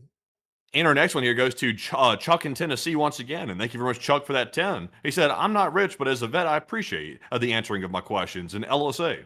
And I thank you so much for the support, and I thank you for helping this channel to keep it running, Chuck in Tennessee. And also, I thank you for appreciating our answers to the questions. We don't know everything, like I'll always say that, but we always try our best to give the best answers we can give, no matter the question, unless if I or Matthew have absolutely no clue how to answer it. But a big thanks to you so much once again. Long live the Lee Spring Army, and a big thanks to you for having served in the forces, in the service. And so, big thanks to you so much once again. And we're on to the next one. We also have a 10 from Chill Intelligence, and thank you for that support as well. They said Ukraine proved that drones and bots can stop a larger foe, and I think the IRGC is blinding our drones, and we can hit the drug boats in the Caribbean, but not the fast boats in HORMUZ, the cyber war in the shadows. We can hit them. Like, we've done it plenty of times before. It's just that the U.S., for some reason, just doesn't have, like, the aptitude of blowing away a fast attack boat like we do some unarmed narco boat in the Caribbean or the Pacific, weirdly enough.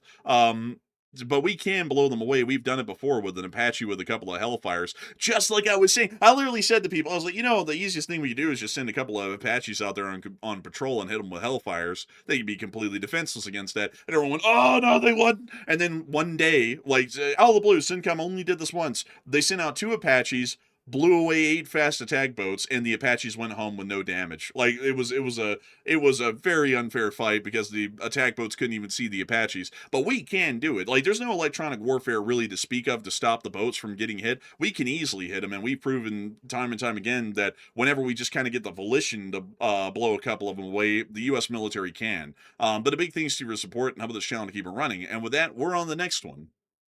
And excuse me, goodness, by the way, I don't know what's got me coughing. I guess it's that dust off the lake. It's killing me. But the next one here goes to Don Jones, who puts in a 10. And thank you, Don, for the support. I said the war on drugs. Let's see here. I said the cartel is sending guys to Ukraine for FPV training, which, by the way, I don't know about all that.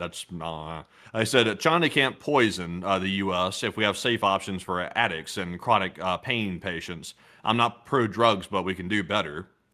I don't know. I mean, a lot of the reason why people got addicted to opioids is because of private companies here in America. That's a lot of the reason they got addicted. So it was a lot of greed that got people literally hooked on a lifelong addiction.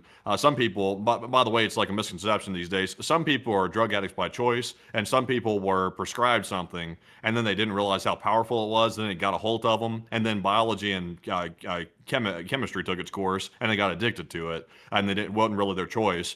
But I don't know about that cartel sending guys to Ukraine. I don't know about all that. But Enforcer, what say you? I mean, I haven't heard about that myself, but it's not really out of the question because the cartel also sends people to go join the U.S. military to get military training to then teach other people in the cartel how to operate in a paramilitary form. So, I mean, it's not really out of the question. I mean, there's proof, I believe, from the FBI that there's some cases where that's happened with the U.S. military.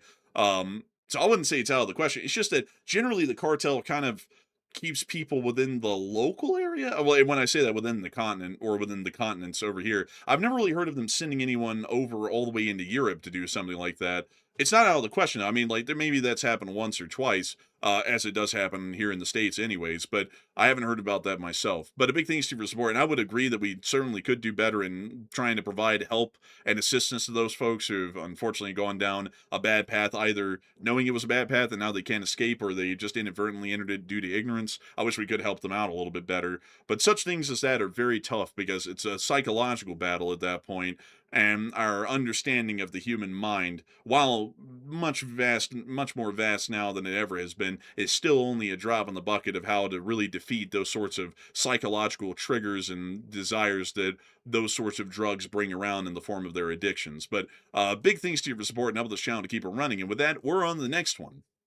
We also have another 10 from Chuck in Tennessee, and thank you very much, Chuck, for that support as well. He said, "No, as a vet, one must be humble."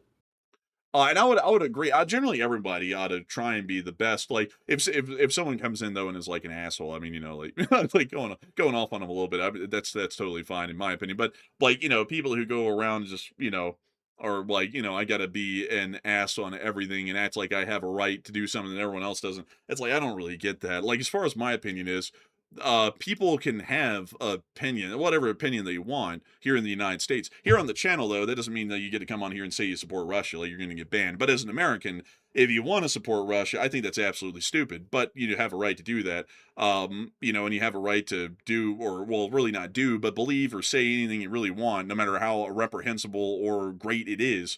And some people, for some reason, don't get that. And there's a little crowd of every type that acts like if they do something, they have a say and no one else does.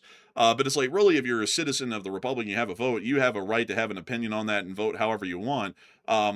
Because that's your right at the end of the day. Like if I say, you know, the current president has mishandled the war poorly with Iran, and I think that he is no longer fit to be the commander in chief, and I would believe that someone else needs to be in his state. If he was running in the next election, I have the right to say that and also act on that by not voting for him.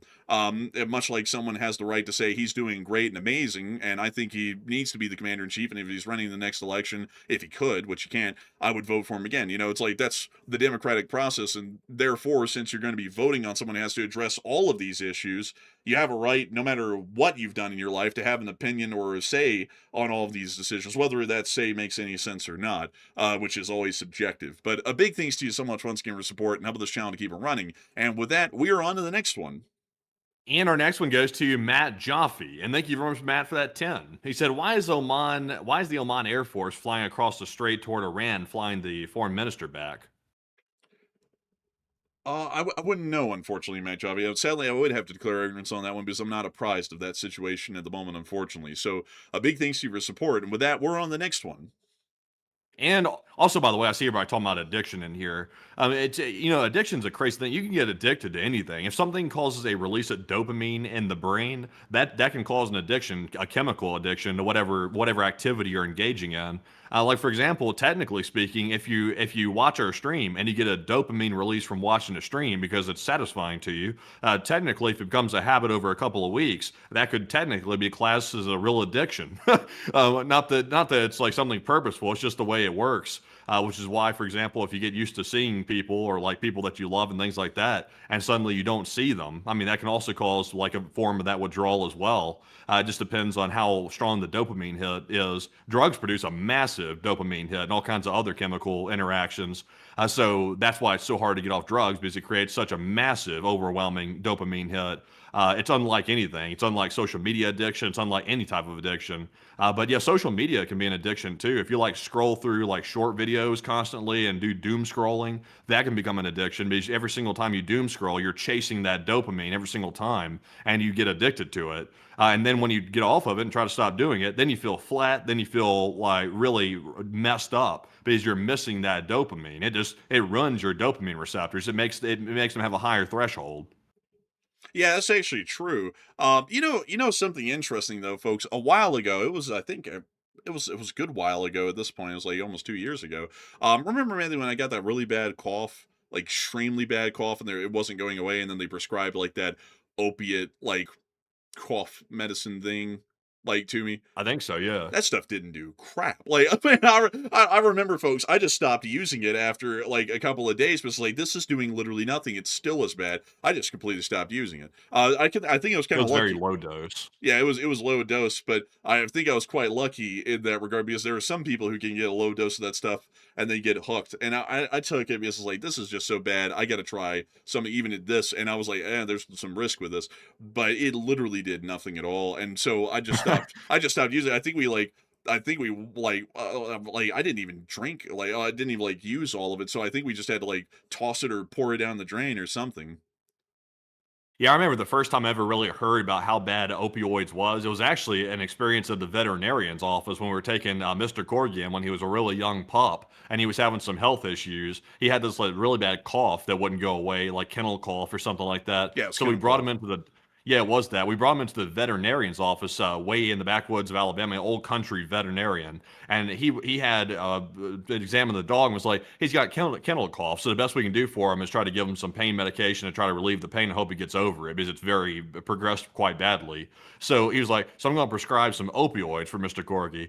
He said, but we got to go get out of the safe because we've had so many people show up at the veterinarian's office trying to like literally pull the safe out, pull the safe out of the wall to get to the opioids because they're so like fiending for the for the opioids. They're raiding the veterinarian's office trying to pull a safe out the wall to get to the opioids. I was like, I'm sorry, say that again. They're telling me that crackheads are coming in here and trying to pull the safe out of the veterinarian's office back wall to get the opioids. He's like, yep, that's them. I was like, you're kidding. So then after that, I did research into it and then went down that whole rabbit hole about people and opioids and that whole addiction. I was like, my goodness. I was like, these people are fiending bad. They're hooking up chains to the safe out of the veterinarian's office, trying to pull the safe out of the wall to get to the opioids.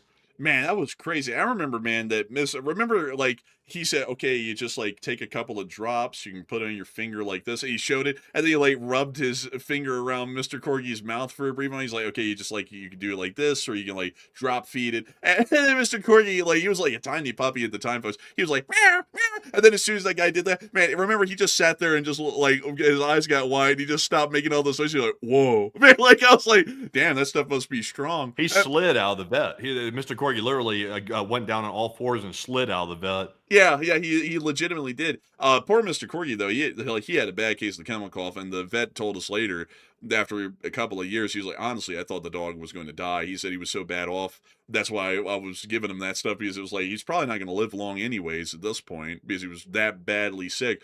But he turned around. It was miraculous. He survived and turned around and got a lot better.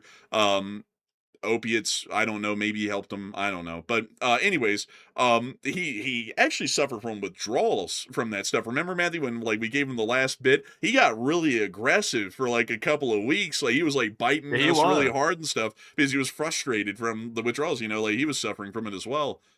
Yeah, and by that time he was a bigger corgi at that point. He wasn't so like he was a very young pup when he had that kennel cough. Like he was having a rough go at the kennel cough. He got over the kennel cough, then he got off the opioids and went into the opioid withdrawal. And Mr. Corgi was vicious. Like for 2 or 3 weeks straight, he was vicious as hell. He was chomping.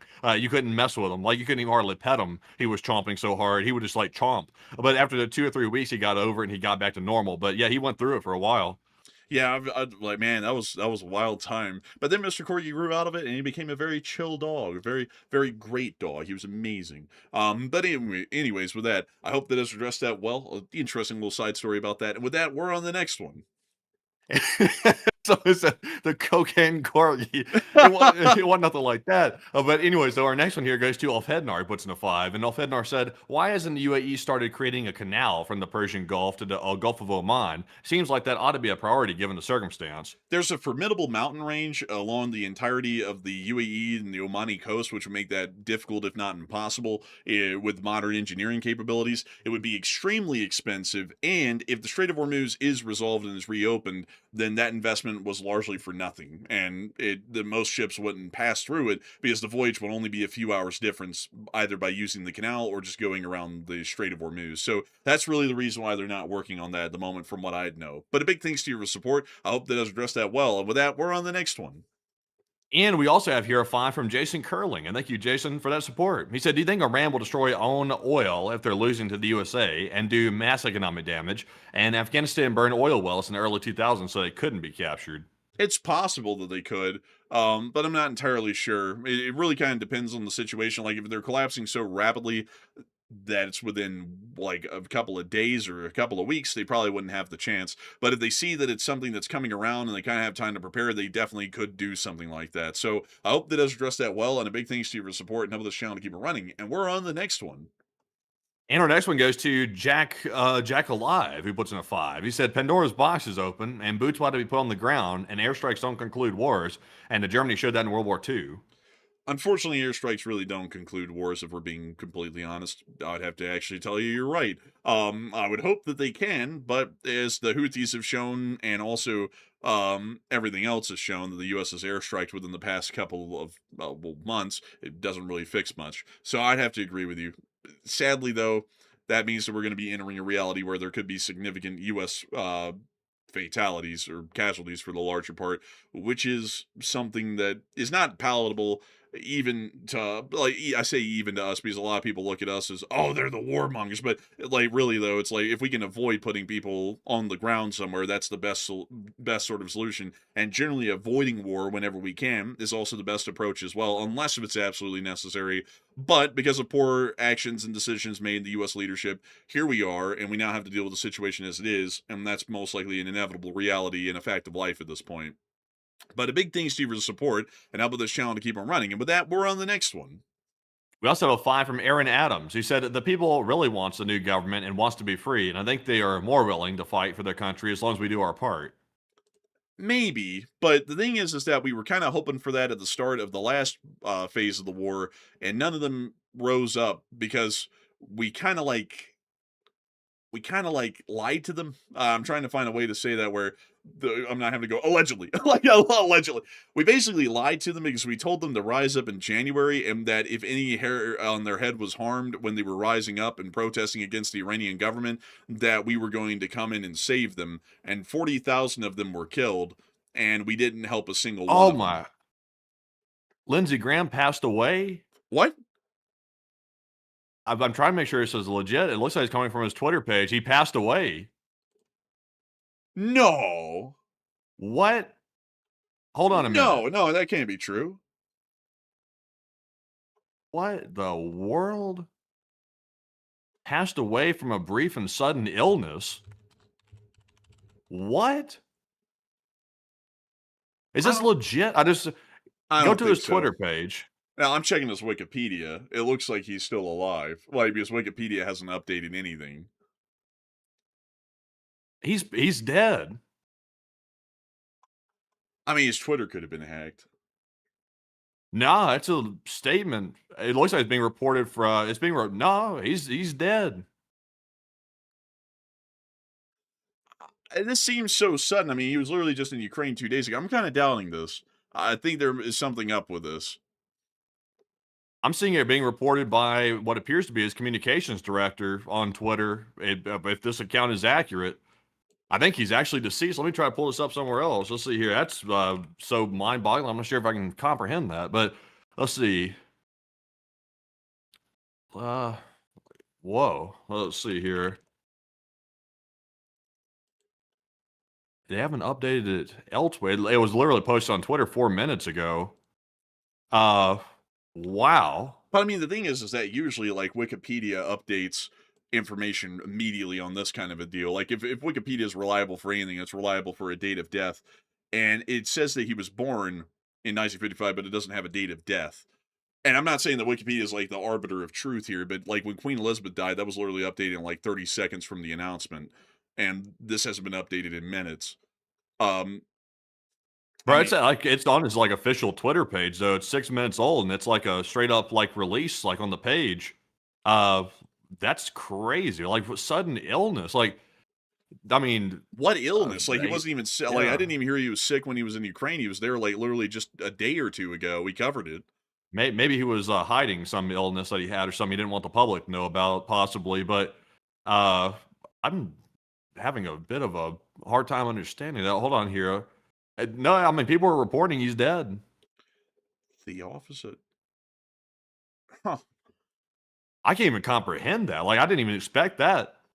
I mean, this is so sudden, it's kind of leading me to believe, like, kind of like going into denial. I'm like, well, this can't really be true. Because I mean, this is why literally coming out of nowhere. There's really no inclination of this happening anytime around.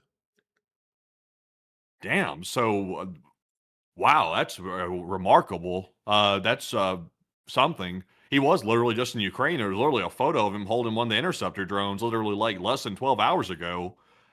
So I was like, what did he do? Down on the plane ride back or something? Like he wasn't Did he even die of back a yet, heart was he? attack? Like, did he die of like a heart disease or something like that? I don't know, but where was he? Let's see here. He was in what state? Let's see here. North Carolina, was it? I think it's Wow. South Carolina. Wow. So that opened up a Senate seat right there. Also, Mitch McConnell's current condition is not known either. Nobody's really sure where Mitch is at. I think he's in the hospital or something. Is there anyone else that's reporting this from anywhere else in the government? Uh, Like the Capitol, maybe? Has the Capitol put out a statement on this? let's see here. Uh,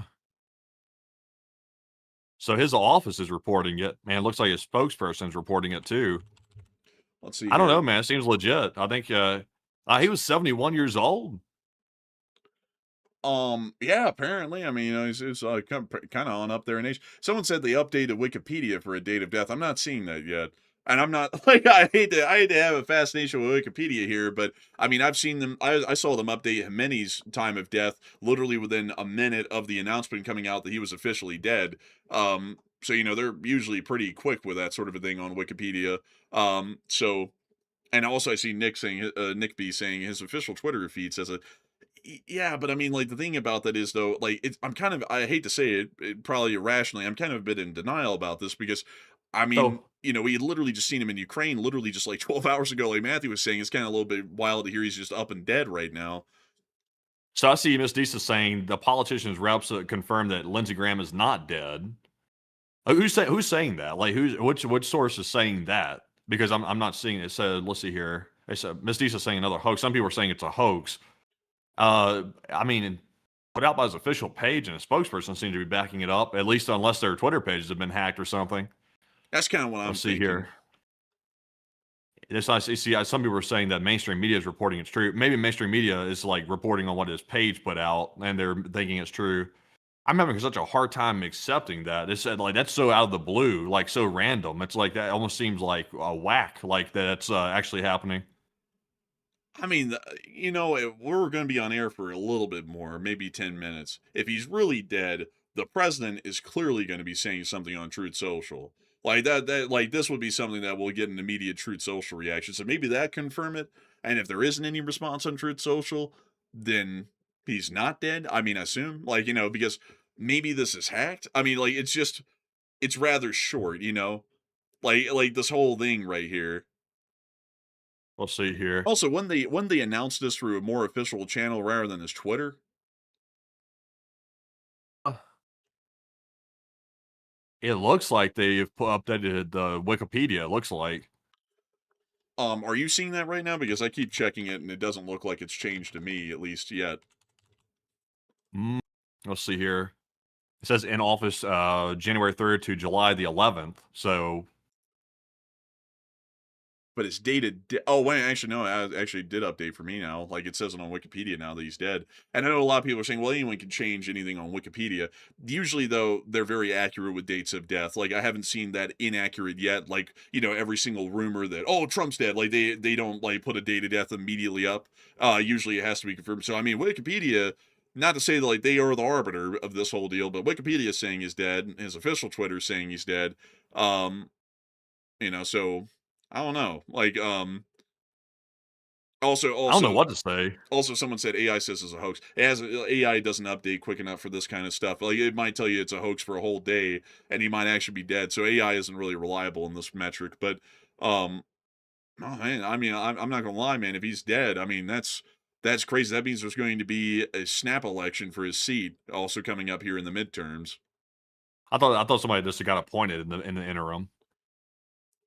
Oh, I think there still has to be an election for the seat. Like there will be an acting senator, but there is still a snap election that's going to be called, and they'll have to elect someone new for the seat.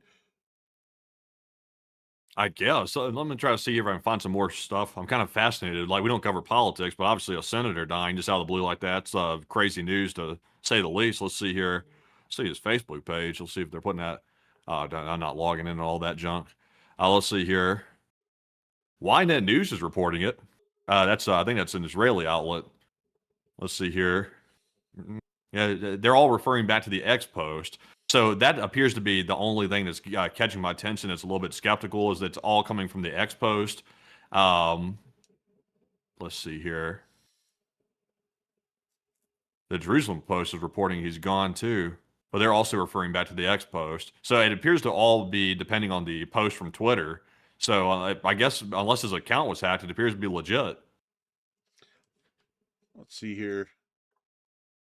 The U.S. Capitol. Let's see here. U.S. Capitol. Let me go pull that up here really quickly. Let's see here. The U.S. It says a brief and sudden illness. What in the world? Like, what kind of brief and sudden illness? What are we talking about? Honestly, man, is there a number that we can call for his office that's operating at this time of day? Oh no. I was about to say, Also, we can't record that on the air anyway. well, no, I mean, I was about to say you could call him off air and ask, is that really like an official publication? And see if it is, because like this is such a wild thing, such a sudden thing. It's like, damn, I'd actually do some investigative journalism to get down to the bottom of this. Because I mean, if any, like, I'll be honest with y'all folks, if anyone was going to die soon, I was kind of expecting it to be like Mitch, because Yeah, but we don't know anything about it. Like, Mitch is. I think he's in the hospital or something. I believe. Well, yeah, I but I mean, think. but being in the hospital is definitely not, a spring chicken or anything like that. Like someone just like up and dropping dead of a heart attack or something. You don't really expect that. But if someone's in the hospital, it's like, well, you could see that definitely happening. So some wild stuff. I mean, if that's confirmed, which I'm saying at this point, folks, I don't really think we can confirm that. But if it is confirmed, I mean, that is absolutely crazy right there, just out of the blue. But anyways, with that, we are on to the next one. And our next super chat here is going to go to none other than Ben 20 Sniper, who put in a 5. And thank you for that support as well. He said, I forgot to say in the last message, Slava Ukraine and Slava LSA. And a big thanks to you for support, Ben 20 Sniper, and a Slav Ukrainian. Long live the Lee Spring Army. And with that, we're on the next one. We also have a 5 from Chuck in Tennessee once again. He said, death and destruction will give you cause to be thankful to be alive still, and many prayers for my brothers in arms. I definitely agree. I would certainly agree with that. And a huge thanks to you for support and help this channel to keep on running. And with that, we're on the next one. We also have a 5 from Sean's Sunday Sandwich, and thank you, Sean, for that 5. And we also have another 5 from Chuck in Tennessee. He said, if you ever have a C ration, you'd appreciate Chef Boy RD. Chef Boyardee is the real deal. Not nowadays. Chef Boyardee is kind of like garbage these days. But back in the day, I mean, Chef Boyardee was the real deal. That's why he became so popular. Is because they like he founded the company Chef Boyardee. Really cool. So like the story behind him was actually really cool. I listened to it today. I was like, damn, I didn't know that. That's pretty wild. He immigrated from Italy at 16, and he became the American dream. I mean, he hit it big here and made a ton of money when he sold the company to. I forgot who he sold the company to, but it was right after World War II. And he sold the company not because he was wanting to cash in, but because in the sellout agreement they agreed to keep all of his employees on board because his company had ballooned in World War II to produce those C rations. A lot of them were made by the Chef Boyardee company, and to keep all of the employees on, he sold the company out so that way they all still be able to keep their job, which is a pretty selfless thing to do in that sort of a situation. But a big thanks to you for the support and help this channel to keep it running. And with that, we're on the next one. Also, it looks like it was posted on Facebook too. So it's posted on Twitter, Facebook. A couple other people are talking about it, and also several different mainstream outlets are picking it up too. And now Wikipedia is updated, and the AI is updated now. So it appears like he's actually dead. Like it appears like he's actually just died. Apparently, that's just insane. Really, apparently he died like hours ago. Apparently. Oh, that's really, if that's the case, that's quite unfortunate. Condolences to his family and his relatives who knew him. That's very unfortunate to hear. But with that, we're on the next one. And our next one here goes to Flamingo, puts in a 5 and said, I have ended war with Iran more times than any other president. Thanks, enlisters, and one from the chat, please. And a big thanks to you for the support, and we will make sure to take one from the chat. So what do we got? And the one from the chat goes to Vollinger, who said, "Is there any chance that the Iranians will launch missiles at Cyprus again?"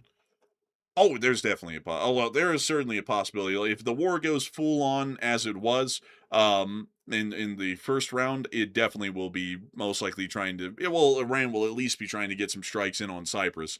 So I hope that does address that the best I can. A big thanks to your support, and with that, we're on the next one.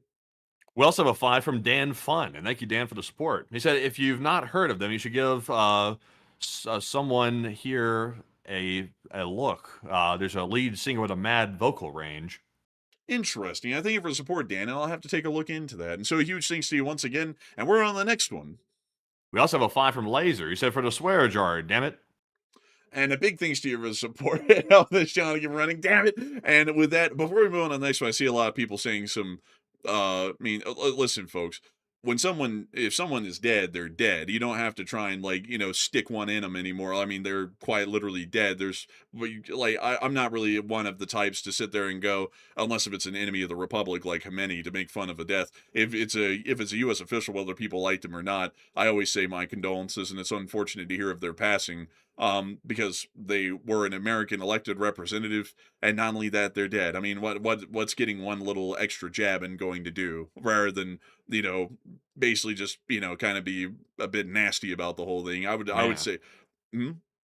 You know what's interesting about this? So someone bring it up. I was thinking this too, but I usually like when someone passes, I don't like to get too speculatory. But he just came back from Ukraine.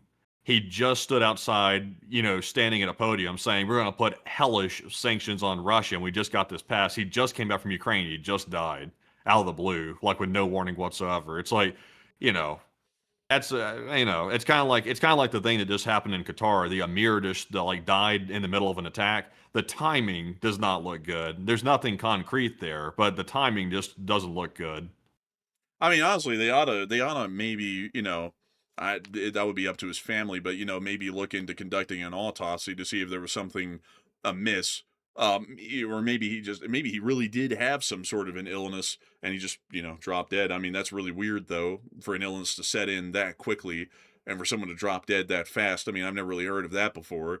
But maybe they ought to look into an autopsy. I mean, he did just come back from Ukraine. It's like, what if there is foul play involved? Not from the Ukrainians, but from the Russians or whatnot, or anyone for that matter. I mean, it should be investigated possibly. But still quite interesting. And also once again to wrap this one up, that I was saying right before that, folks, if someone dies, let's have the common decency.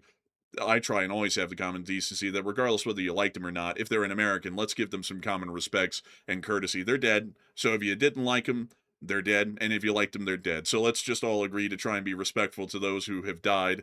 There's not really much that, getting a jab in on them is really going to be able to do at this point. And let's just give some condolences and be civil about the whole thing. But with that, we're on the next one.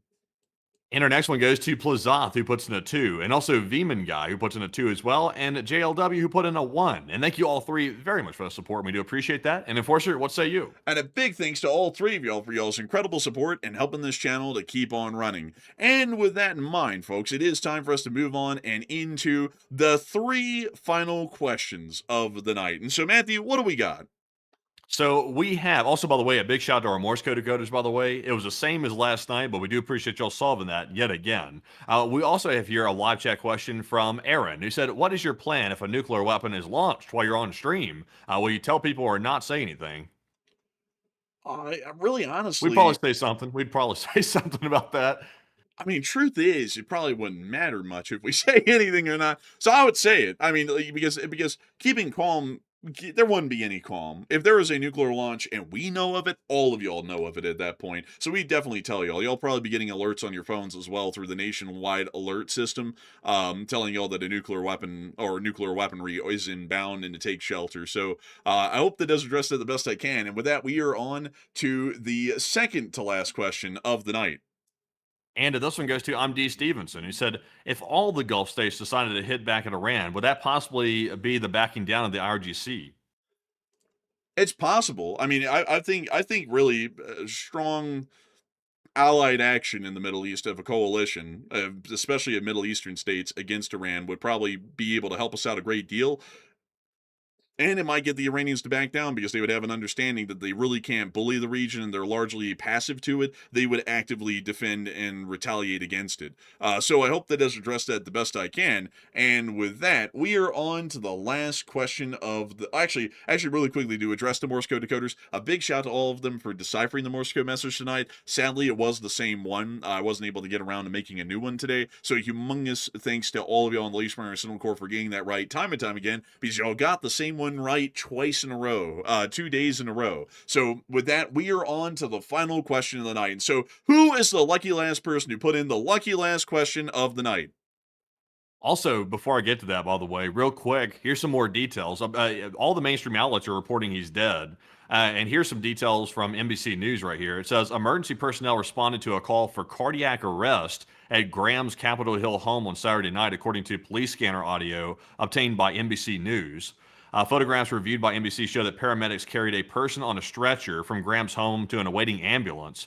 Police cars and fire trucks were also on site. That's crazy. So he's actually dead. He's actually gone for real. It says from a sudden and brief illness, cardiac arrest. It's like that means your heart stopped. It's like, what kind of illness is this? What is going on here? Also, the headline says Lindsey Graham dies at 71 after a brief and sudden illness after returning from Kyiv, Ukraine. I was like, what in the hell is going on? Man, that's wild. I mean, he literally just returned from Ukraine, too. I mean, he must have literally just gotten off the flight and gone into his house to go to bed, and he just drops dead. I mean, that's something wild right there. You don't hear about that kind of stuff often these days. People just dropping dead like that. Usually there's like That's an the illness. exact same. That's literally the exact same thing that happened to Mitch McConnell. Like they've had like literally like the police and the ambulances showing up outside of his house and stuff like that, and then they took him off on a stretcher, and they haven't really seen him since. So I don't know how long he's been in the hospital, if he's even in the hospital anymore. It's like these senators dropping out like flies. I mean, they are quite well. I mean, Lindsay wasn't that old. I think what is it? The average life expectancy here in 71. the United States is 79 for men, or 78. I mean, he wasn't that old. He was below the life expectancy by many a year. So, but I mean, Mitch is like 90 or something. I mean, he's like well beyond it. So that's kind of expected with him. But Lindsey Graham, I mean, that's interesting there. Very unfortunate to see, though. I do have to say, now that we're getting full-on confirmation of this, I do have to say that's very unfortunate here. My condolences to his family. That's always tough to lose a loved one, and very unfortunate to hear that. Someone who was, because I see a lot of people talking about quite many of things. I have to say that it's very sad to see someone who was a very significant supporter of Ukraine in the Senate has passed away. As far as positive developments that they made in foreign policy, very unfortunate to see. And also, it's always sad to hear of a U.S. official, no matter who they are or what they do, passing away. But anyways, with that, we're on to the final question of the night. So what do we got? So the final one of the night goes to none other than Run and Gunny, who said it sounds like you might want to explain what valid dual targets are. It seems like people are misunderstanding. And Matthew, considering that you're the one who was advocating for that heavily tonight, would you like to give the folks the definition of that? So a dual use target, you'll hear people saying dual use goods, dual use targets. That means that it's infrastructure that's used by civilians, but it also has a dual use for the military. So if there's a significant use of the military of any type of infrastructure, it becomes a valid military target under the Geneva Convention. So it's able to be struck by a hostile military power. It's a valid target. So, for example, if you have, like, let's say a petroleum facility that's refining, oil into gasoline and diesel, and it's mainly or like in a large way supplying the military of that hostile country with gasoline to fight with their military, it's also supplying civilians too, but since it has a military component to it, it becomes a valid military target under the convention. So that's what I mean by dual use. So it's totally legal. It's totally valid. It's not like it's a war crime or something, but you have to be able to verifiably prove that it's being used for military purposes in a significant way. And that is actually the definition. I also went and pulled it up to see if I could find the exact definition of the Geneva Convention's dual use. They actually don't have the word dual use inside of the Geneva Convention. There's a test that one makes to see if it's a military objective or a civilian object.